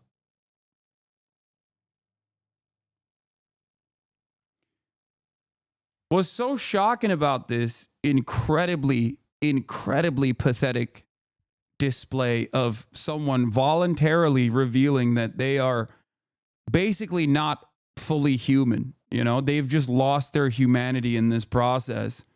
And they're simply an instrument of another content creator's will. Okay. What's so crazy about it is that it has not worked. So I think like in that process, they just get even more angry. You know? That's what's so crazy about it.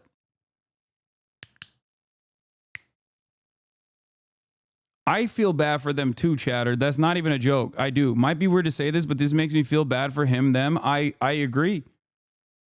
I do too. They'll never believe me when I say this, but yeah, I do. Like doing this stuff is crazy.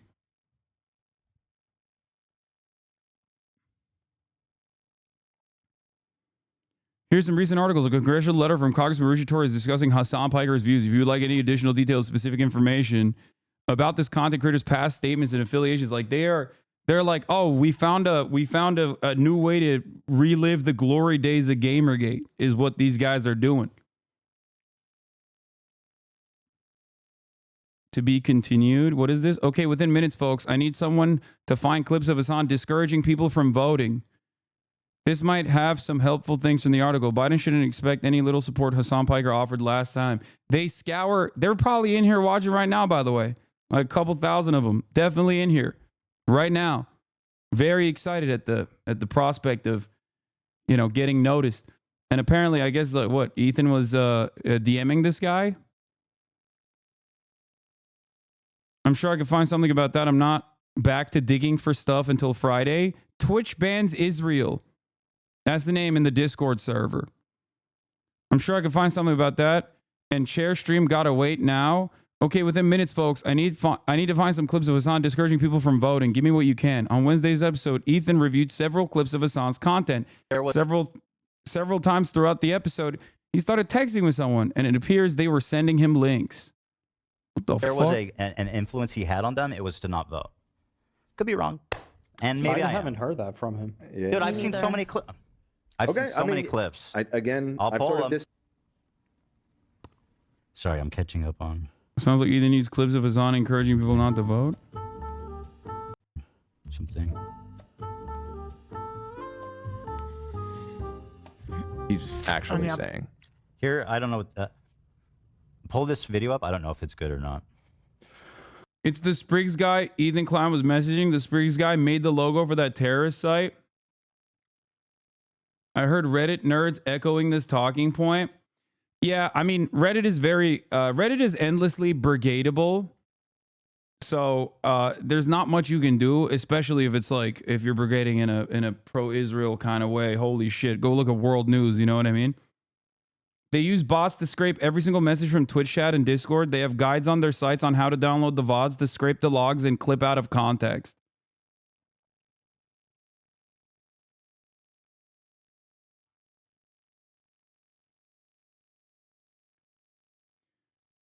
That is the reason why I originally made the VODs. That is the reason why I originally paywalled the VODs for subscriptions. Because I was like, if you're going to do all that, might as well give me some money for it, bitch. But a lot of people in my community were like, well, I rely on the VODs to keep up. So I was like, you know what? Fuck it. You know, I'll take it. It's all good.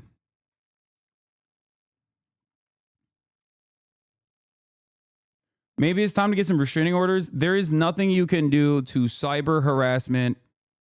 There's nothing you can do about it. There is no apt legislation to stop something like this from happening. Just so you understand, it does not exist. Okay? Yeah, they have a Hustler U for basically slandering me. I think it's time for their Discord to get nuked. Yeah, I don't know why Discord allows them to do this kind of insane brigading and harassment campaigns. I think Ethan realizes that the hate D community has for you is so unhinged, so he's afraid to admit using them to further his own campaign. It seems like even Ethan wants to not hurt his credible attacks on you and admit he's using that community to find avenues to attack you. Yeah, well, you know.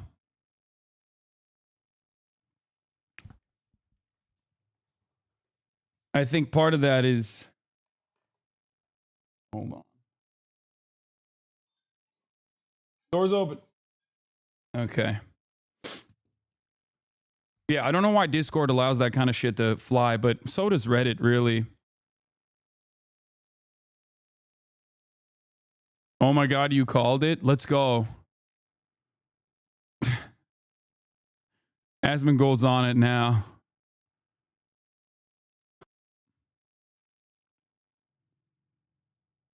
Give me what you got if you can. From Destiny's community, 2 white millionaires argue. What? Destiny's mods urgently ask for a clip of Hasan discouraging people from voting. 3:55 p.m. Pacific. Someone sends the Destiny mod this post. Back to the H3 podcast a few minutes later. Week of the election or something. This one's recent. Let's see what this one is. What this fucking I like that the crew's like, come on, let's speak of the election, please. And he's like, no, we have to speak on Hasan, who does not vote for sure and tells people not to vote. 3:57 p.m. PST. Look at the copy on the bottom left of the screen. And all the efforts. Oh, 2 white millionaires argue that voting. Oh yeah, it's directly from Reddit.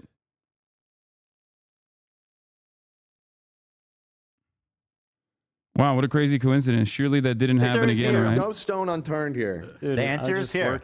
The proof is right here in the pudding, and we're about to taste the pudding. Can you send? I just need another clip.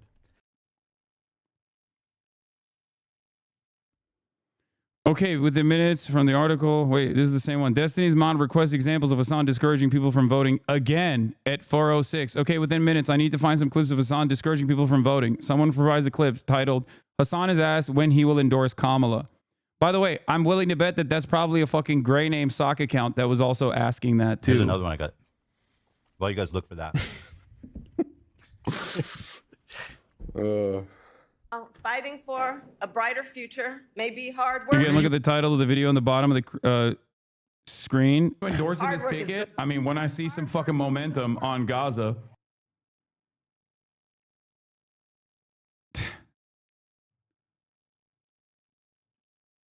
By the way, in that clip, you want to know what's funny? I think in that clip, I literally talk about how if Kamala Harris actually changes trajectory on Gaza, I would start my door knocking operation tomorrow. That very same clip that they're using. Ethan is in direct contact with people who are creating these websites, doxing, and sending mass emails.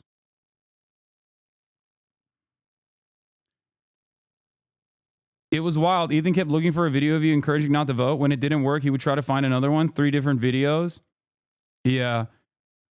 And it's ironic because I think the day prior to that, prior to the election, I quite literally voted on stream. And I have always urged people to vote. Always.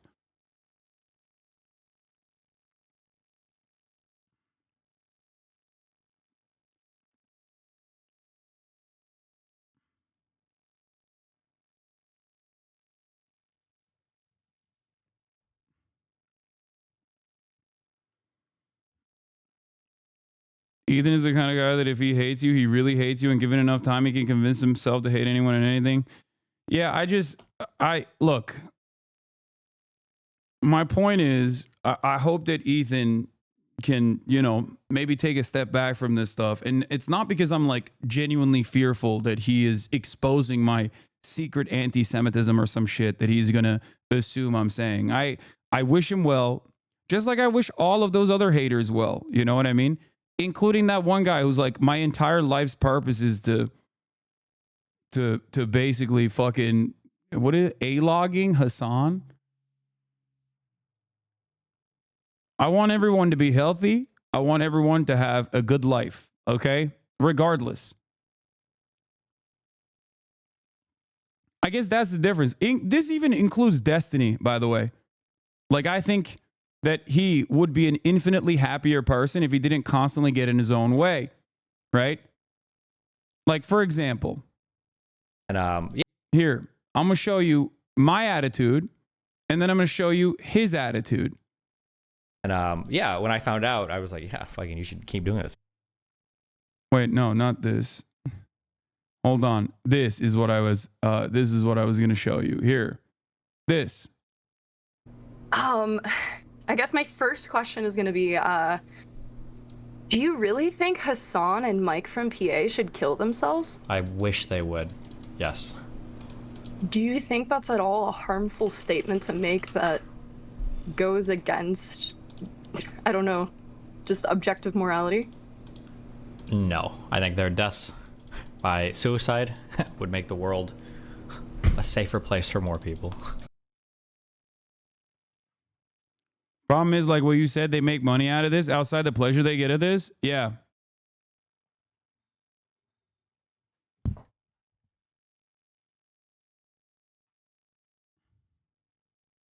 But you... Like, you have a kid, man. You have a child. Like, go take care of your kid. What the fuck? This shit is obviously not good for you. Like, why? Why are you festering in your own anger and resentment and envy? The drama is definitely profitable. I think that's a key point around this stuff, for sure. But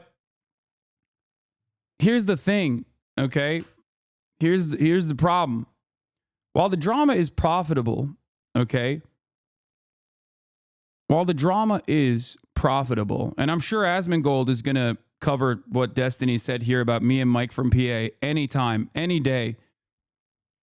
I'm waiting on it. I'm sure when Asmongold catches wind of this clip, he's going to be very upset, and he's going to denounce Destiny and be like, we got to stop that. Just like, you know,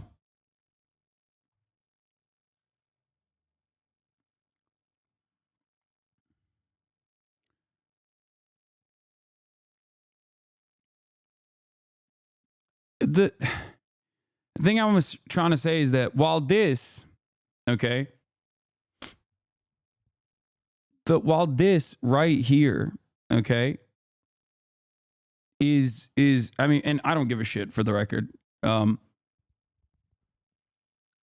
this right here might be profitable, okay,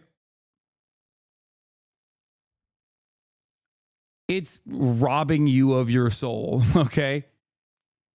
This level of hatred and toxicity, unironically, and not just for Destiny himself, but for his entire community, is unhealthy. This level of pathological obsession is unhealthy.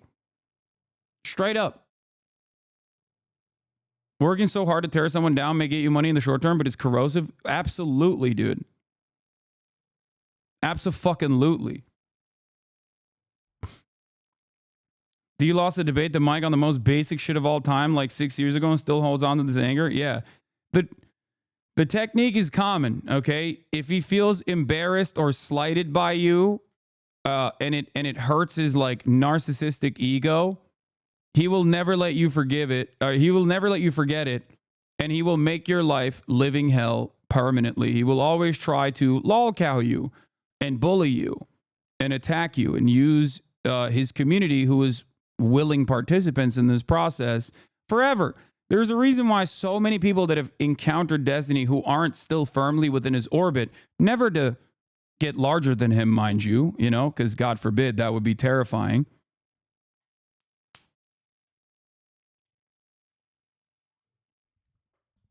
Are always victim to the same kind of cyber stalking and cyber harassment campaigns. Always looking at why other people are responsible for their favorite internet debate god being perceived as someone who is fucking gross. Okay? It's this kind of shit, man. That's it. It's literally the burning bridge joke for them. They wait for it and hope for it so they can go off and start harassing people. Yeah, it's a community that is entirely built around just like tackling his fucking enemies for him. And it's ironic that like most people don't even touch it. Like most people don't even bother to turn Destiny into a lolcow when he is a fucking target-rich environment for such an activity. Two-time divorce champion, constantly having a hard time like keeping up relationships with people because he's so fucking gross, rapacious little nerd, you know? But the real reason why most people don't even bother to fucking lolcow him in this way is because they don't even want to deal with the repercussions, drawing the ire of his community. That's it. Why are you projecting so much? Yes, brother, I'm projecting. There's not much else you can do in this process. Like a lot of these dudes, and many of them are in here right now, are straight up like they're straight up delusional. Like they will genuinely repeat the most delusional shit. Like they'll be like, "Oh, you're obsessed.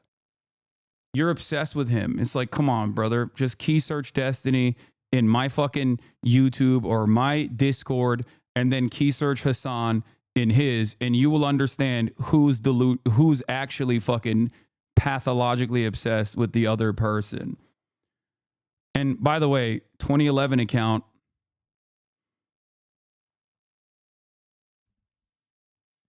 I know your ass is not 14 years old. You're fighting as a grown-ass man, another grown-ass man's battles, okay?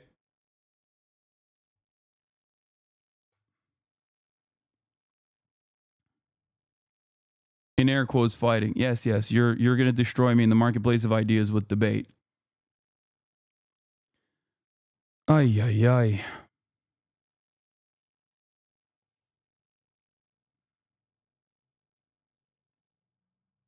Lol, just did the key search and it's fucking wild how many Hasan vids he has. Yes.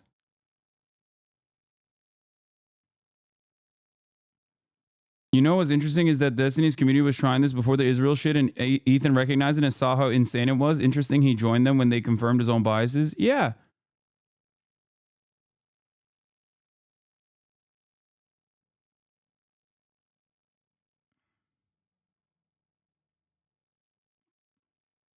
Like him on Dr. K basically explains why in his communities like that is so sad.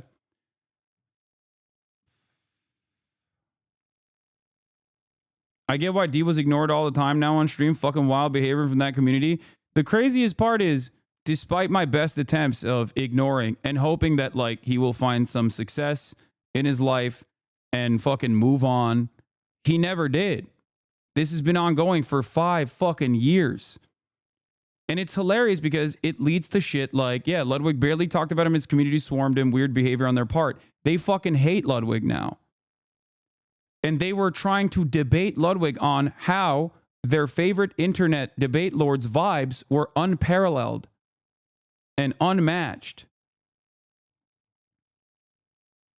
Like, think about that, man. What are you doing? Like, you're trying to debate somebody else on fucking vibes? You didn't even you weren't there. You don't know what his own personal feelings on the matter are. Like, that's crazy. Why are you doing that? Yeah, Cheeseball Gate. Yeah, or whatever the fuck it was. How the fuck are you gonna hate on the human equivalent of a goddamn golden retriever, dude? That's insane to me, okay? Ludwig is like mathematically the least hateable person. That's crazy. Like, being like, no, I hate him because he's Hasan's a bitch boy. Hasan is like mind controlling him.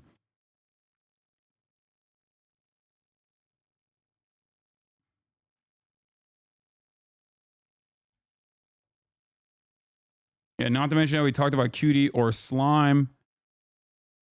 It's just all toxicity all the way down, you know?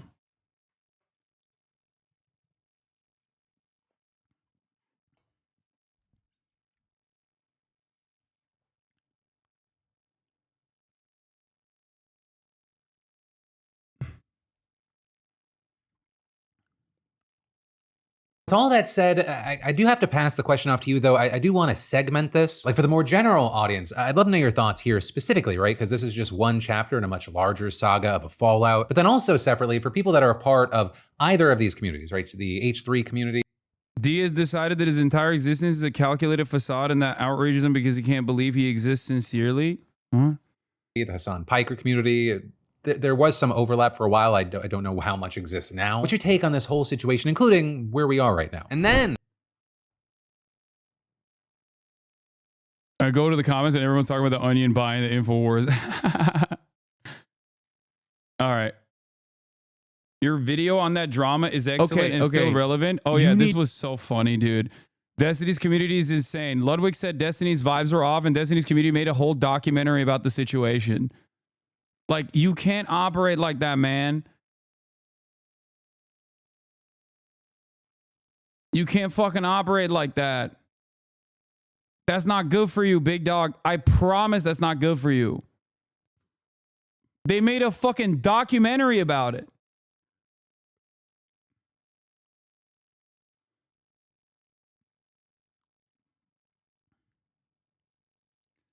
Anyway.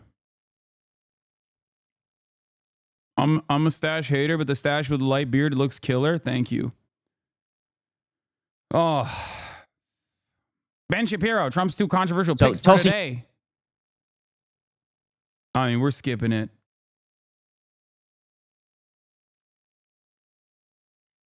I'm going to skip that.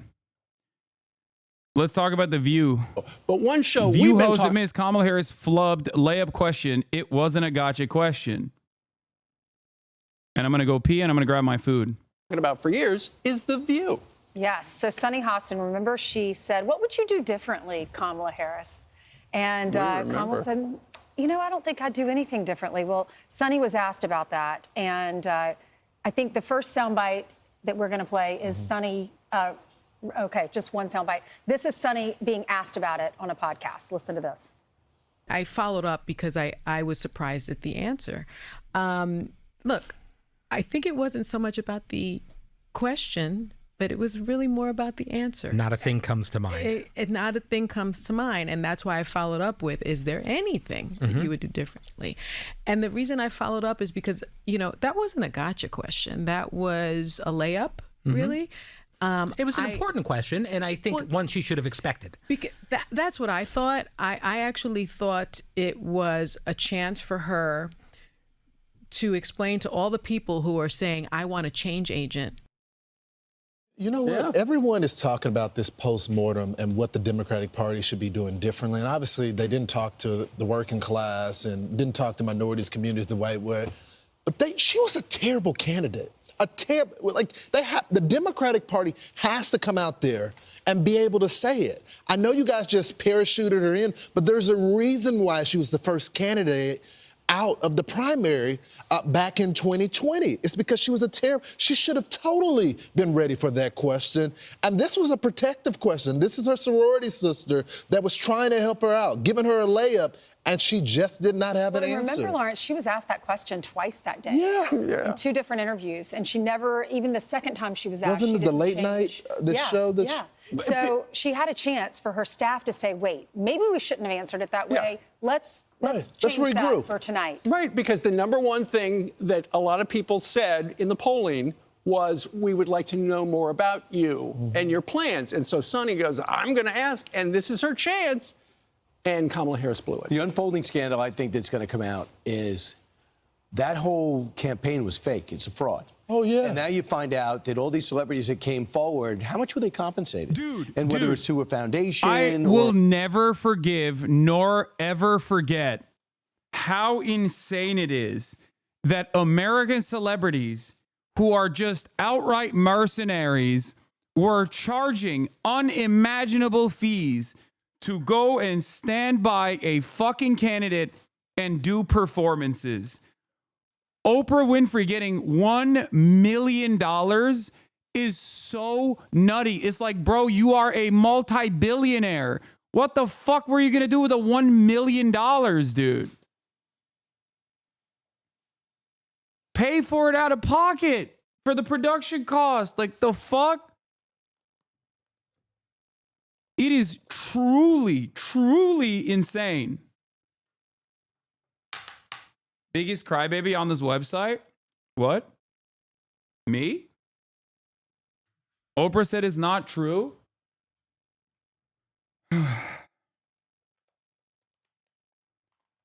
Like, that's insane, dude. That's insane. The fact that some celebrities were like taking money is genuinely shocking to me.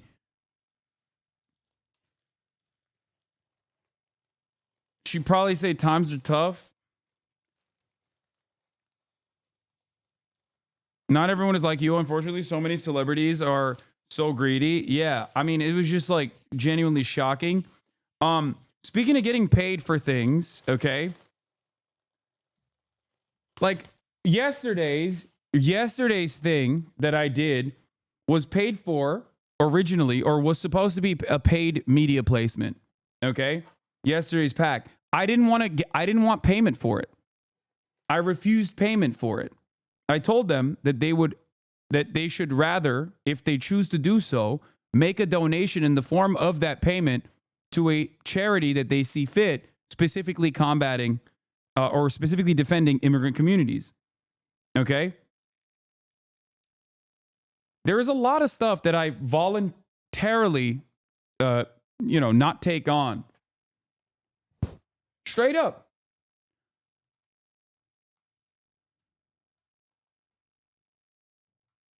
Just like and this is a fun time to reveal this, and I talked about this last night.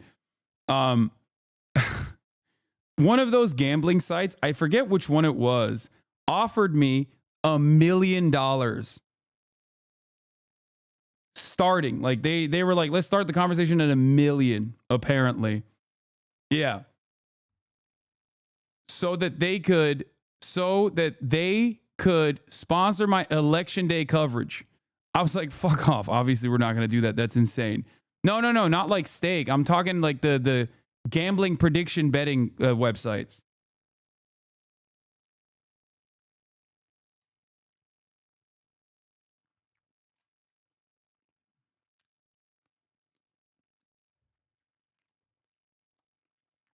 I think it was Polymarket, but I'm not sure. It could be another one.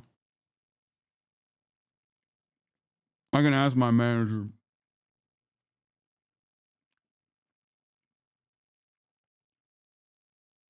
Which I think is, bro, take that, we would understand. No, dude, why the fuck would I take that? What do you mean? Brother. One, they literally got raided by the FBI. And two,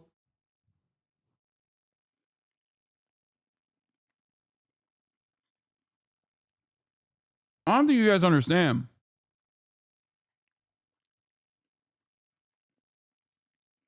There are people who approach me all the time. And they give me a shit ton of money.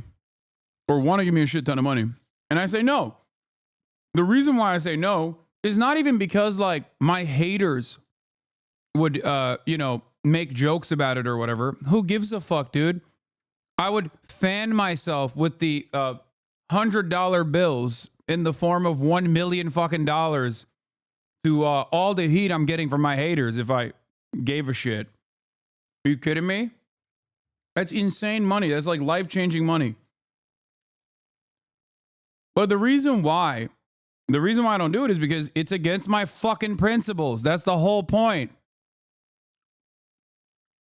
I'm incredibly fortunate to have as large a community as I do with like-minded individuals who subscribe, not at the top of the hour any longer because I'm not running ads as well any longer now that I don't have a contract, for $6 or for free with a Twitch Prime. That's right, baby. Editorial independence. It's a wonderful thing.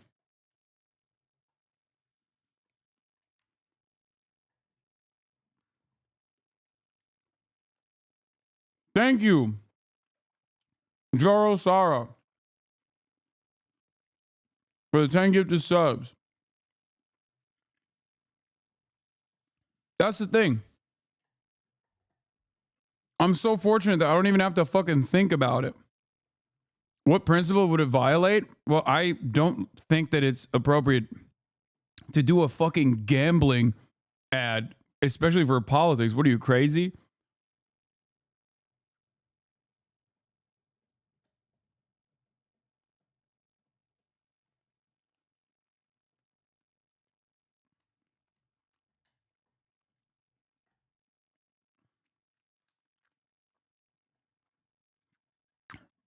That's nuts.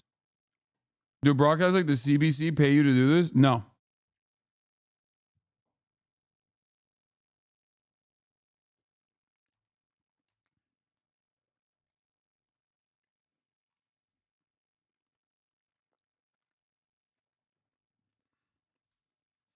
I got 38,000 micromanagers in here.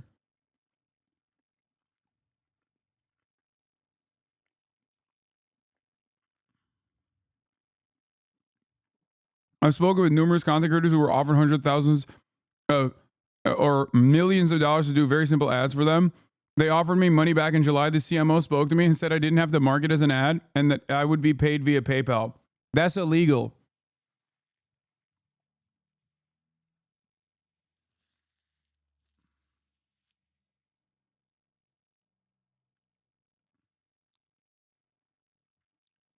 For the record. Can I ask, does Phil warn you when he was going to mention you in a video? Nope. Listen, man, there's some journalistic integrity here. It would be unkind if he warned me ahead of time. A juicy little morsel for you that I'm not seeing from any of these fucking influencers about Polymarket. Polymarket is a gambling website. That's not, I don't know if that's how they market themselves, but that's what it is. But, you know, one of the things that you could bet on for example, is like the outcome of the election. They're not the only type of people to do this kind of thing. Also, just to give you additional context in the situation, this just happened a few hours ago, okay? They approached me about 6 months ago to start doing some paid stuff for them, and they had a lot of fucking money that they were throwing around. They are paying people hundreds, if not thousands of dollars just for tweets. Probably 5 to 10x that for video format stuff. What's funny is now learning that Peter Thiel and Elon Musk had a relationship with Polymarket is funny to me, because the guy who spoke to me on the phone, who clearly was completely full of shit, was saying like how progressive they are in their values. They were trying to get a spot at the DNC, like they were going to get a space there because they were going to donate so much. What's funny is I think this might actually be a story that I'm accidentally breaking right now. But basically, they sent me a folder, and I don't have access to the folder anymore. But they sent me a folder, and they said, here are the campaigns that we've done. And those campaigns included, like, B-list celebrities like Billy Baldwin, but also people like Lindy Lee, who's literally a campaign strategist for Kamala Harris. Yep. And they were like, these are examples of things that you can tweet. They weren't marked as ads, and a lot of them happened within 60 days of the fucking election, which means that it's probably an FCC violation, but also a fucking FEC violation. And like they sent me the folder. Dude, I remember when Lindy Lee tweeted it. Lock her up. Bernie Bros on top. Let's go.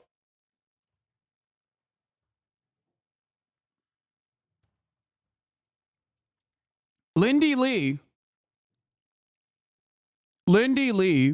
straight up got paid by them and never fucking said it was a goddamn ad and quote tweeted their like tweets. She was working in the DNC. Guys, Lindy Lee is not a random influencer. She is a Democratic Party operative. Do you understand how fucking insane that is?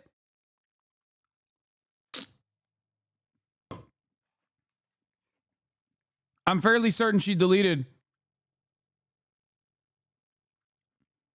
No, this isn't even it. Or this could be one of them. But there were direct, yep, there it is. CEO of Polymarket, Ethereum since 14. I love music and collect art. Good explainer on the power of betting markets.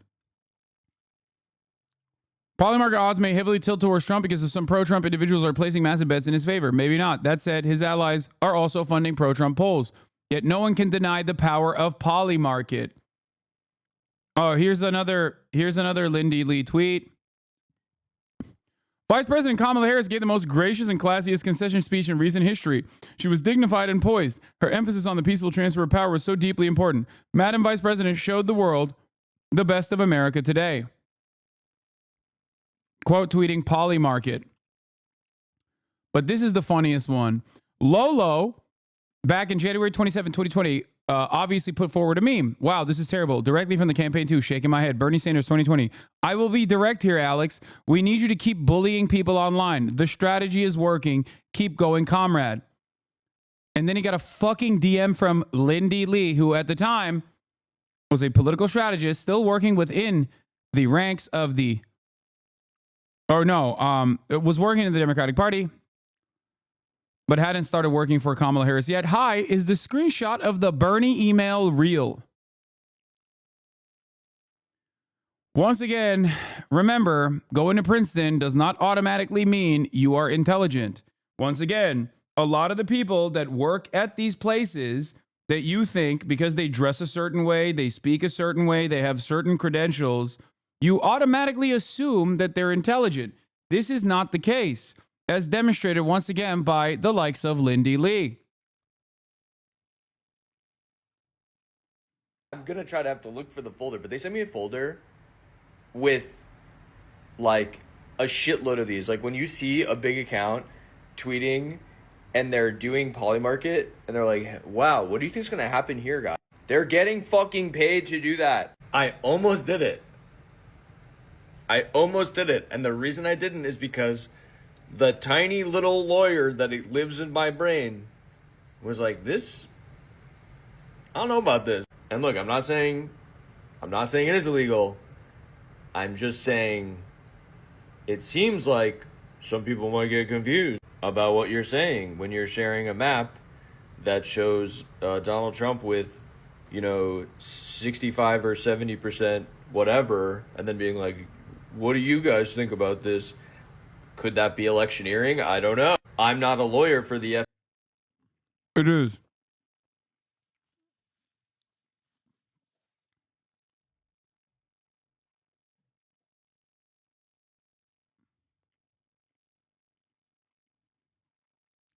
Yeah. By the way, Lindy Lee still went on and talked about how Tim Walz was a bad choice. Like, her first thing was to go on Fox News and shit on the Democratic Party. Not Kamala Harris, mind you, but the progressive base of the Democratic Party.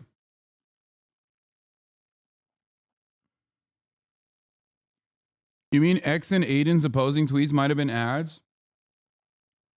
I don't know what X or Aiden, XUC or Aiden posted, but there is a very high likelihood that they could have been. FEC. But if I were a lawyer for the FEC, I'd be fucking interested. Yes. Lock her up. Also, that wouldn't be the first time that Aiden Ross in this election cycle engaged in an FEC violation, which makes it even funnier.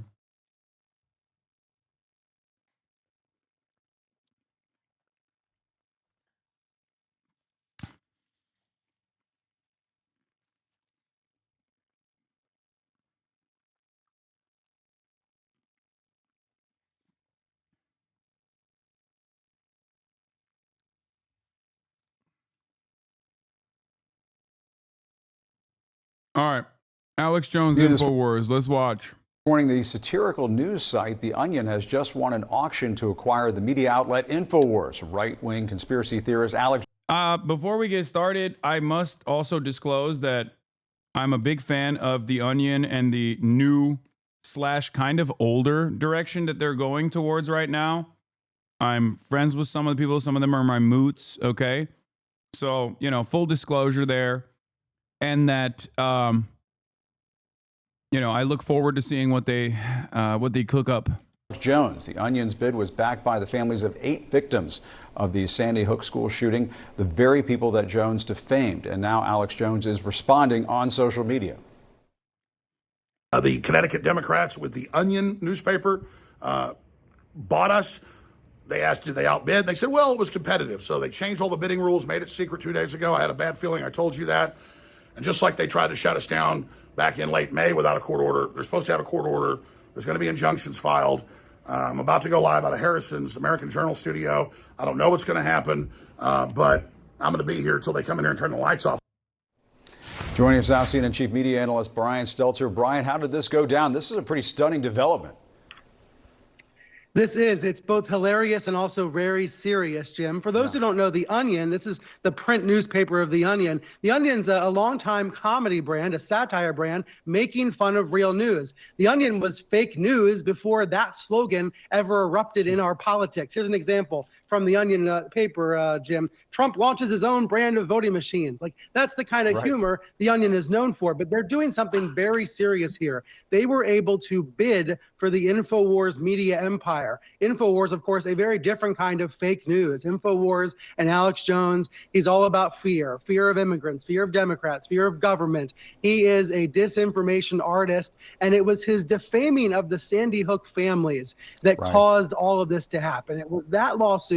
It was that $1.5 billion judgment against Jones that sent this to auction. And as of today, a judge has ruled that The Onion, a satirical news website, gets to own all of the InfoWars assets. So as we speak, Jim, Infowars.com, the website's already been taken down. And now the new owners, whether they use it for comedy or they use it for advocacy, we're going to find out in the months to come. Fascinating, especially after Alex Jones caused so much pain for the families of the Sandy Hook victims, defaming them, just putting them through hell. A lot of people are seeing. And that's why. Yeah. some justice here. This is another example Yeah. of the courts bringing real punishment for defamation. Jim, you and I have been covering this for a few years now. We've seen how it's really only the courts that are able to bring justice to the big liars out there promoting big lies. And Alex Jones, in some ways, was the biggest one of them all. Look, he's going to set up shop somewhere else. He's vowing to fight on. He has allies like Steve Bannon. They're going to help him do it. But The Onion was able to partner with the Sandy Hook families, and they've actually struck an advertising deal with the gun control group, Every Town for Gun Safety. So they're trying to do some good, taking out all the damage that Alex Jones caused, Jim. Well, hats off to them all. Brian Stelter, thank you very much. The satirical news website, The Onion, has won the bankruptcy. Is this real? Okay. Site. It manages to persuade people to believe itself as the, quote, world's leading news publication, offering highly acclaimed, universally revered coverage of breaking international and local news events. It has 4.3 trillion daily readers. Jones has been saying on his show that if his detractors bought InfoWars, he would move his daily broadcasts and product sales to a new studio websites and social media accounts. You have to read the Onion's fake parent company CEO's message. Yeah. Global Tetrahedron CEO, chairman, media proprietor, entrepreneur, human trafficker, thought leader, and venture capitalist. This is, once again, for those of you who don't know, because there's, plenty of neurodivergence in this community, satire. Okay? Like they're saying that they're going to continue the brand of InfoWars, but in a satirical fashion. Having said that, however, people literally thought this was real and got mad at them.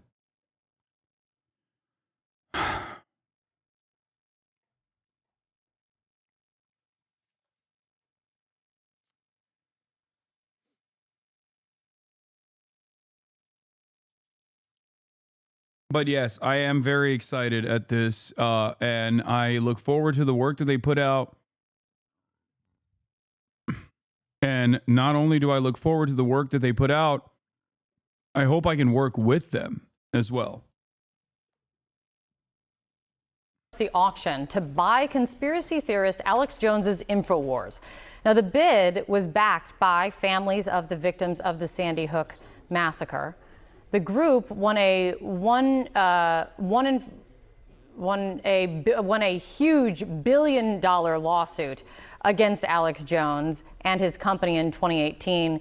This was over him spreading baseless, horrible conspiracy theories about the Sandy Hook massacre, even saying that the shooting never happened and that it was made up. According to reports coming in now, The Onion plans to turn InfoWars potentially into a parody itself.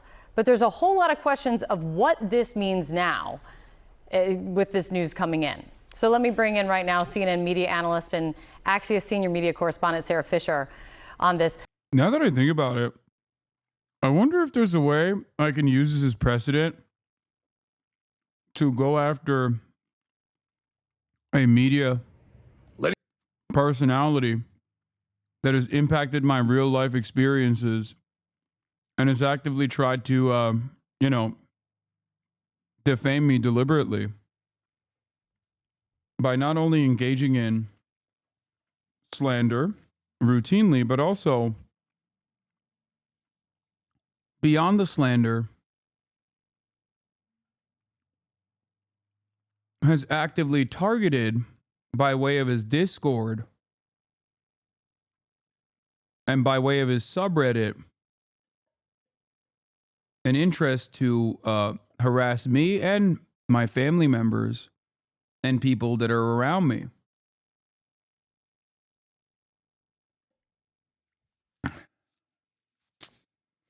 Interesting. I know just the lawyer for the job. Brother, I know the lawyer that successfully sued Alex Jones at the behest of the Sandy Hook victim families. You guys are talking about Lolo, but I also know the lawyer who personally successfully sued Alex Jones. Just something to think about. Yeah, maybe others should think about that as well.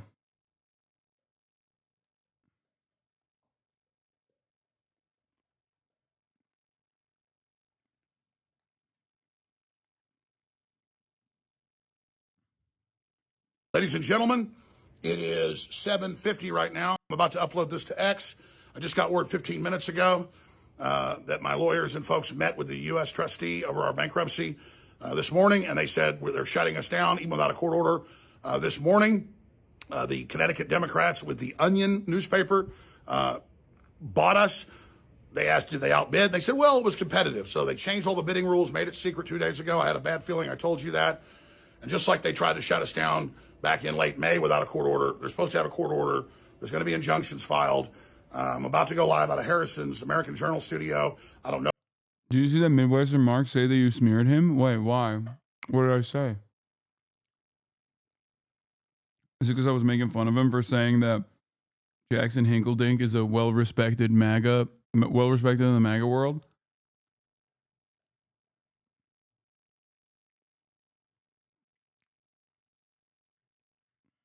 How's that slander? Isn't that what he said? I don't know what's going to happen, but I'm going to be here until they come in here and turn the lights off. I'm going to say, where's your court order? So this is all going down right now. They want to silence the American people, but we're not going to be silenced. Be sure and follow me at the Alex Jones Network at AJN Live on X right now. They're filed in court to take real Alex Jones away. That's totally unconstitutional. The judge already said no, so they filed in other courts. So the live feed going up by the time you see this at AJN Live and at Real Alex Jones right now. Share this everywhere. This is a total attack on free speech. The deep state is completely out of control. The private security hasn't even been told. They cut him out. They cut this part out on CNN because they were too afraid of the truth about the deep state pedophiles coming after him.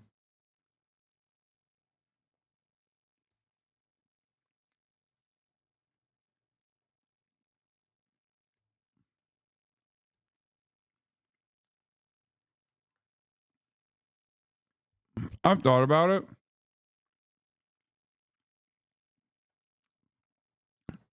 And I've gone back and forth on this. I wonder if it would be good for Alex Jones to be the press secretary. Because, like, on the one hand, obviously, it's really damaging for American public consciousness. But also, I think some in the White House press pool deserve that fate. You know what I mean? Like, having to deal with Alex Jones, I mean, that's unimaginable. I would watch that every day. I would watch that fucking press briefing every day. I would literally, I would sit there tuned in every single damn day. I would never miss a second of it.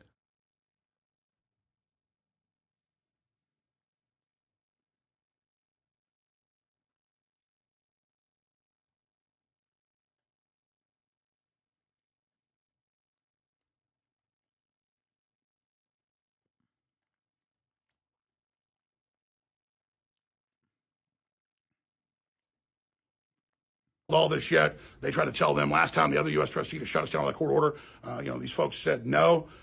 So this is all happening right now. This is the tyranny of the New World Order, desperate to silence the American people. The mandate of Trump against all the lawfare, they don't care. So the system still thinks it's in charge. I'm going live right now from what probably will be the last transmission from this building. God bless you all for your support. Please support our sponsors so we get funds to stay on the air at the Alex Jones Network, thealexjonestore.com. Take action. I need your support. InfoWars is really the detonator for this whole global movement that's happening. Your support did that. You're the reason it's happening. You are the resistance. God bless and good luck. For the chatter to say he criticized Israel, no, the fuck he did not. He used to. He used to go above and beyond. He used to not just criticize Israel. He used to criticize, past Israel, if you know what I mean.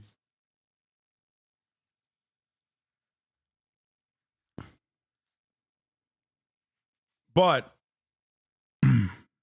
what's really interesting, I think, about Alex Jones's transition was the worst thing that possibly could have happened to him, that made him, like, objectively more popular too, was when he, like, hugged and kissed not the Obama administration. I can't believe I said that. I slandered him. Sorry. When he hugged and kissed the Trump administration. Like, he used to be a massive critic of Bush. Massive. He was like, Bush did 9/11. Bush did 9/11 for Israel. You know, Bush and the Jews did 9/11, that type of shit, right? Like all the craziest and some not so crazy conspiracy theories. Like for every insane shit that he would say, there would be like one truthful thing, like the surveillance state. Like in the 90s, he kept talking about the surveillance state and it was just completely correct. And that's part of the reason why I've always found him to be like potentially a federal agent until recently when this stuff happened to him, because he seemingly was untouchable, right? Because if you're the feds and you want to discredit like a lot of the crazy shit that you're doing that people would look at and go, what the fuck? That's crazy.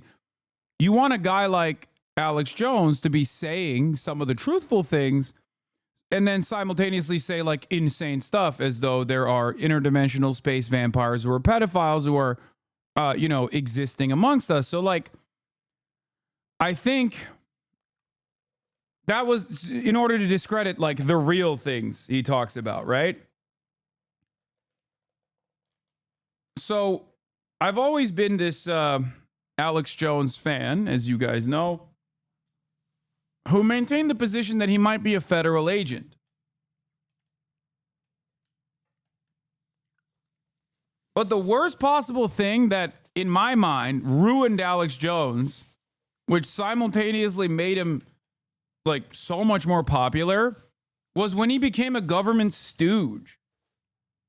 Like when Trump went to his show before he got elected in 2016, he realized like, oh, it's happening. Like I am a part of the government now. And basically, most of his commentary after that point was no longer about having almost this like bipartisan anger towards the globalist elite that are pedophiles, right? But instead it was like just purposely directed in the direction of the Democratic Party. I guess my point is my goat was washed, and my goat was made docile.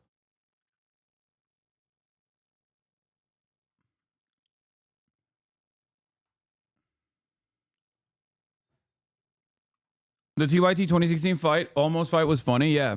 That's the last good thing that Jimmy Dore did was spit on Alex Jones. Sarah, tell me more about what you're hearing as we're learning The Onion won this bidding war for InfoWars. For those of you who don't know, I've been a massive fan of Alex Jones for many years. I've actually openly stated that I think we don't deserve him as a society, that like he is in many respects, like me and Linklater had the exact same bead on Alex Jones where I think that he was like, if you could experience him in the way that I experience him and many in this community have, then he's one of the greatest performance artists of all time, right? But the issue is, especially with like our level of educational attainment in America, people were not entertained by him. They believed him. Like the point is that you're supposed to be entertained by him. You're not supposed to believe him, right? And as a broadcaster, I am agnostic in my analysis when I talk about like the content that media personalities provide. And there is not really anyone else like Alex Jones out there. Like he was fantastic. He was endlessly entertaining. All the way back from the days of public broadcasting, all the way to the very end. And I think a lot of people might say, Hasan, when did your career peak? Was it at the DNC? When did your career peak? Was it when you played Among Us with AOC?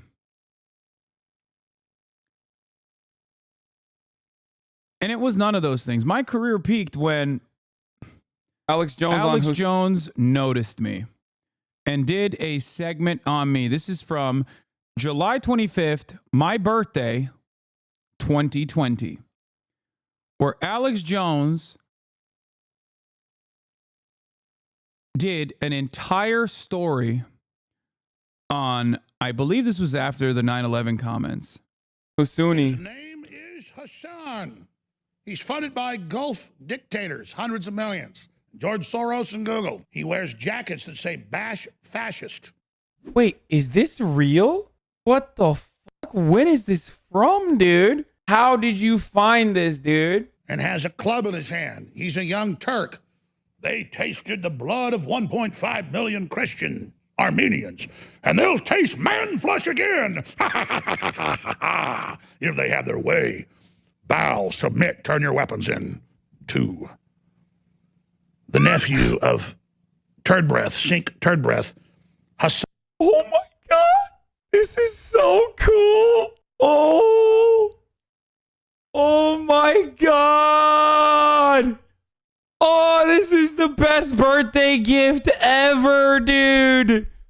Alex Jones. HasanPiker. You can't make up that name. That's his name, HasanPiker. And if you're a radio listener, you can't see it. He's got his red stars, his Antifa flags, his communist flags, and he's got his baseball bat, and he's going to call you a fascist, even though he's funded by the Nazi collaborator George Soros, and he's going to attack your daughter like they did out in Oregon. Oh, I'm dying. This is literally this is the dream. He's talking about how I'm going to have sex with your daughter, dude. Oh, that's so cool. He even said that. He's going to... Like, this is like a cameo, okay?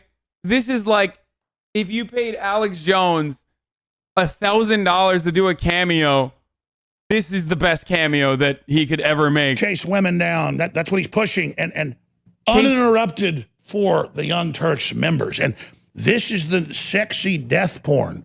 The sexy terror porn. Destroy the child. Corrupt them all. And their desperation as America's pulse comes back and as we stand up against the Chi-Coms and defend the Second Amendment and rediscover God and family. HasanPiker of the Young Turks declares that America deserved 9/11, close quote, praises brave soldier who took Representative Crenshaw's eye. Isn't that just darling? Oh, when you go to a Young Turds event, they always go where there's a big crowd because they don't have any viewers, but it's the Google set. It'll be the Google event. So let's hear from Mr. Piker. This is so insane. Oh, hit pause, back it up. I forgot, he's real jealous that Joe Rogan, who, by the way, is a super libertarian right-winger, he just knows how to, survive in LA, I guess. Really smart guy. That's why I get mad at Joe, because he's as smart as I am or smarter. He knows all this stuff, obsessed with it. He knows more than I do in some cases. And he plays dumb, and I've told him to his face. But anyways, he has the congressman on, and Piker is mad that he has this tiny audience, so he thinks, well, I'll attack him and say something really scandalous. Wait. Oh, that's so sad, dude. That's so sad in comparison to what my audience looks like now in comparison to Alex Jones's audience. Oh, no. Oh, Alex, I wish. What could have been. And then all the meth heads and child molesters that watch my show, literally, they'll think I'm powerful. Oh, you're such a big man, Hasan. You guys are all meth heads and child molesters. Alex Jones called you guys meth heads and child molesters. Oh my God, I'm fangirling super hard right now. Oh man, that's great. I can't believe you guys found this. I had no idea this existed. This is so good. Flabby arms. I bet he's got some big old giant bitch tits. I'm sorry, it's a family show. Just go ahead and roll this. This is awesome. America deserved 9/11, dude. F it. I'm saying it. We're there to partner with them. We're not there doing our own thing. We're there partnering and training in a video and game, equipping and enhancing their capabilities. We totally brought it on ourselves, dude. Holy shit. We did. We did in a video game, whatever, hypothetically, politically. Hit pause again. Did, man. Back it up 10 seconds. Oh, like the Armenians deserved because they were there before the Muslims took over Constantinople and then you drove them into the mountains but because they were Christian, they became still super wealthy because they were such good people. Wait, what? Wait, did he just say that they were good people automatically because they're Christian, and they are wealthy because Christian people are good people and wealthy, and Muslims are bad? Wait, what? That's so weird. Oh, this is awesome. And so you're named after the group that murdered them. And you've got a club and you say you're coming for us. Let's continue with this psychopathic worm. He's saying that, like, I'm going to do the Armenian genocide on white Christian men in this country. Sure, he gains the Alex to mog his losses. It is kind of sad that we're, like, revisiting this right now in the eve of his destruction. But yeah, flabby arms, dude. Are you fucking joking? Flabby arms, dude? The fuck out of here, bro. Is this why people always claim you're Armenian genocide denier? Well, it's because I'm Turkish. That's the other reason. And people just lie all the time. I wonder if he, like, is he trying to imply that I'm gonna kill Armenians or something? Like, what the fuck? Also, why the fuck would his audience care? Like, honestly, they're fucking Alex Jones fans. It's so weird. Holy f. He's so intellectual. Look at the way that this dip is running his mouth. I love that they're bleeping my words because it's a family show, as Alex Jones simultaneously is like making an argument about how Muslims are bad automatically and Christians are good and make a lot of money because they're good Christians. It's very weird, but you gotta, it's great. Justifying genocide right now. Like, how is this, how is anything I'm saying controversial? This is a deranged pervert. I apologize. You know what's crazy about that? That literally is about the Saudi genocide in Yemen.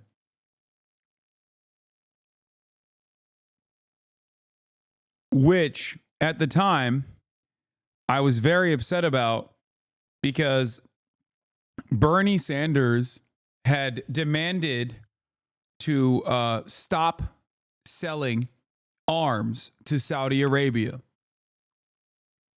Okay? And Dan Crenshaw was talking about why we have to keep giving Saudi Arabia arms while simultaneously talking about how they hate us because they ain't us, these Muslims, they all just want to fucking destroy the United States of America. Full fucking circle, dude. For everybody, but that's why I was so. It is also kind of interesting to think that, like, a lot of the people that became my friend or became my fans after this very moment are now using similar language against me to be like, you know, they're coming across like Alex Jones in the defense of America's imperial ambitions. So angry this morning. He had to pull a trigger warning on his audience, dude. He was so flustered and frustrated because his virgin ears had to hear those disgusting words, man. Alex Jones, who combats psychic pedophile vampires. Folks, listen. You already know it's AlexJones.com, Infowars.com. I'm locked away in a FEMA camp right now because President Obabe, the Muslim Kenyan, has locked me away, folks. But I will prevail. I am the demon of truth. I came in within earshot of Barack Obama. He smells like sulfur, folks. It's the truth. I got the documents. But then he's like triggered by a guy who says shit like that is triggered by what? Like something I said? That's awesome. Oh, that's so good. He's a deranged pervert. He's got meth heads and pedophiles in his audience. Oh, he said I got bitch tits. Alex Jones saying I got bitch tits is hilarious too. Wait, hold on. Oh, this is the perfect meme. I wish he fucking ripped into me a little bit further. Look at this.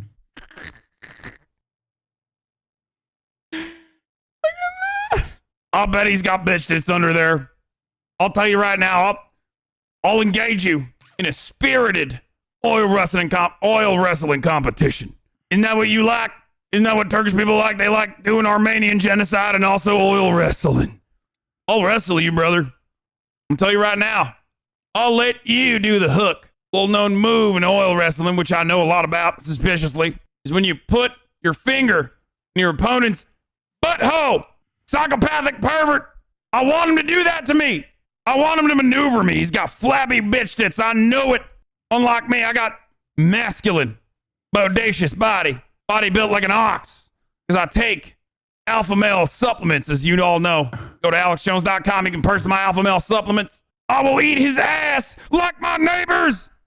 This is so good. I can't believe I was able to trigger Alex fucking Jones, dude. That I'm gonna send this to Tim Onion as my application for why I have to work. Why I have to work with them.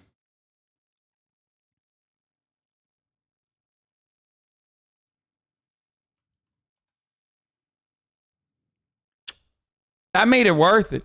Any number of brand deals in the future that I will not be able to get as a consequence of my words on this platform at some point, I don't care. This video alone, worth it. Okay? Oh, will I not be able to attend the speech circuit alongside the likes of Charlie Kirk and whatnot if coronavirus ever goes away? Fine. This video, worth it. Come on over here. Come on over here. No, you flipped me off. Come on, coward. No. Come on. You're not an intellectual. You're a fake and a fraud. On that note, ladies and gentlemen, I got to go because I have to fly out later tonight. Okay. And I have to get ready to do such a thing. I am going to Texas. Suspiciously, right after AlexJonesInfowars.com was stolen by goddamn Antifa, ladies and gentlemen. AlexJones.com, Infowars.com, it was stolen by the likes of George Soros-backed elements. Call the Onion! And in the process, I'm going to go and retrieve the studio. But I'll leave you out. I'll leave you with the oldie but goldie here. Okay, tomorrow I'm probably going to be live very early. I'm probably going to be live very early, by the way, because I have the OTK game day.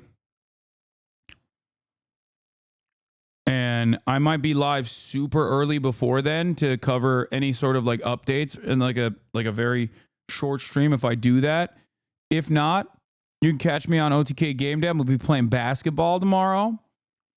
And then the next day, I'm probably going to do a collab with Nick Pollum and maybe Alveus as well. I'm trying to figure all that out right now. So anyway, on that note, love you guys, and I will see you. What the fuck? What happened? I'll see you.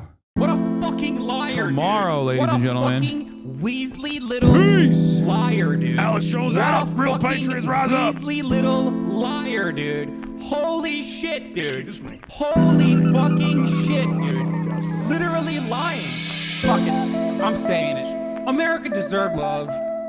Fuck it. I'm saying it. America deserves happiness. Fuck it. I'm saying it. America deserves love. Fuck it. I'm saying it. America deserves happiness. Oh, you're such a big man, Hasan. Man, Hasan. This is a deranged pervert. This is a deranged pervert. Oh, you're such a big man, Hasan. Man, Hasan. This is a deranged pervert. This is a deranged pervert. I bet he's got some big old giant bitch tits. I bet he's got some big old giant bitch tits. I bet he's got some big old giant bitch tits. I bet he's got some big old giant bitch tits. HasanPiker. Can't make up that name. That's his name. That's his name. HasanPiker. Can't make up that name. That's his name. That's his name. Fuck it. I'm saying it. America deserves love. Fuck it. I'm saying it. America deserves happiness. Fuck it. I'm saying it. America deserves love. Fuck it. I'm saying it. America deserves happiness. Fucking liar, dude. What a fucking Weasley little liar, dude. What a fucking Weasley little liar, dude. Holy shit, dude. Holy fucking